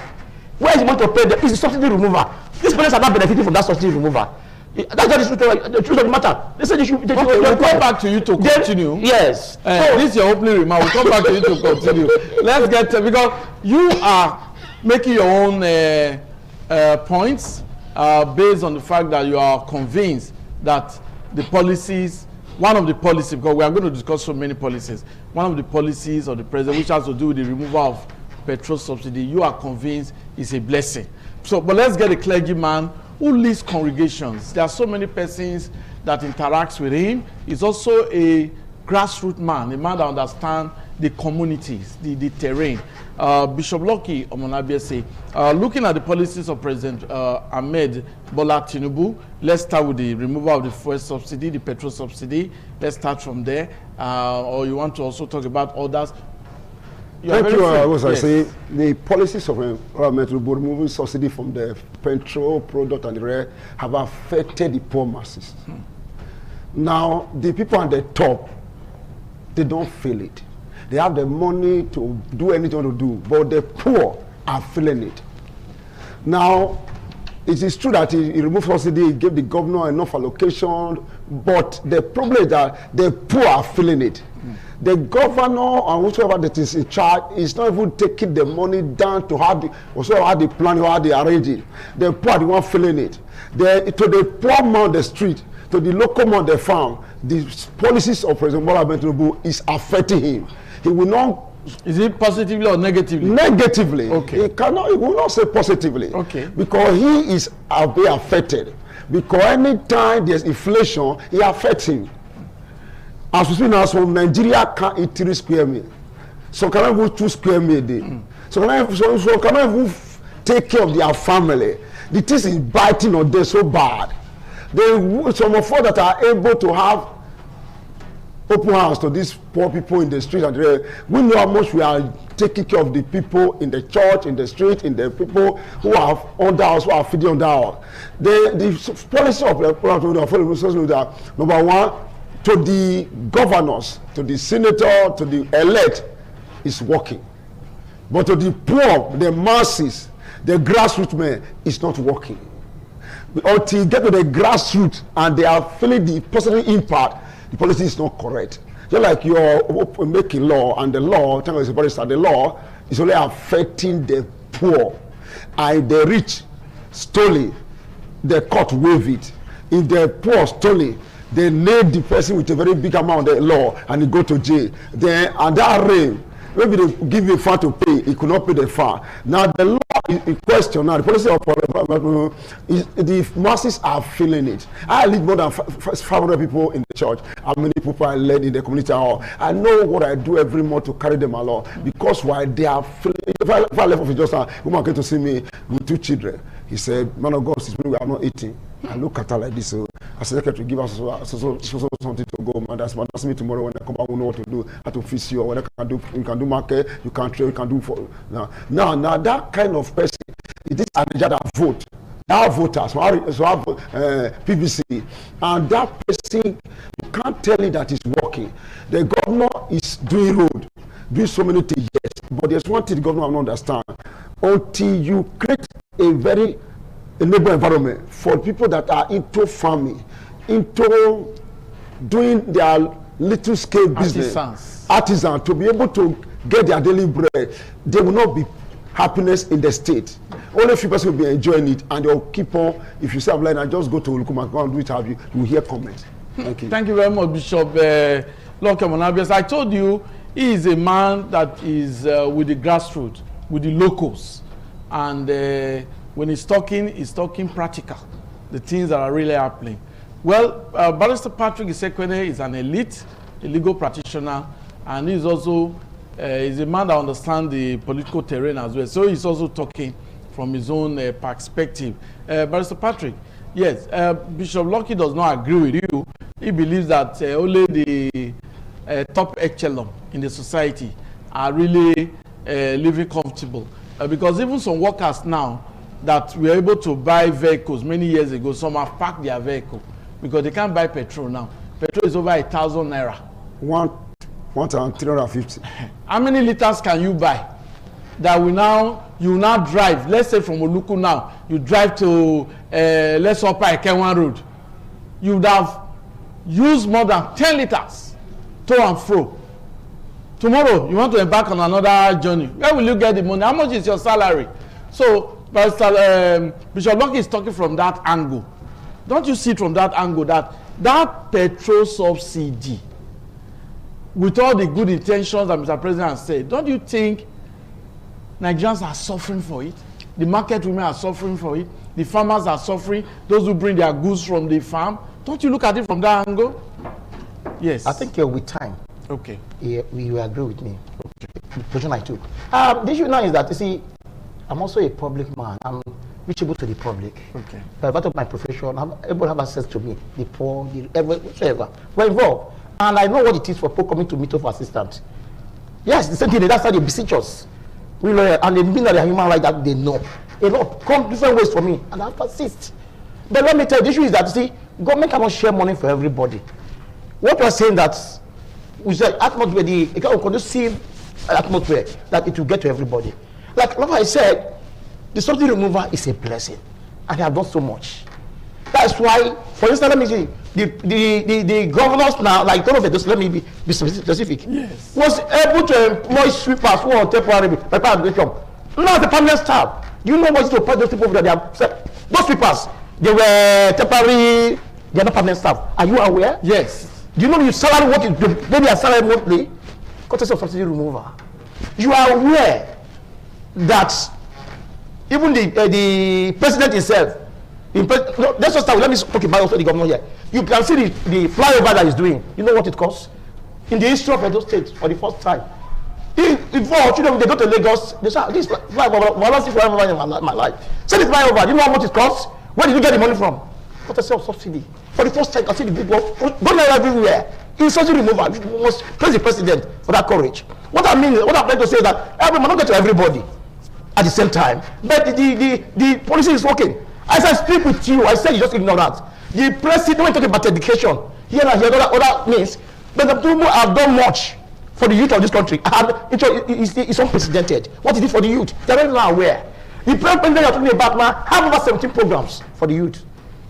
But the money to finance it, each of the programs, 17, but they're not aware. Most of them, ignorance. It's already going on. What the little are aware, one is just this, what do you call it? Net fund. No, for their bursary. That is say you can apply and get. Yes, that is just one. Do you know how much is involved in that project? It has 17 different ones. Both for those educated, uneducated, different program. For those that low business income, those are young entrepreneurs. I understand that some students can apply now. Yes. If they can't pay tuition fee, they can apply. Then they not get tuition fee to pay. They give them. Say even after graduation, when you start working, you can pay. You can pay back. What do you want to pay? So many programs. Are you sure those students, when they graduate, they'll pay back? No, but it's not. No. They will pay. They will escape because you have to bring it a guarantor. Okay. The only guarantor responsible. So what I'm trying to say is that the program Yayeto is the first president. Each of the projects goes with billions. Each of the projects goes with billions. It's said that is happening. How many of them are aware? It's only the student loan you can really hear. This president made it possible because why? He is supposed to be remover. Now, the governor of the state have no power over the control of forces, whatever price of things. We know naturally when you increase fuel, it affects all facets of our economy. Everything will go up. Once you increase, that is what happened. But what I'm trying to tell you is that we prefer itself to have a good economy. Let Nigeria don't go back the drain. The people are going to have more money to save, and your governments now have more money to take care of you. You will not prioritize what you want to do. Those sweepers now that you employed, they have family. The children are going to benefit from that. Context of subsidy. Those they have families from what they earn. Those 5,000 teachers they were employed, decided to pay for them, they have family. The children also benefit from it. That's what I'm saying. A context of the subsidy. So many things the governor wants to. It's in place. What of the transportation? No, this was the line. I said you also did. No, what about transportation costs? You know, the ripple effect, the yes, negative what I'm effect saying of that the removal of have subsidy. no control. See, those things are determined by market forces. It goes into economics. Market forces have no power over that one. Whatever I said here. Market forces determine what the price will be. I'm an economist. Yes. No, I'm the anchor. I'm an economist. Yes. So, but what we're saying is that now the removal of subsidy, petrol subsidy, now made to be PMS. Yes. Per liter. Yes. The price. Yes. To go up. Yeah, of course. Now, the taxi driver, the commercial bus driver will increase taxi fares. Of course. Now, some persons, the commuters, the passengers, the people will bear the burden. Yes. Now, the market, the traders, when they are bringing their goods, the transporter will increase definitely the transportation cost. Yes. Now, that transportation cost is indirectly transferred to the people through the trader, because the traders will pay the price for the petrol and now include it in what they sell. Yes. I'm not saying so. Yes, I'm not the saying people are suffering. Yeah, I'm not saying but who's suffering? What to endure? We recognize that one. I cannot live by the food alone. We cannot recognize that fact. What I'm saying that he's not affected, but the effect from what you benefit. Excuse me. We need heads. Okay. Issue of health, drugs. I told you the packages for the president. This must go beyond food. We are saying, I'm not saying that. But if you don't eat, you become an angry man. Is an hungry man. An hungry man. Yes. Is an angry man. But let me tell you. Now you buy fuel at about 1,350. What you said. Yes. Those that because of the war in the Middle East, it's a temporary issue. It will still die down. Because of the war between this America, Israel, Iran, and Israel. The Middle East war. That's why it took up. And we already a blessing to Nigeria because Nigeria are making more money. You know, a barrel of crude now is about $110. More money. Where is that money helping the poor? They are selling to your governor. They have to share to take care of you. So hold your governor responsible. Okay, so what you are saying is that what you are telling the viewers is that governors should be held accountable. Of course, when they get more money now. Yes, they are supposed to ensure that the people, have more residents. Yes, what stop the government from bringing out more right? You share right palliative. Because the money is you have more money now. Because the money is even to go with this war. Federal government has shared it to them. No, they should share it to the citizens. Why not buy right back? Share it to them. Because we don't have more money. Okay. Because most of them have removed. If there's something that have not been removed, they will have walked away. Whether they can even increase fuel now. Okay. We'll come back to you, Mr. Patrick. But you just made a very, very punchy statement, and I believe that Edo State government officials are watching, and they will also get some ideas from the discussion. You just said now that the state governors, including distinguished Senator Monday Okpebholo, getting increased federal allocation, it can also provide palliatives, food items, reduce the price of food items, probably have a warehouse where the state government, where the state government will stockpile food, rice, beans, food items. Then residents will go there and buy at subsidized rate. That's what you just said. Yes. That's the import. And they can even share free. And they can even share free. So it depends on the government. What you just said is the constitutional provision. Section 14. Go and read. Okay. Constitution. Make it clear. When he said that, said Nigeria let me just go to the aspect. Okay. He said the primary duty of a government, that's the primary duty of the government, is for the welfare and security of the people. Not take care of their welfare. Constitution empower the people to do so. Not just by mayor or man. You can share food free.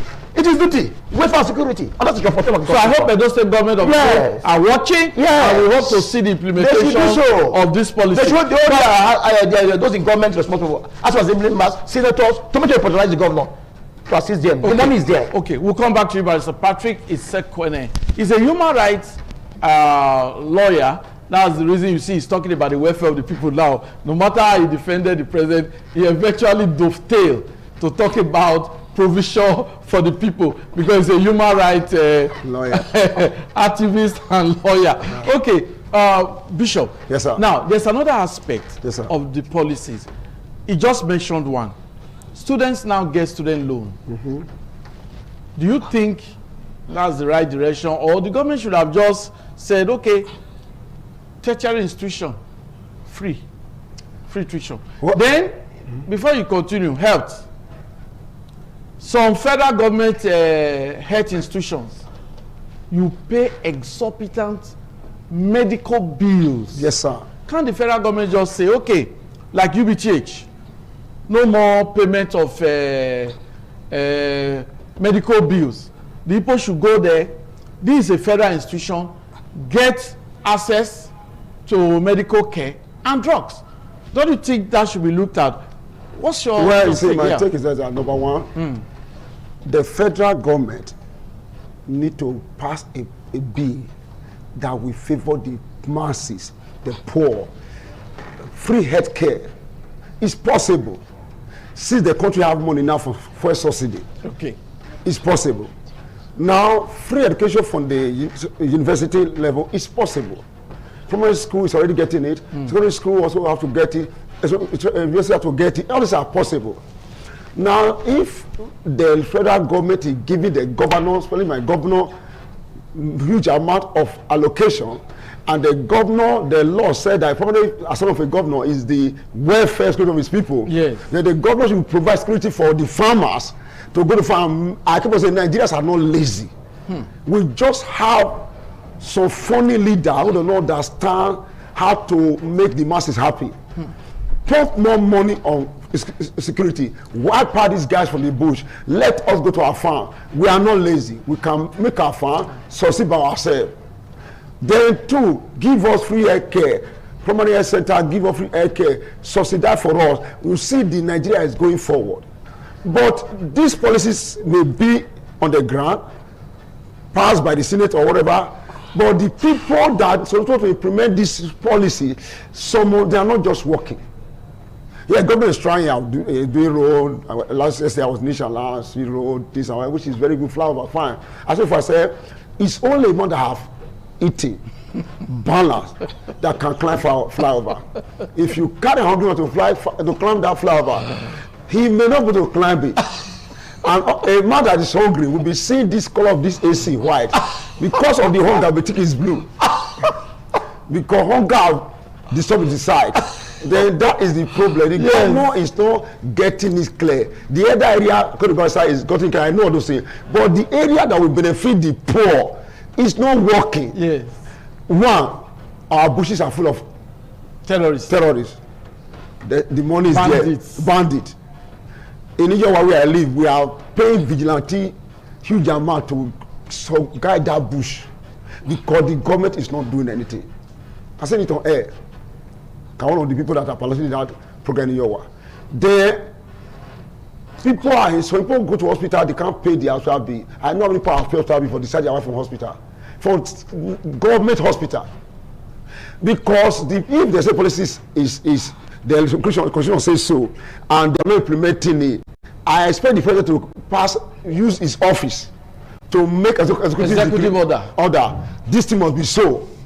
Government should use this must be so. But they are just working like we are talking. They will hear. They will appoint technical committee and say, go and do the job. Nobody is monitoring them. So we don't even know where you live. They just move around and go back and sit down. I don't believe them. So people can look for an agent somewhere to take a picture of few people and say to the government, government does not go. You have to sort of move out of a place and see that area, whether it's true or not. Otherwise, a time is coming, I keep on saying, a time is coming that the poor will be tired. When you push a man to the wall, when he get to a certain level and he's gotten tired, the only thing he said is violence. And I pray we will not get to that level. Amen. Then the other two advisors said that the country, President is giving a loan to students. Very good. How many students are benefiting from that loan? How are they carried out? Who is in charge?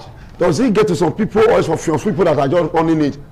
Because I have people in Uniben who sort of cried they could not pay their school fees. Are they not aware of that law? Or the visit is not announced to them? What is going on with the law? What is happening between the president, the governor, and the scheme? What is going on? That area need to be clear to us so that we can go out to our grassroots and say, something like this is going on. Where can you reach it? Where is it available in Benin? Where is it in Edo State? Where is the location? All this need to be announced openly through the ITV, because ITV is one of the best stations, but we can know where we are going to. But if it's not open, how would we know? All employed people that go to a rural area and do a public announcement and society people in this area there's town crier. They will come. Talk about free food. This free food, how can you give free food when you are not getting, you are not able to produce for yourself? Now the government have no scheme for project for agriculture. They do. The state government has scheme for the farmers. Probably, maybe some farmers need to assess such scheme. If you have scheme for farmers, who are the farmers? I just say we have 2 types of farmers in Nigeria. Okay. We have political farmer. We have the real farmer. The real farmers are one of them. Okay. If the real farmers were not able to have access to that the government is doing, how will they enjoy that good work is doing? Then the people now feel that the governor is very few people. What am I saying here? That the governor should cut beyond my political class, move into the public, reach the real people, the real farmer, then things will be better. Thank you very much. The program is 60 Minutes Nigeria. We have a lot to talk about, but we're going to take a break now. I can see that Patrick Sekone is very willing to comment. But when we come back, we're going to talk about the welfare scheme. Now, that's a policy that Nigerians who have traveled abroad keep talking about. That if you go to countries like, maybe you go to the UK, the US, some developed countries, even Germany, if you are unemployed, there's a social welfare scheme where they give allowances to such persons until you get employed. So you'll not be a miscreant, you'll not be a criminal. Is that obtainable in Nigeria? We'll talk about that after this break.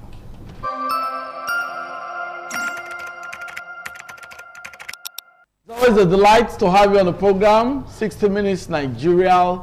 I must inform you that there are issues that we need to really discuss. Issues that we open your eyes, and we're going to get started with this issue of social welfare scheme.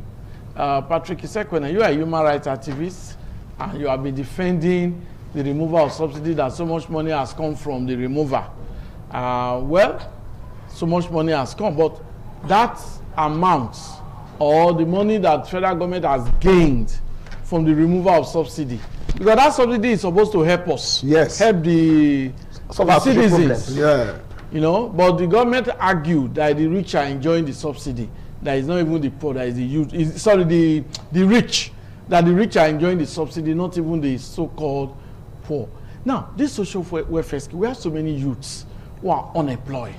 Can the federal government create an avenue where all these youths, they will be known through data, their names will be written down, and will be given allowances monthly, just like have something in your pocket until you get a job? Don't you think federal government should just do something practical like that?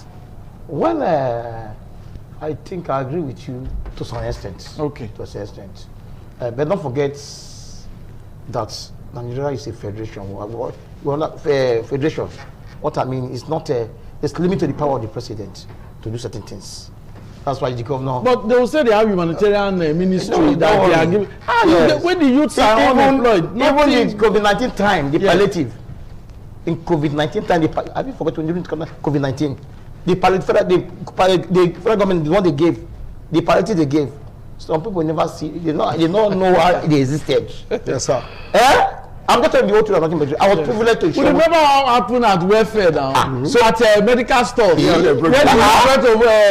So some of us they believe. I think I was giving 120 bags. But they don't know how I look like. My brother. If they give you 1 bag, 6 months, you don't need to look for food of that bag. 3 people cannot carry it too. It's like this. But many of them not see that something. Because it was shared to some people, privileged to share. But not everybody have the good way to share. They don't know what we did. So we give it to Onoge, and then your thing is kiss men, call his men. That is the end.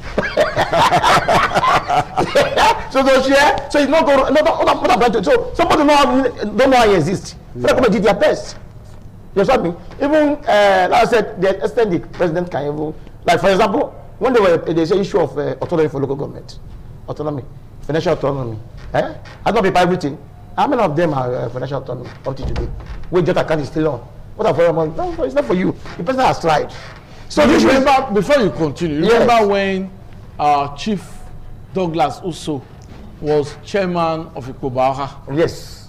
Federal government used to pay local government funds to local government accounts. So it can be reversed. No, of course, it can be brought back. Is the political way? If the federal government pay money to local government account direct, the local government will have access. The local government chairman will have access. Is the political will? Yes. One issue of autonomy even go to ask for assembly here. They could not save their head up political will to accept it. They voted against themselves. The political will. It's easy to say, and the implementation of what I'm saying. That is the truth. So, but the issue of welfare for the state can just the youth, but they should be having allowances. I understand you, but the stipend matters. No student, no youth are ready to wait for you. Give me 10,000 a month. You didn't say 10,000. No, I'm develop a robust. You know the population of Nigeria program. See, like that thing that happened in America, some countries you mentioned. You know why? But it will be difficult here because those countries you mentioned, a lot of them they pay taxes. They don't pay taxes. They pay taxes, VAT.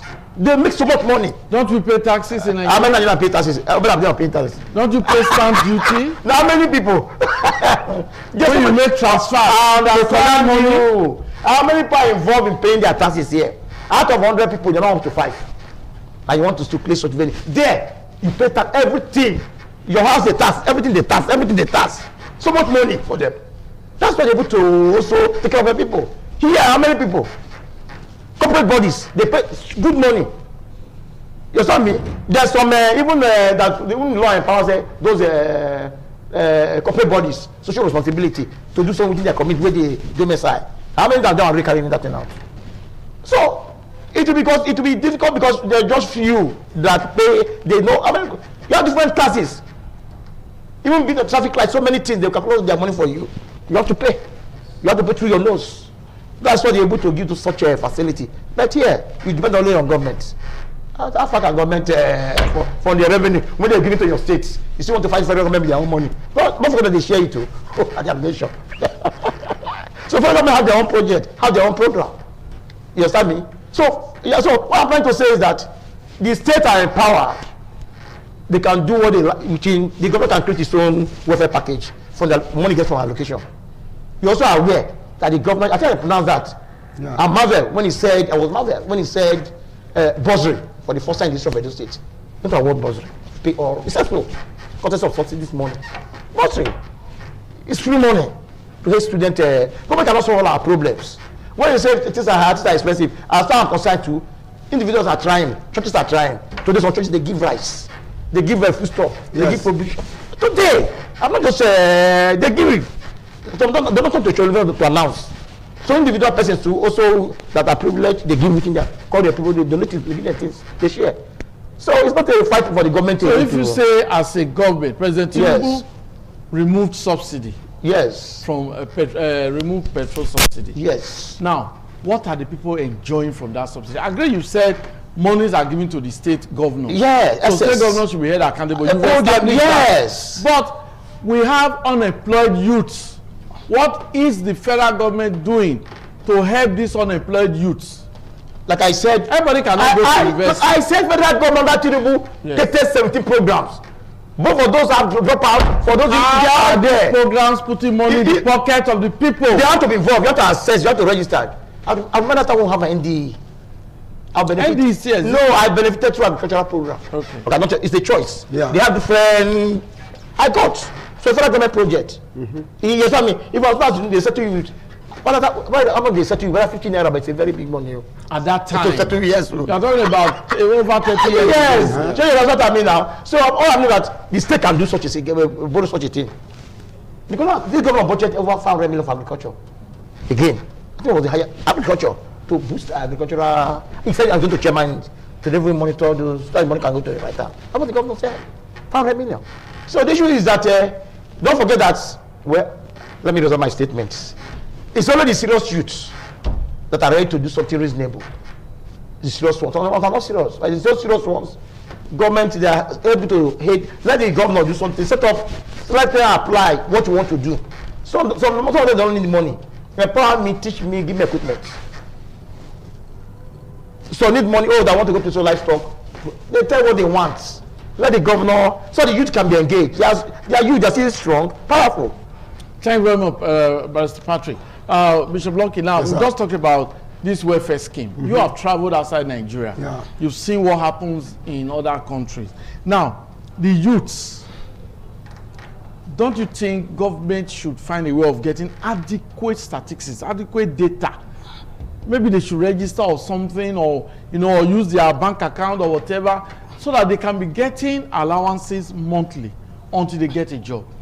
Thank you, sir. I said before this program that the government should work with the traditional rulers. Okay. The Odion Wole, all those people that are in the traditional ruler, to know how many people dwell in this community. Okay. How many people in this community, how many are old, are elderly. That's a way of generating data. How many are youth. Then you now know who is a working class, who is not a working class. Why are you not working? Like actually we have a program. Every year we train people on skills, whether you want to do tailoring, hairdressing. But sir, there's also some youth inside the same church that you will register for to go and learn trade. They will not. He will not go. I say it's only the serious ones. I said it here. He is looking. One of my son that came to me today, he said that he said go and learn how to do POP. You see, 3 years. I say sir. As a young man, anything that is not genuine, that is not genuine, that is not genuine, when the law catch up on you, you go to jail. Now that guy is looking for quick money. I don't even blame him. He's because nowadays you see some people that became counselor. You know them, trekking. Now they give them counselorship position. In less than 2 months, the same person is already a millionaire. Then the youth are now getting a seed of quick money. Now, if government can get all this together, they know people and start training them, empower them. The serious one empower them, the serious one leave the UK, everybody, you can't kill anybody. But then, if number two, the government also should make sure that these people, when they empower them, let them establish. Look for a task force, monitor these people that are given to them, establish. Yeah, by so doing, you'll be able, both the local traditional ruler, the church, and all, they will come together and you see things will be working. Make sure the people that you are appointed to do this profiling, they are not people who are also stomach infrastructure. Who will not also add some ghost name to the list. Let me show you, sir. Last week I was somewhere in the Republic to go to preach. Okay. I was shocked that a pastor asked to go to market and do first to entertain the guests. Yes. He added extra list. and I started laughing. And that's he now say he just open up and say, these are not where. I said, you open up straight to your boss that are doing all these things. Now, that's even What do we like Africa? Now, this is the problem. Yeah. If they're able to profile this thing, take it step by step. They will, in the next, before all this will be clear. The governor is trying. The governor is doing so many projects, pronouncing things on telly. We are hearing it. But the implementation is the problem. Who to implement it? Who to monitor it?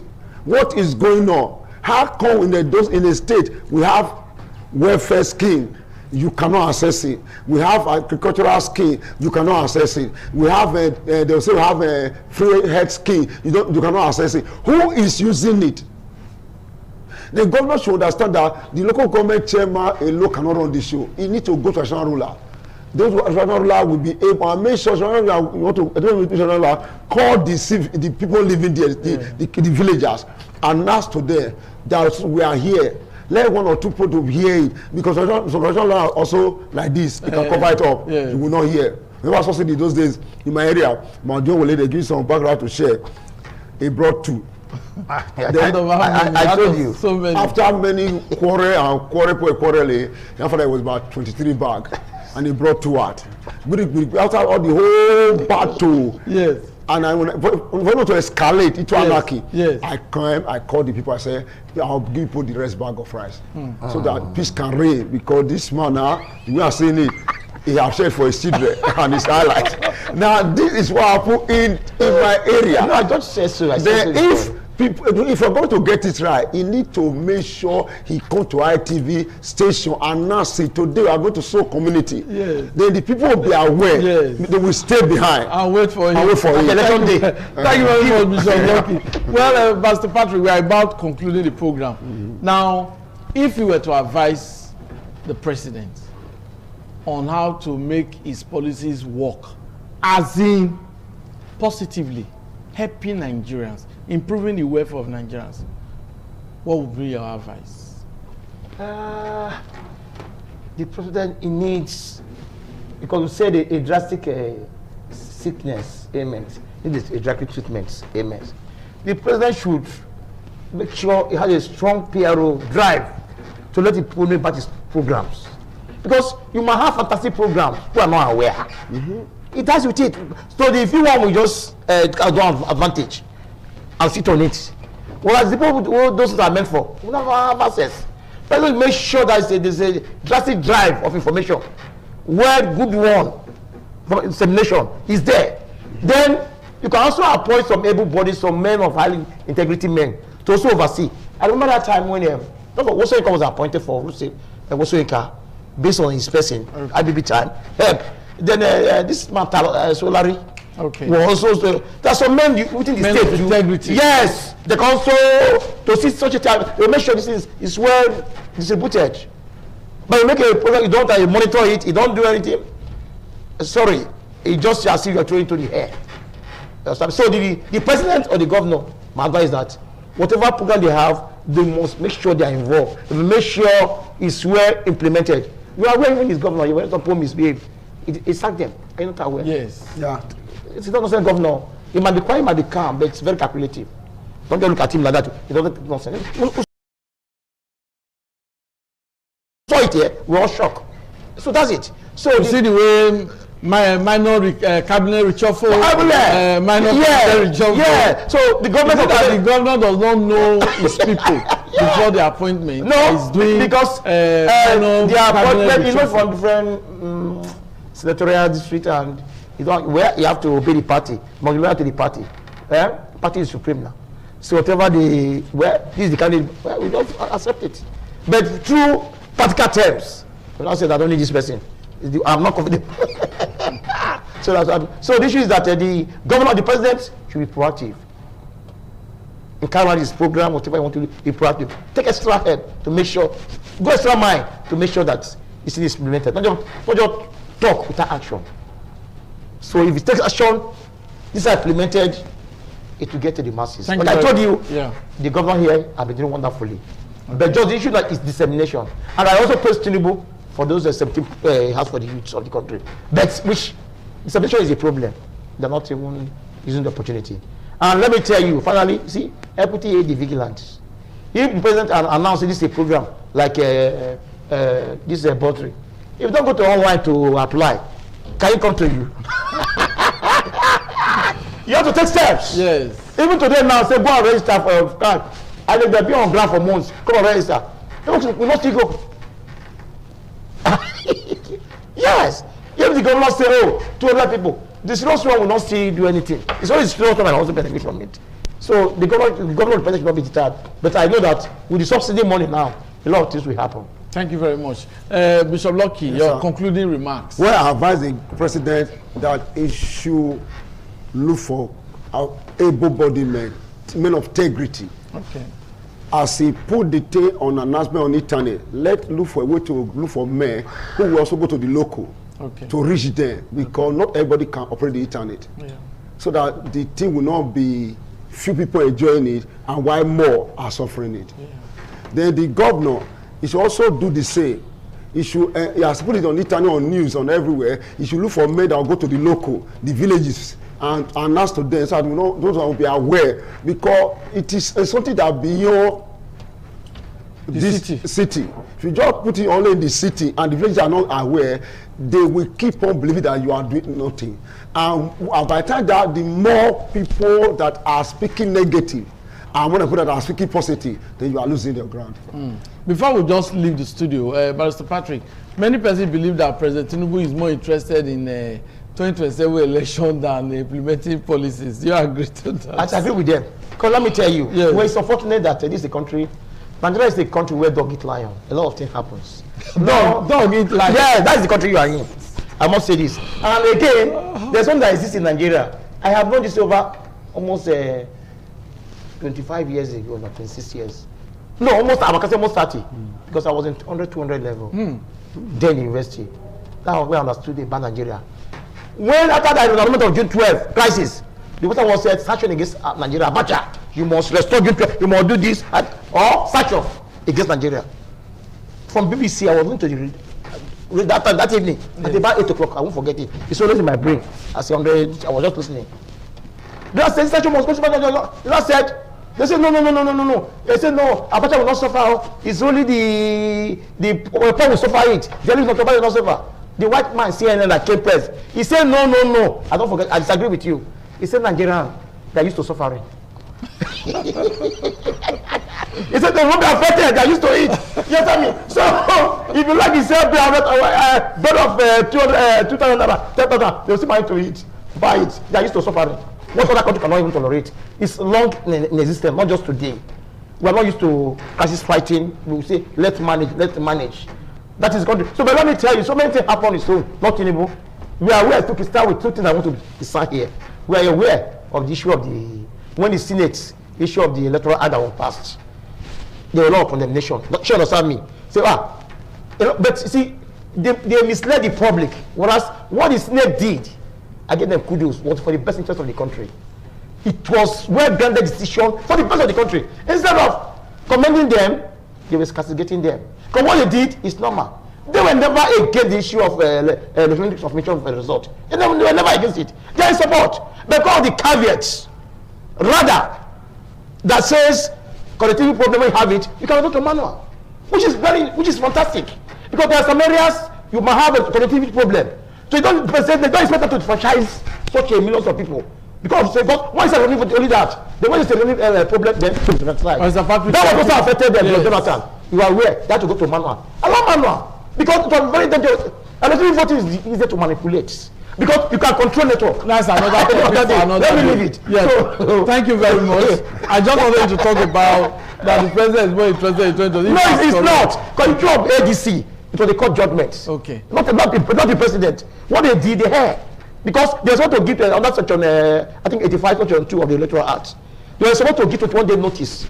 When you are only conventioning, you must allow the INEC to be there. They did not give them. So what they did was that they not gave them the one they used in they ratify. That was when they notified them. But when that one mandated the real meeting, were not notified. That was affected them. Okay. Thank you very much. Bishop Lucky, thank you very much for your time. I hope you've enjoyed today's program. I was able to also talk about some other issues outside just policies. And that's the program for this week. If you enjoy the program, keep a date. Next week will be another edition of the program, and you'll be having different sets of guests who will be also dissecting national issues. My name is Ego Sagmalao.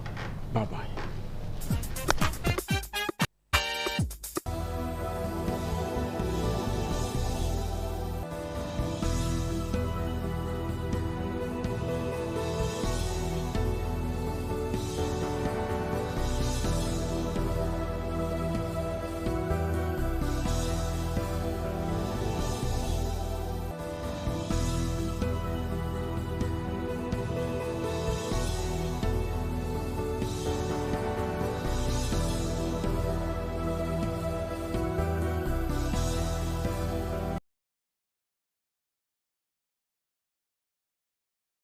ITV, certainly the best.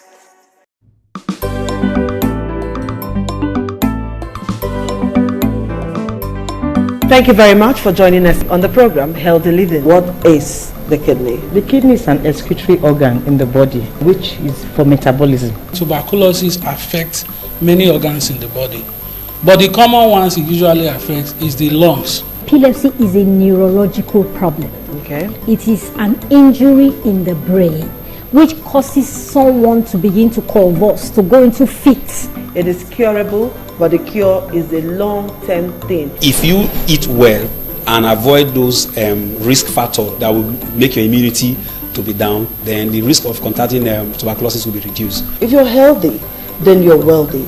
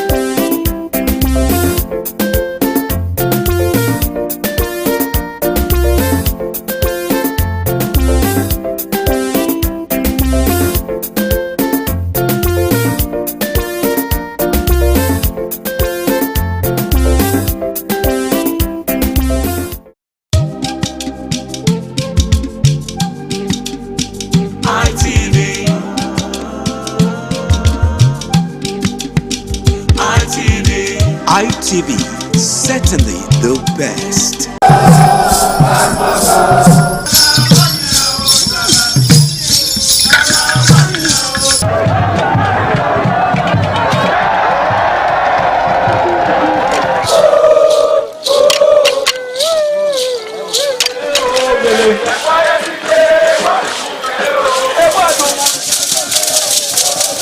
This is Anegbete community, situated in Isako Central Local Government Area of Edo State. It is an agrarian community with united people that promotes unity and oneness for peaceful coexistence. The inhabitants of the community migrated from Benin, the cradle of black civilization, a kingdom where king is truly king. The ancestors of Anegbete saw that age was the main determinant of leadership in the rural setting, and the eldest man in the settlement was regarded as the leader who presided over meetings, and his authority is held in high esteem. To further strengthen this unique system of leadership, age group evolved in Anegbete.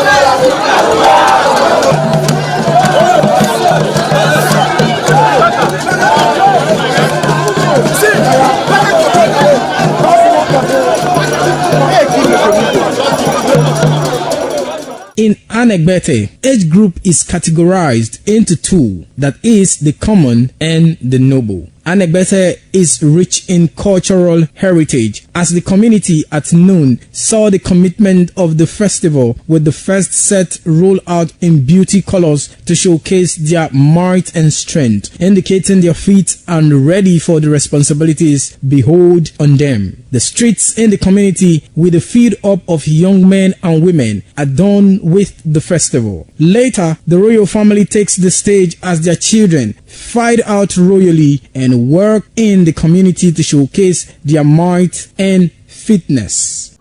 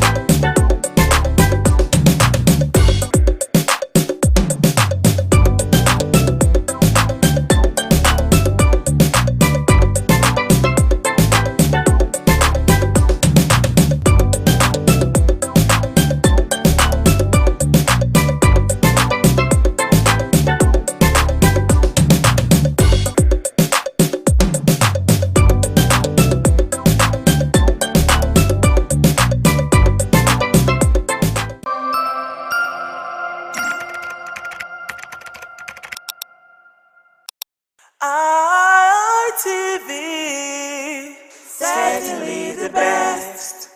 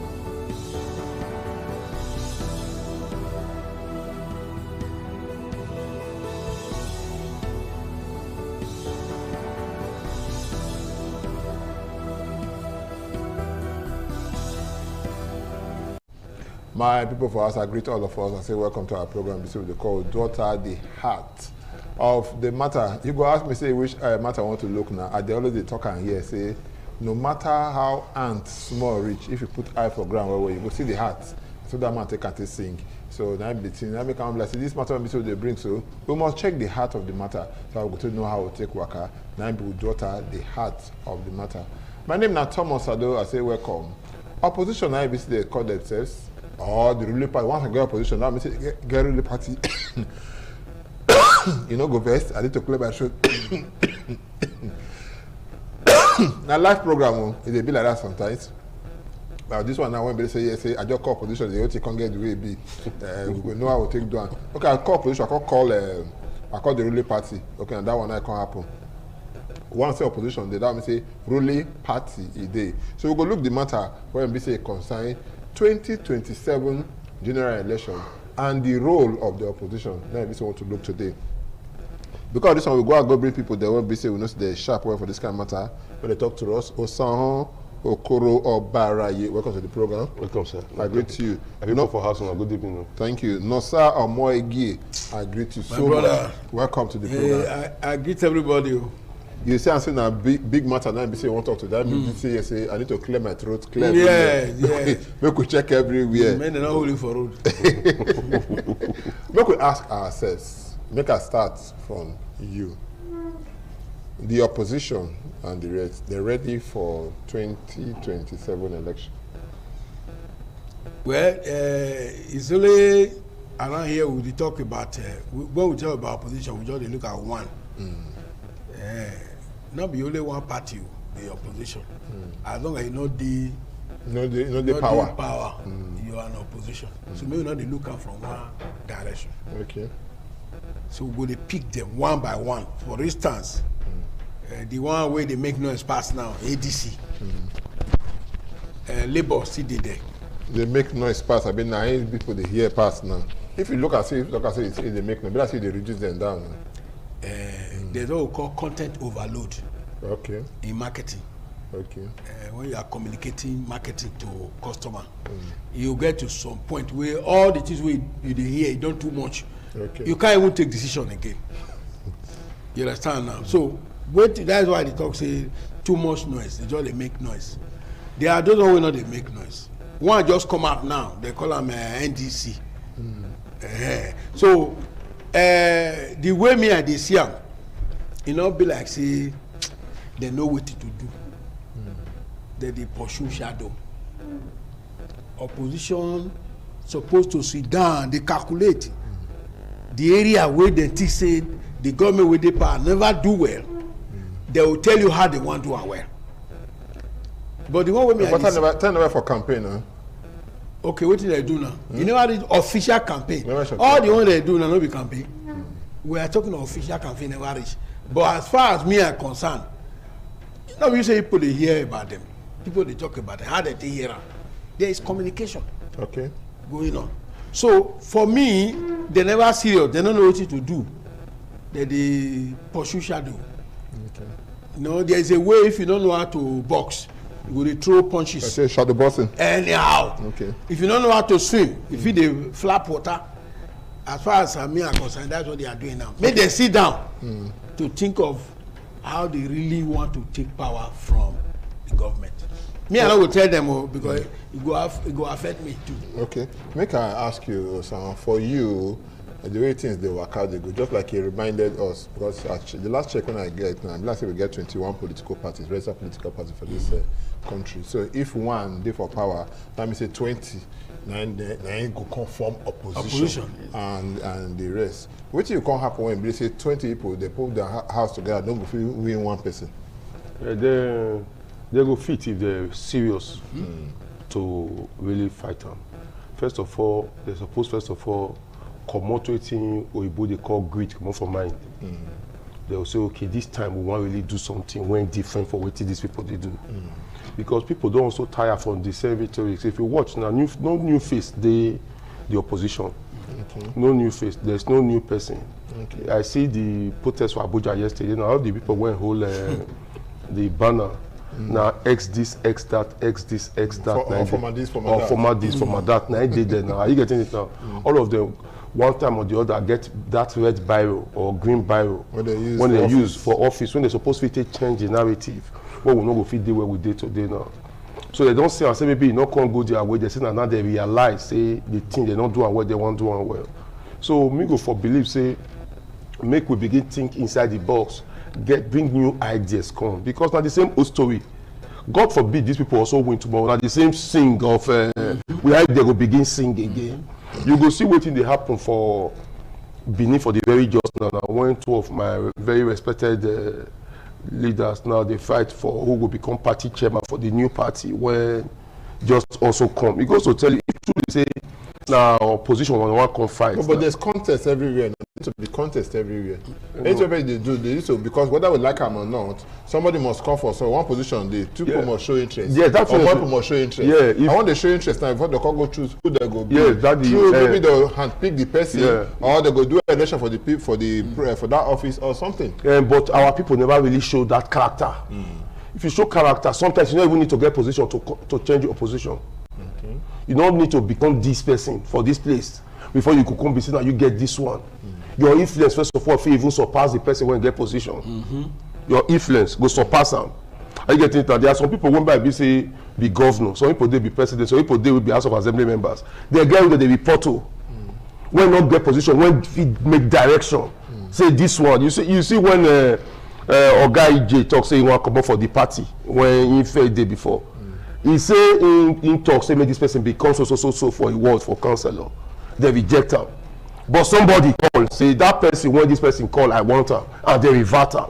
He got to tell you say there is somebody when they follow somebody over the other person. So don't be you must not get position. If me or my own side that they talk, I know they talk about somebody else. If we TV or 4 decide say we want fight about 50 persons, and we want begin first of all fight amongst ourselves, we don't lose strength with that now. So if you say you want I be want, I'll say I be want this position. But since you don't say the direction go do, make me become vice or make I become your friend. Make sure say we fight this matter. The common enemy. Common enemy first. By the time we fight common enemy, and that time we will can't even begin fight for position. Or do first kill the rabbit first before we take off our man. Not be that say we don't shoot go for the head than my own, hand than my own. And the thing never catch the rabbit. No. Okay. So by so doing you now can't lose now, and now can't make people don't say now this one day here, okay, we go kuku pass here, enter. Now make people they look and say they never ready. Okay. By the time they will also see their seriousness, we go begin no. Okay. Because before now, for the state one good day, now all of us day, there was a time when people know say you get one money they call Danobi for this town. You do, you not do. It was always there to talk. Nearly every 48 hours you go to television to talk. But if you take note after you come out for that position, if you ask anybody now, I said to the person that in turn really serious politician, you know who be the chairman of any of all these opposition parties again for our state. We supposed to get those things because those things now be the Korean Maggi when we make the position the person when did that position sit up tight to do something. Okay. Not be this one when we did that be say you go see the for your shout for money in the night they go to eat with the people same people when they shout against. So and their followers too who come they look and say now this one what they do so they are not showing leadership example. Okay, but you get one thing when you say they happen, when you say they concern is opposition, when you say they talk now, especially the one you say when they make example too now and say you get two brothers there when you say they fight for one position and for chairmanship and the rest. How they look you say you know one call political parties. I like that, but if you think there's need for you to call her, you go call the name of the political party. No worry. I know that my phone come here. I don't feel advertise anybody. Is that right? Yeah. I don't make advertise anybody. Yeah. But one thing when NBC say would they see now the ruling political party where NBC is now be the APC for the center. Now people they believe say with the kind thing where NBC they show. See now they cause disaffection. Now they fight to make sure say wahala there for the other political parties there and the rest. Maybe you take out from there. Oga Nasa more again. Oga politics get things wey must happen. Okay. Not be today start now. Look at all the government. Obasanjo time, Jonathan, trace go back to Shehu Musa Yar'Adua, trace back. Nobody wey dey position wey go arm in enemy. I don't know if you understand whether they talk. You dey position, you will buy gun. Somebody will know say be your enemy. You buy gun, give am. Make they fight you. Make they fight you. It no dey happen. And then they talk and say, it no matter how you take kill your enemy, provided your enemy die. So all that is happening now is the normal. But if you do it within the law. Well, which one? Okay, tell me. Okay, Sam, tell me the one way the ruling party they do now. We're not there within the law. Because now they insinuate say, and I they do this one, and I they do this one. Now they do this one. You tell me the one way not the law. It don't kill anybody. Tinubu said the other day that he not get gun, and he said he cannot force somebody who is sheep. They drown. I will never hear him. I heard it. He said no, if he force somebody where he dey inside sheep and the sheep they sink, say may he remain inside the sheep. Will you force somebody to remain inside such a sheep? So what did they happen? A normal thing. It's not new. Okay, Obasanjo, what was the essence of EFCC? How it start? Obasanjo brought EFCC then to deal with the opposition, to deal with the enemies. I think we see here now. It's the same thing. So what I'm saying is a normal thing. It's not only in our own practice, so even in America. Even in America, you need to come on the ground and see what is going on. So I have no problem with we say Tinubu get hand for this one, Tinubu get hand for this one. Wike they work for. Not be politics. Where they day before they arm all these people. Okay, and if that happen, how you go attack them? The governor of Ekiti State, or Osun State, where his name be Adeleke. Ademola Adeleke, former senator. Before he be say he did the when he did for the political party of PDP, before he come out, they can't go one political party where they call Accord. Before that time, we know here say Accord get 2 chairmen. Okay. You don't understand? But the day when BC say he moved, 2 days later, so now we come here say somebody come and say now he be the another chairman of Accord and all of that. So we will come to ask ourselves now, say, who would be the people that when be say that they arm all of these people financially and otherwise? Because if you look at the days of what they call them Labour Party that time, when Aburi first started, if they follow one man they fight that time, when BC the man come out say now be the chairman of the party, they will come here of the one BC say concern the ADC. ADC now it don't get 3 national chairmen. When we say they be national chairman, the way they call our PDP, we no one just go there at all because nobody know be the national chairman now or no be the national chairman and all that. So we come to ask ourselves, why if the federal government or the ruling political party don't get hand for the kind of wahala to follow these people, why between at any time when they say somebody don't enter one political party, when people say it's strong, small, now fashion they enter. And media also look and say the person, if the way we they pay politics this side, we they talk for a year now, we're not there any other place. We're waiting, you will fit to kill your enemy. You don't need to find them or make it supposed to stress you. You don't need to also stress you. So, and also, some of these people too don't not to get how to understand politics again. Because of what they call the greed factor. They not going to understand and say, it gets some things we need to let go and some things we will not let do. Okay, think before a governor of a state go say, okay, he really work well, he want to go a new party. If really you serious, you want to go, you for suppose even register your party. If you see say this kind of wahala dey. So if you be say you not also check well, where people just lie down their own, you just carry food come meet them. Nobody, as the way the country talk now, I go see say so you just come meet am. Maybe the man now he be a court chairman back 10 years ago, and don't give one nearly kill am. They just hear one day say some governor they come in. They carry a bag of money. They come. So food don't come now. You don't wake the man now. So the man you don't go wake say now that you come here. Now me whole year. And maybe one other man when don't first contest something, don't see it become something. So you on your own supposed to study the place where you want. So you from one fire they come out now. You suppose find near water where you want put. And then the waiter they talk now. The ruling political parties, the ruling political party, we know they say and say they get many. That's start now.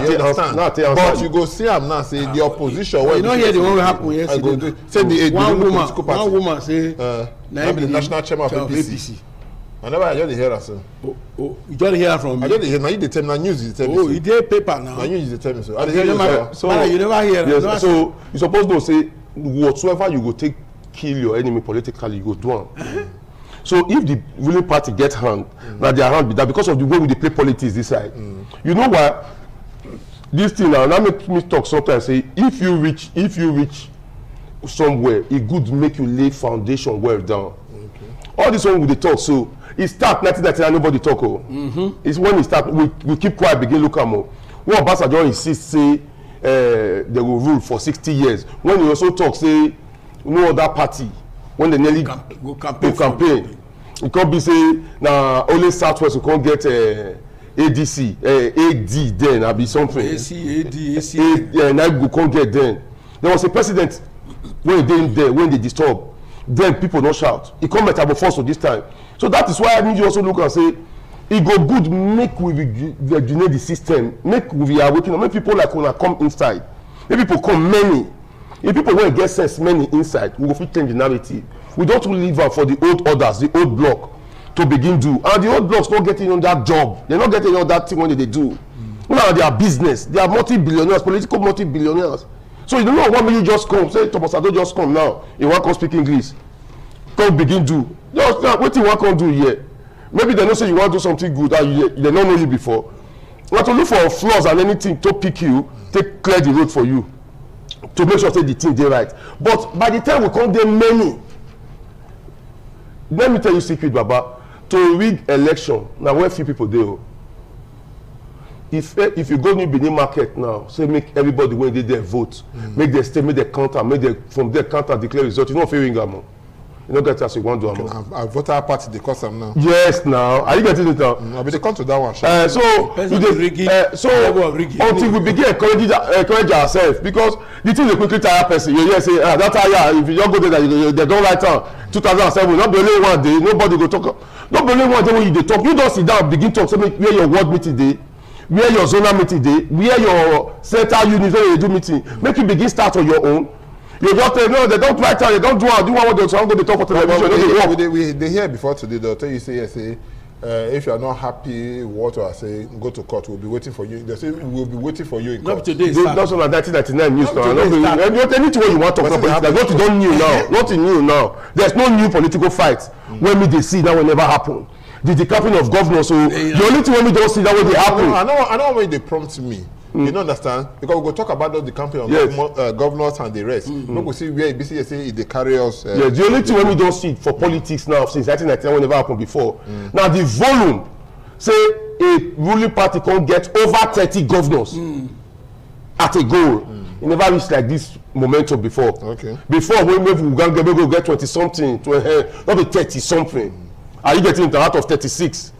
Are you getting it? I've never seen this kind of before. 31 now. It's even 32. 31 or 32. So you don't look and say the whole thing don't nearly finish. Are you getting it now? So now this one will be the first time when they see this kind of politics. So as you expect, say maybe in nearby future you'll come be 36 over 36. But that one, if you can get close to this one, are you getting it? I don't go now and say no need they get to begin do now make all governors come together. Now it will be the best thing. Some people they talk and now say with the way the work they go, say that they push us towards one party system. Is there any governor they put God for head make it camp? Wait first now. I want to ask my brother. So they say they push us towards one party system. Because whether they put God for the head or not, we no go stay, we no go there. You don't understand? You know they there and all of that. But at a point, they hear and say, if you don't decamp, as a governor, see what you say, go reach your hand. As a senator, they will hear, so they'll give them so amount of money. As a member of House of Reps, see your own. As a member of to the level where BC they go. But the question when BC say, I want to find out if all those ones they say it be or something they're not correct. One party system. Now, waiting a BC say we want for this our country. If it take us to the next level, I know I'm not going to talk as politician now. Talk so yes, now removing our mind for politics. You know, understand? One party system. Where you go fit carry us go? But don't forget say that even in the place like India, They get over 2,500 political parties. What we say they contest election when time don't reach. Continue from there. Well, if now which we never see before, if it possible, make we experience them. Let's say if you're not married to two wives or more than one wife, you know the difference. We have been experiencing multiple parties. I don't see the benefit. I don't see anything from it. Okay. Because all of them are the same. From APC, PDP, ADC, all of them. Each other, yes. They change name. Look at the people where they knew all this where my brother talk, where they protest now. They are all coming from one party. So they're really not different. When you say opposition, they are the same ideology, the same brain. So for me, we never experience one party. But if it is possible, make we see how it will be. So that when matter come, we deliberate with one mind. Go to the House of Assembly, for instance. When governor brings something, because he has majority there, the approval come easy. Why is Tinubu getting approval of all these things? Because he has majority. So, me, I never experienced one party system. If it is possible, I see the difference. So that if, okay, when we were like this was, but now we are like this. It's either I'm a researcher. I want to experience this. So that we cannot be hypothesizing without concluding. So let's see if it is possible. Let's see how it is. So that we all will learn. We have never had one party system in Nigeria. Well, even though during the military, now one party. Okay. That's the only one I know. You understand now? And then one of the head of state at that time created two official parties. Okay, no wahala. You know what today? We'll continue from here because we need to take a very short break now. Because after the break, we'll go open the lines. Maybe say yes, say you call, and the number we say you take call us now 080 77 77 0300 080 77 77 0300. So once you call it, you'll become part of the program with that. Not going anywhere. Stay with us.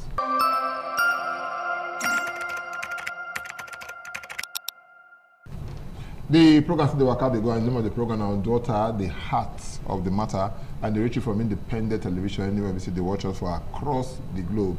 I don't say you see the number when we say you go call now, be that one go put on there make you see 080 77 77 0300. I'll call them again 080 77 77 0300. Once you call us, you don't become part of the program because they look the matter when we say concern opposition and the role when we say yes they go do for inside the next election when we say they come. We could look the one when we say concern INEC, the role of INEC. People will talk and now say the INEC when we say they now what do they call it now extension of the executive. The government will be say they for center. Now what the government talks say yes make you do, now they do. According to now when you go school, they say who pays the piper dictates the tune. And when you go look at that, now so be what did happen. So but before you go answer that question, I go now take this call. Okay, I missed the call, you call back, you will be say the call. The number when we say you go call, now be that will be say there for screen, make you call us so that we go see how the thing be. The role of INEC. People they complain and say they know they follow and the way it's supposed to be. Say that they do things then to make sure say they please their master. Hello, good evening.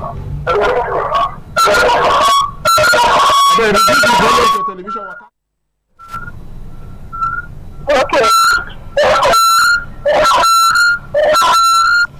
When you call, I bet you will come up for your television day so that we will get you directly. Because if you stay like that, your concert will get that hall back and not go like that. Once you don't pick them, we don't pick them. The role of INEC now is to look at. You see this calling when you see the call the young people. It don't reach over 50 years old at the tell people, but they tell me. Okay, but we'll take her first. Hello, good evening. Hello. Hello. If you see on a network, they get the issue. Anyway, so it goes to show until you go to show the Nigerian system. Nigerian system what we do. So you go tell them something, then we want try and say maybe now you don't know. Okay. You go work. So until we fully ready to get INEC independent, we know we feel come out from the apron screen of the executive. So what they try to talk now now? So you they try to talk now, say true. Now what do the matters make it do now they do? Why you dey ask that question? Definitely yes now. In fact, my age I come here call the term something. Every time I be beast now. Now nothing you supposed to understand my type of person. Definitely yes. When all wetin we dey talk now since 1999. Not be this one can't change am. Let me dey talk until we gather. Say make we participate for politics. Make politics not be 10-15% of the population. If Nigeria are 200 million people and 150 million are voters, make 130 million participate. Things go begin good right. Make we not leave am for very few individuals to begin take decision. When we go affect all of us later, we go begin complain. Are you getting it now? If all of us put hand together, say this thing won't change am, it must work. That man say if you don't vote, if you don't vote for the person when be say you did there. Definitely yes. Yes. Now you do one when be say you did there. Anything when be say you talk, you accept it. You don't go accept it. Yes. You don't need to complain. Very well. My friend Dr. Solomon, now Jehovah Witness, you know they participate for election. About 4-5 days ago, he beat traffic for Airport Road, and he called me. I reached there.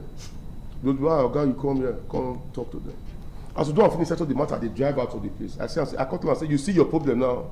He said, wait. I say, if to say you be politician or you dey vote, you for fit talk. He said, no, na faith. Now I say, you see your faith. You didn't call your faith.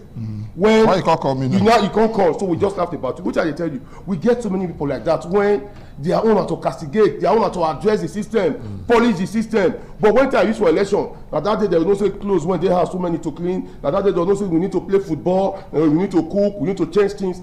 Leave few people go take decision. After those people don't take decision, next 4 years, next four years, you go participate in that football when you feel play every day, or food when you need to cook every day, house when you feel clean for weekend. For that day. So my own, I preach am every day. We don't leave politics for the hands of very few for a long time. When those few can begin take decision on who go govern us, the tax one go pay, the things one go do, the things one will not go do, where you go pass, where you not go pass, because they take the laws. But if we many went do one, begin change the system, we go do one. And also make we not use anger. Say because this one not good, make we do this. That anger that we do for Labour Party when Labour win virtually all the way for Edo, win Senate. Today you see and say because we don't screen the people when we put, we not even get one Labour person now when the office again for Edo State. Using Edo State as a case study, we not get one again. All done the camp. Yes, because of anger. If you say we do one well that time, scrutinize those people. Say no. We not about Sadovic Charles, we not go do this, I'm going to put them here. No, not be people when not even ready, so we're still working. People talking at the mercy of somebody, not going to take away now. Yes! Because nobody believes say this thing. Because I remember I called one of my friends after the election that time. I called one of my friends, I called him and say, see the person will be say you win as Edo South senatorial district for Edo South. And every time I call the person name for him. Neda Emerson, I call that time. When I call and say, no, Neda Emerson, we say, hey, thank God for him and everything. He said, hey, but what of Edo Ekire? How far for your owner? I said, but Naya contest for that district. Yes. Before the guy calls say, before the say, he called Don. And I say, yes. See what he see the apple. Yes. But if you still look at to the extent now, how we will take get an INEC when we say the I, it go stand for independence. The I go stand for independence. If we, no, you won't feel anything for anybody again. Nobody when you go want elect there collectively, when we want change down to suffer himself. Until we begin reject money to. Okay. Are you getting it down? You look at now and say to contest, no task more if we talk how too big, to contest to become councillor now, accepting the leader when you don't suffer yourself for over 20 years, decide to say make him give you. Okay.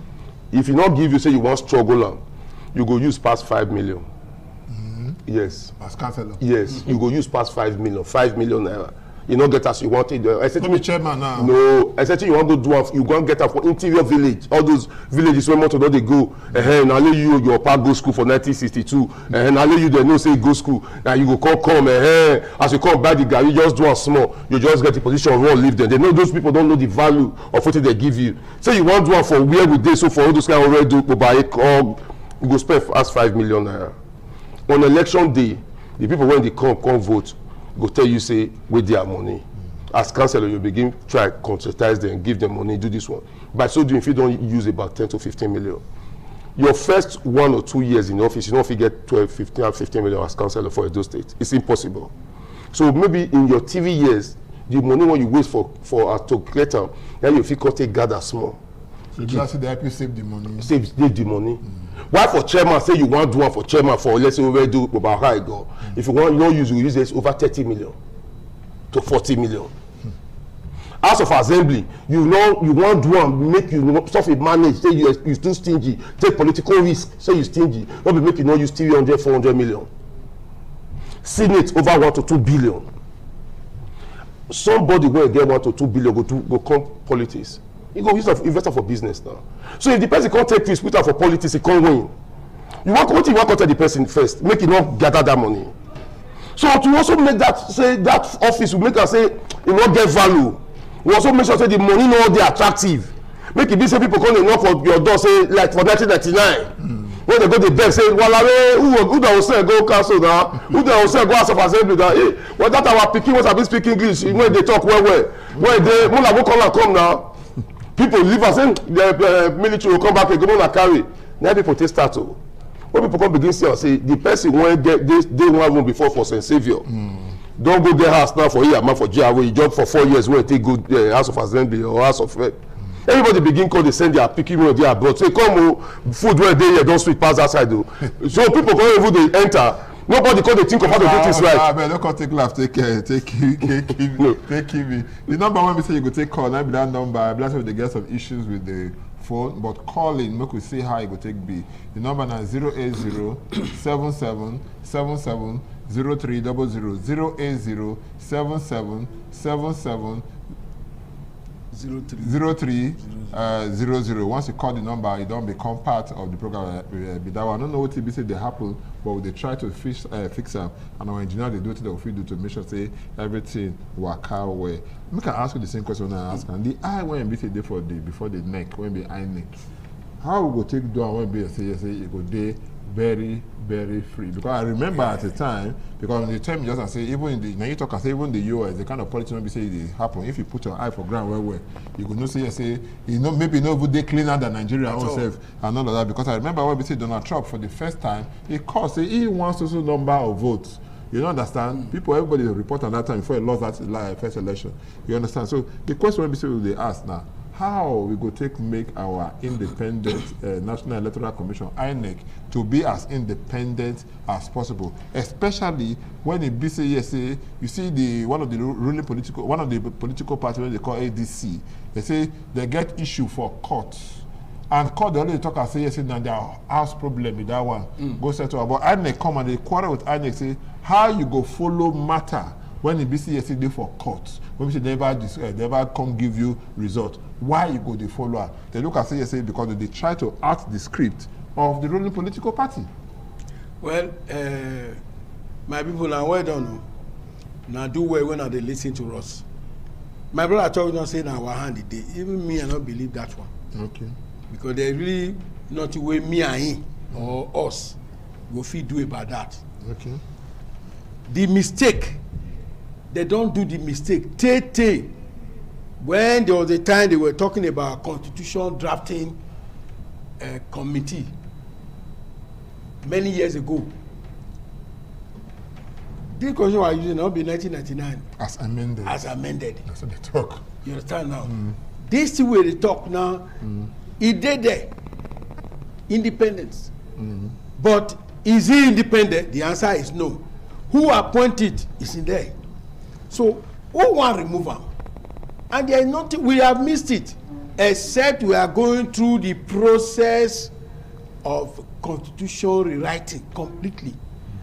And you and I know will get power to remove such a thing. So as far as me are concerned, make you wait. Who in Popo ripe? Me chopper. Me chopper. That's why I see them, because there is no way. It's just like this organization now, this ITV. Are you telling me that the owner of ITV will sit down when internal auditor will want write report, we know favor him, or even external auditor? I'm a chartered accountant. Before they can write a report, they first of all write management report. May management see them. By the time they call, now there may be adjustment. So what am I saying is that there is no way we can do anything now. We have passed that stage. So whoever come, if he's able to play it, Jonathan lost. Jonathan was the president. He appointed, if you permit me to mention him, Jega Abi. Jega was only chairman. But Jega disappointed Jonathan. Because he decided to be independent? No, because he was independent. There were some background play. Okay. Now, so you think? Yeah, no, it's not whether they think. Hello, good evening. Hello? You think get issue. Already, there was a divide, national divide. Jonathan had issue because they said don't come. He said he will come. I said, okay, make they come. First, like you already mentioned, some governor left. So what happened was not because they just wanted to be independent. It was playing to certain people's gallery. So there's somebody that's even more powerful. Exactly. And even sitting president. Yes. I said they try to tell me now. Yes. But the president not be the commander. The commander in chief and everything now. Now be the number one. Not be everything you go talk after God. Now be government. Yeah. You feel all gone. You don't know how to use them. Okay. You feel use whole gun, you don't know how to use them. Okay. Unfortunately, you feel end up shooting yourself. Yes. Unfortunately, our brother had a gun. He was not ready to use it. Oh, okay. And what we learned, he benefited now. Okay. He's throwing out every day. That one take us to the issue of use. There's difference between use and abuse.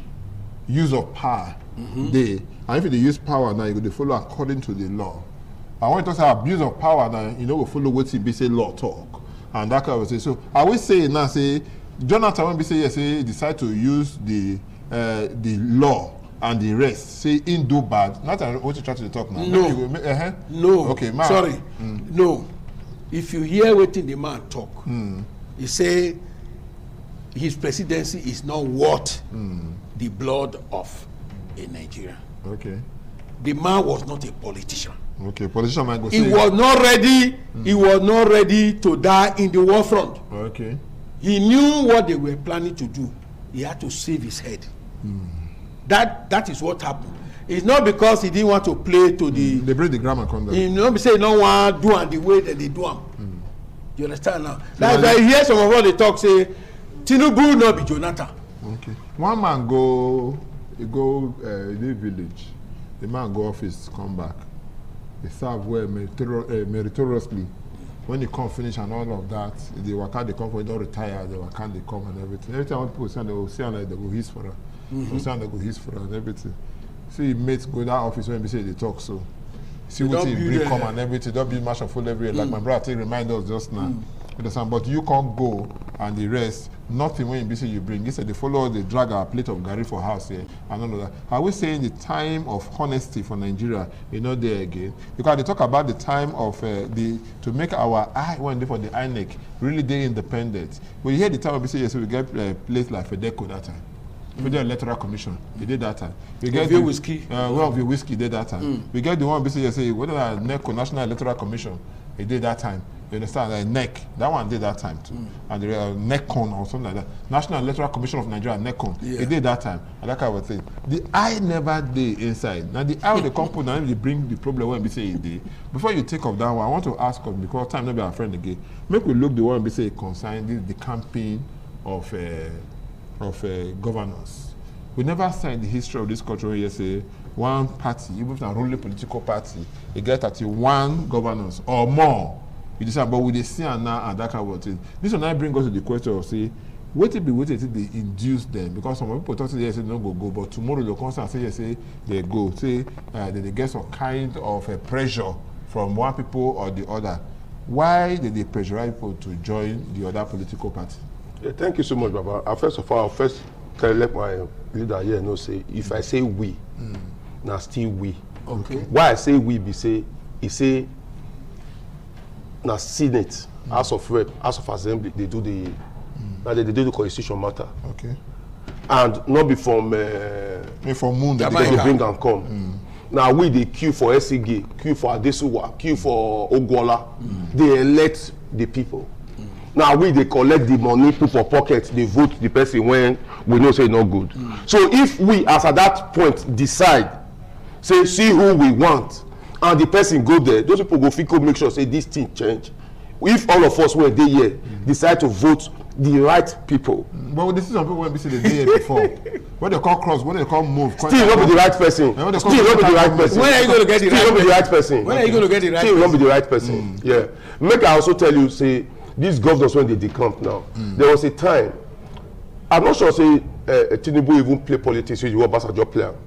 Okay. Yeah, you know plan which. You know, I'm not sure say he go real 50 plan which at length where Obasanjo do which. Obasanjo was when he did now the alpha the omega of power. That be use them well. But still, you know, abuse them. There was a man when not change for Lagos State. When saying go build the name. As even when they say no change, they stop some version to go to that state. And I be the man now. The man stand. Okay, stop your allocation. Yes. Now my mama born that pikin now. Now papa born her. Now person. If we get that kind of person when stand the ground for let's say 25 to 28 states, as at this present time, when I say no, I want to build my own. Oh, me also think I say one day me will become president. Make I build my own. Edo they build, Delta they build, Ondo they build, Zamfara they build. Say no, leave me. I want my own was good. My own was good. If we get that type of team in Nigeria, I'm not sure so we'll get the kind of laughing stock of governors we'll get today, whereby be said that they pursue them where nobody just run they go. Nobody they pursue them, just they run. Are you making fool of themselves, maybe mockery of themselves? That I don't know how their children and grandchildren go fit with their history. After they don't also read one man own for 1999, come read say even when our father was building roads, bridges in Delta State, overhead bridges, nothing. The next thing just change on. Say no, not like this party again, and they move to another party when nobody pursue. I don't know how history will teach a generation set upon those kind of things. So to me, we need to sanitize the system individually, collectively, from our own. Before if me come to talk here begin do something wrong, that be say me a bad person. If all of us begin do and say make we do it collectively right, the right way, things go definitely good well. Just say we too get hungry people, many for the system, both the people when they vote and the people when want vote for. Hungry people have been greedy people. I just use the name hungry because I don't use greed well so many times. I get into people when not the insatiable say not say if a person when drink garri and groundnut, sometimes they sleep better sleep past person when it's every day. Yes, when you think of. So that will begin think of say okay, if you want even build house, you see and say this kind of place where big like this now your own. You don't go fit sleep this edge, go sleep that edge now for one night now. People go begin build, buy here, buy there, buy that. At the end of the day, it don't go. Are you getting it now? Until the narrative. So make our people to begin teach history. If you call our children now will be Awolowo, they don't know more. Our children don't know about Buzaleo. History don't make them forget, wipe up those people mentally. So make we begin teach children history. Children supposed to get who they hook up to. You get one woman, this one will be very laughable. Get one woman when but Ali go jail that time. Yeah. But still it's been celebrated today as we still speak. Things the jail when Ali go, they say what is supposed to use money for? You know you are going for that thing. Today I sure say if you hear somebody when they call Ali, you go want ask and say which of the Ali. You will want ask him. Then if you hear somebody when say who they call Anini, you will want ask him if na Anini or Anini. You will want differentiate them. Okay. The woman he get 6 months, less than 6 months old baby. He go drop her for a mother-in-law for St. Saviour, go attend Charlie Poppy show. Yes. Now that kind, just think of, I tell you what happen. I'm trying to resolve now. It go drop picking for a mother-in-law. In they come make you see somebody for outside. Now the next day morning come, where you go? You say go Gary, go watch Sally Poppy. Think of the picking when that girl now they want bring up. If you feel leave picking for night, go Sally Poppy show for. Now that kind of person want tell you say Nigeria go good tomorrow. So until we begin do something right, say who be your mentor, who you they follow, who you they admire, we could go back to history to teach our children, because virtually the Nigeria we are living today totally don't fail. Osan Okoro Abarai, thank you so much for the call. Thank you. And that's now here we go end the matter today. Nosa Omoegi, I thank you so much. We say you come at very short notice. When they say matter now they finish for police station. Now here want to end Nigeria. Now here want to end the program today. We thank everybody where NBC they try to call into the program today. Make you know very shortly by next time our telephone will do okay the way NBC you go fit user. My name now Thomas Sado. Make you not forget say and the song when deaf man hear before he become deaf. Now the latest song to run. Now good evening.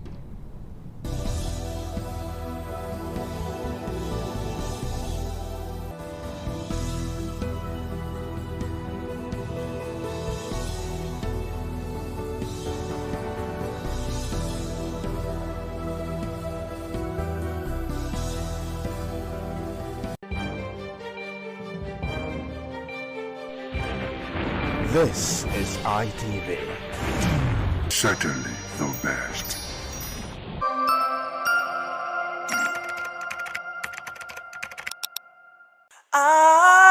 ITV. Certainly the best.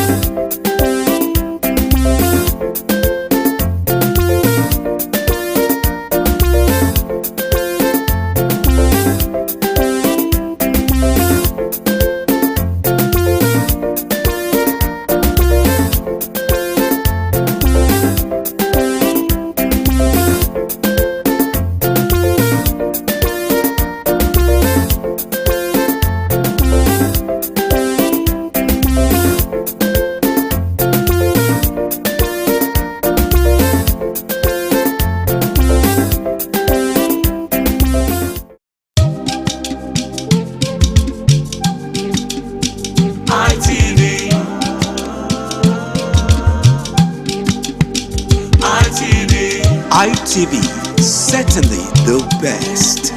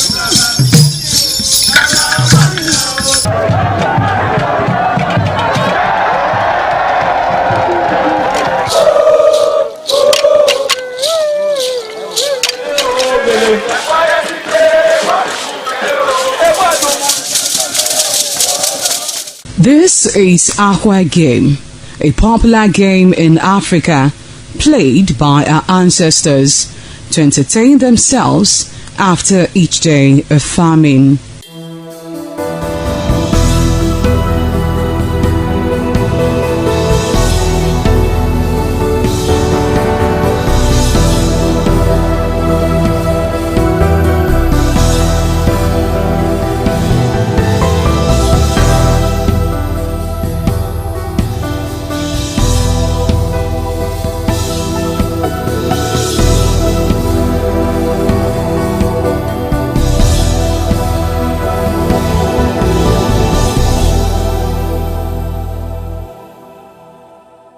It is also relevant in our coronation in Africa. It is a sport and indeed very interesting, as every seed had a role in the game.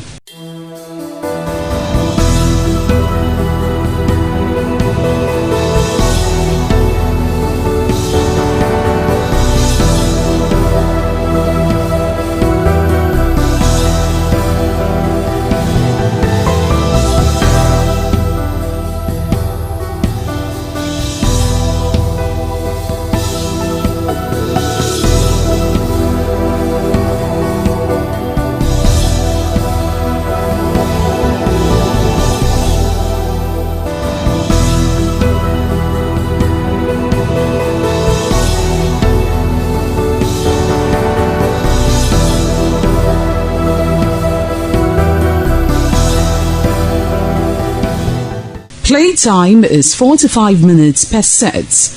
There is no age limit as long as you can spin aqua seed. Ayo or aqua game, known as the game of intellectual. This game requires a lot of mathematical skills. Aqua game is played with carved wooden box containing 12 holes.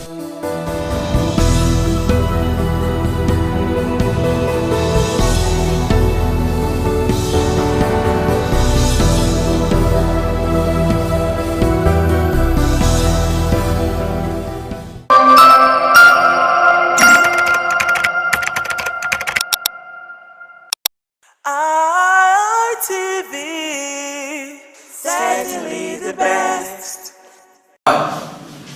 Once again, welcome to this fitness show on ITV this morning. I'm Gato Destiny, aka Man of Steel. Already, I've introduced us to the use of cardiorespiratory exercises, otherwise known as aerobics. This morning, once again, we want to take another variation of the aerobics. Thank you as you watch. We will be stretching first, of course, otherwise called the warm-up, which is very essential and necessary in every workout. Afterwards, we'll do a cool down. 1, 2, 3, 4, 5. Inward please. 1, 2, 3, 4, 5. Outward. 1, 2, 3, 4, 5. Please return that, please. 1, 2, 3, 4, 5. Inward. 1, 2, 3, 4, 5. And outward. 1, 2, 3, 4, 5. Alright. For our waist and of course our torso, we have to do some stretching. Please place your hand by your side. And let's go. This direction first, please. Let's go. 1, 2, 3. Alright, that will be fine. Of course, this way. 1, 2, 3. Alright, and before the last one, let's place our hand behind our back. Mind you, it's proper this way. Don't go like this, it's wrong. Just do this or alternatively do this. Alright, but I prefer this personally. 1, 2, 3. Yeah, that should stretch your back for you. Of course, let's do our thigh stretch. 1, 2, 3. Remember, when you pull your thigh, ensure that your elbow is directly facing, your knee is directly facing the ground. Alright? 1, 2, 3. Yeah, that'll be fine. Guys, that will good. Alright, the first program to be run this morning will be the Mountain Climb. Yeah, many of you are conversant with this move. And of course, we will be introducing more to you. But for now, let's hit this. Alright, let's step down to it. Yeah, all good. Yeah, good. Let's go. We're going 3 sets and 10 reps each. Let's go. 1, 2, 3, 4, 5, 6, 7, 8, 9, and 10. Woo! Alright, please. Woo! Yeah. How do you feel? Yeah. That was set 1. It's necessary you do your workout in the reps and you set. Alright, so that was the first set, and we're not wasting time waiting for the second set. The minimum break duration for every set should not exceed 20 seconds, and a minimum of 10 seconds. Alright, we're good with 10. Of course. Let's do it again. Right, let's go. 3, 2, hit it. 1, 2, 3, 4, 5, 6, 7, 8, 9, and 10. Alright, when you do this, more effect will come to your abdominal region if you just look up while doing it. What I mean is this. Alright? So not body weight, but there's nothing wrong with staying this way. However, lifting your head might place more pressure. Alright, for the very last set of this mountain climb, let's get down, please. Let's go. 3, 2, 1, go. 1, 2, 3, 4, 5, 6, 7, 8, 9, and 10. Alright, at this junction, we will take a water break. We'll join you in the next workout for this very session. Thanks very much. Once again, I'm here for Destiny. Alright, let's do this. 1, 2, 3, 4, 5, 6, 7, 8, 9, and 10. Whoa. Yeah, the other leg, what time is this? 3, 2, 1. This is when you do this, ensure that your knee gets to the level of your chest. Okay? Well, that's the maximum level you get. And of course, the minimum here. I understand not everyone is as flexible as I am or as anyone here. Please, but just keep it safe and do the right thing. Thanks very much. Alright, we'll go on the left. 3, 2, 1, go. 1, 2, 3, 4, 5, 6, 7, 8, 9, and 10. Whoa, that's exhausting. How do you feel? Yeah, thank you very much. And this is the last set of this workout. Remember, every workout should be done this set and the reps. Alright, thank you. Let's do this. Let's go to the left, to right, brother. 3, 2, 1, let's hit it. 1, 2, 3, 4, 5, 6, 7, 8, 9, and 10. Yeah, well, also, let's go. 3, 2, go. 1, 2, 3, 4, 5, 6, 7, 8, 9, and 10. Whoa. Wow. And that'll be all for this morning. Alright, remember, I said in the beginning, before any workout, there's need for a warm-up. And after that, there's also need for cool down. And this is the cool down. Alright guys, just suspend the breath, watch this first. Ensure that your knees are locked, alright? This one goes for the hamstrings, the calf, and as well as the lower back. Doing this. Swing it, swing it, swing it. Got that? Alright guys, let's do this. 3, 2, 1, go. 1, Just 5, 2, 3, 4, and 5. Alright. So, lastly, what we did before we started, let's stretch it. 1, 2, 3, 4, and 5. 1, 2, 3, 4, and 5. So that's lastly, yeah. Please let's target our hamstrings. Please just sit inside of it. Alright? Please don't stand on it. Keep that like this. On the horse stand, just this. Alright? Stand 1, 2. Yeah, this is a form of squat though. This is not the purpose of developing or building the hamstring muscle, it's just for stretching it. Yes, today you do not need to use weights to build your pectorals, your chest, and of course your biceps, your biceps and triceps. We have programs you can do at home and get what you want. You understand? So we'll be doing push-up this morning, otherwise called push-ups. We're doing push-ups this morning. And of course, we have our ladies, there are variations for ladies. Please watch them very closely to get, if you're a lady out there, watch them closely to get what you have to do. And of course, our guys are here. Thanks very much. Let's hit it, guys. Are we ready? Are we good? Yeah. We're going to do the pyramid first, which is the closed range and push-up. Alright, let's go. 3, 2, 1. 1, 2, 3, 4, 5, 6, 7, 8, 9, and 10. Whoa, how does that feel? Yeah, that's the first set for this morning. And we'll be doing 3 sets of that. Meanwhile, the first one was close your hand in pyramid shape. And that one goes for the tricep. For ladies that have sagging hand, you can do that actually, and it will help you. And of course, this time around we're doing mid-open, and finally we'll do wide range of it. So we're going there now. The mid-open. Let's go. 3, 2, go. 1, 2, 3, 4, 5, 6, 7. 8, 9, and 10.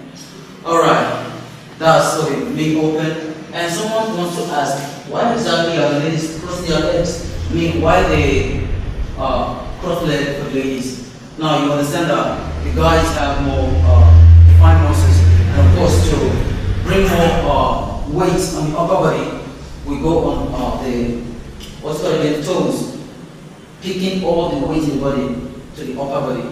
But for ladies, they do not need much weight, just that. So we break it down at the knee level by crossing the legs. So the weight used starts from this very region. You understand? Alright, thank you for watching. Alright, for the last very set of this exercise is the wide range or the push-up. Particularly intended to build the side of the chest. Do you understand? Alright, let's hit it. Okay, this is wide enough. At least double your shoulder width. Double your shoulder width is enough. 3, 2, 1, go. 1, 2, 3, 4, 5, 6, 7, 8, 9, and 10. How many of you noticed I cheated there? I actually did 1, I did 2, and I called it 1. Yeah, just to lay more emphasis on that part. But today, thanks guys, yeah, we're awesome. But today, we're done with this. Thanks very much for watching. Please, be safe. In the morning sun, searching for a longer day. People feeling like the light has just come. We must never stop the way, yeah. Birds jumping and I hear my name, grasping into a life. Life is happy but it's so insane. We must merely make a start. Savannah, I'm coming home.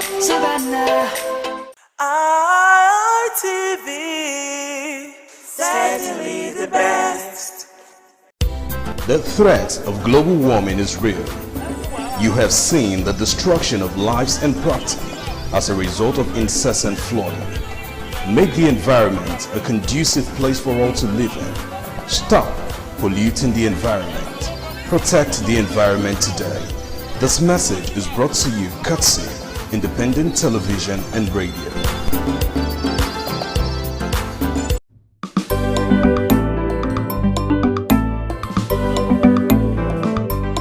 Thank you very much for joining us on the program Healthy Living. What is the kidney? The kidney is an excretory organ in the body which is for metabolism. Tuberculosis affects many organs in the body, but the common ones it usually affects is the lungs. Epilepsy is a neurological problem.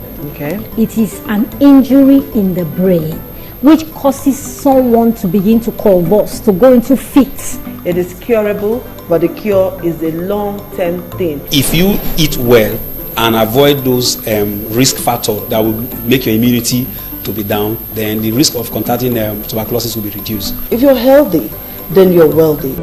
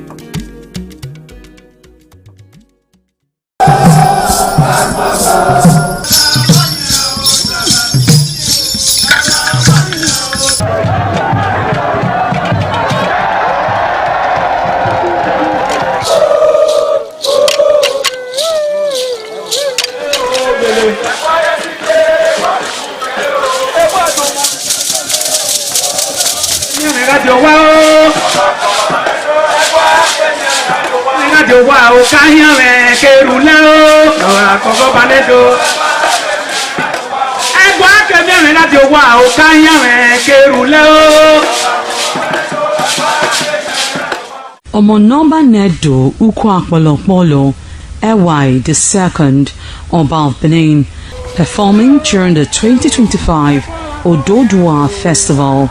Ododua Festival is unique as it was organized in honor of Ioba Omoni Hwoyeme, Ioba Ewai II, as part of activities for her burial rites. The rich traditions and cultural heritage of the Benin Kingdom was showcased when His Royal Majesty Ewai II engaged the floor to perform during Uge Ododua in the palace ground in Benin City. In the dance performance, the Ogbelaka Royal Drummers supplied the needed impetus and rhythm for the dance. However, tributes are paid by the head of Benin deities to the monarch, who was the cynosure at the event. The event can best be imagined as the spiritual rejuvenation, stunned, spectaculars and guests at the colorful ceremony. 7 masquerades representing 7 spirits and deities conveyed different meaning in company with the head of the deities of Benin, with the Oba of Benin, who exhibited a grand cultural dexterity in his dance steps.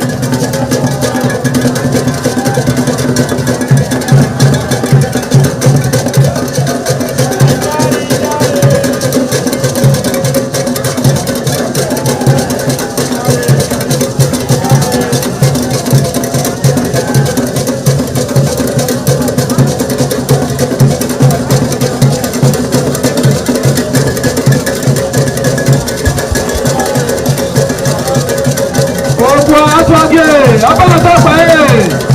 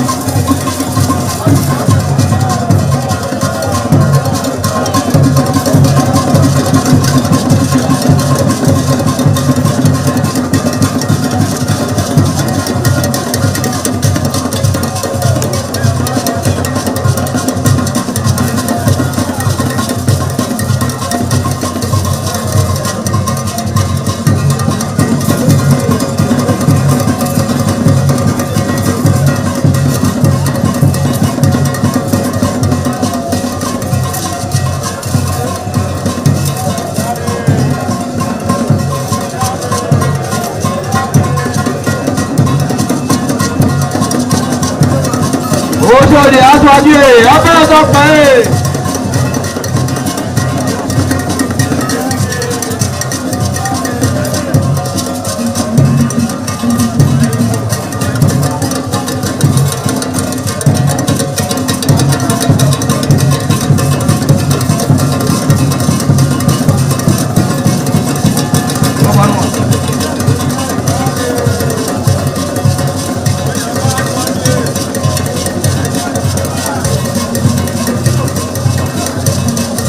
Ayaba Atwage, Abalasapae.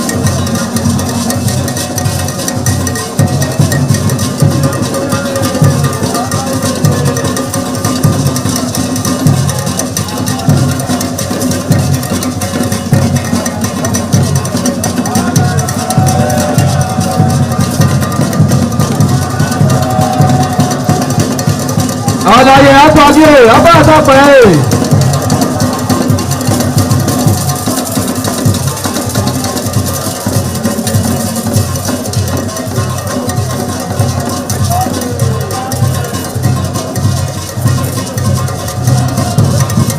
Egbetuwa.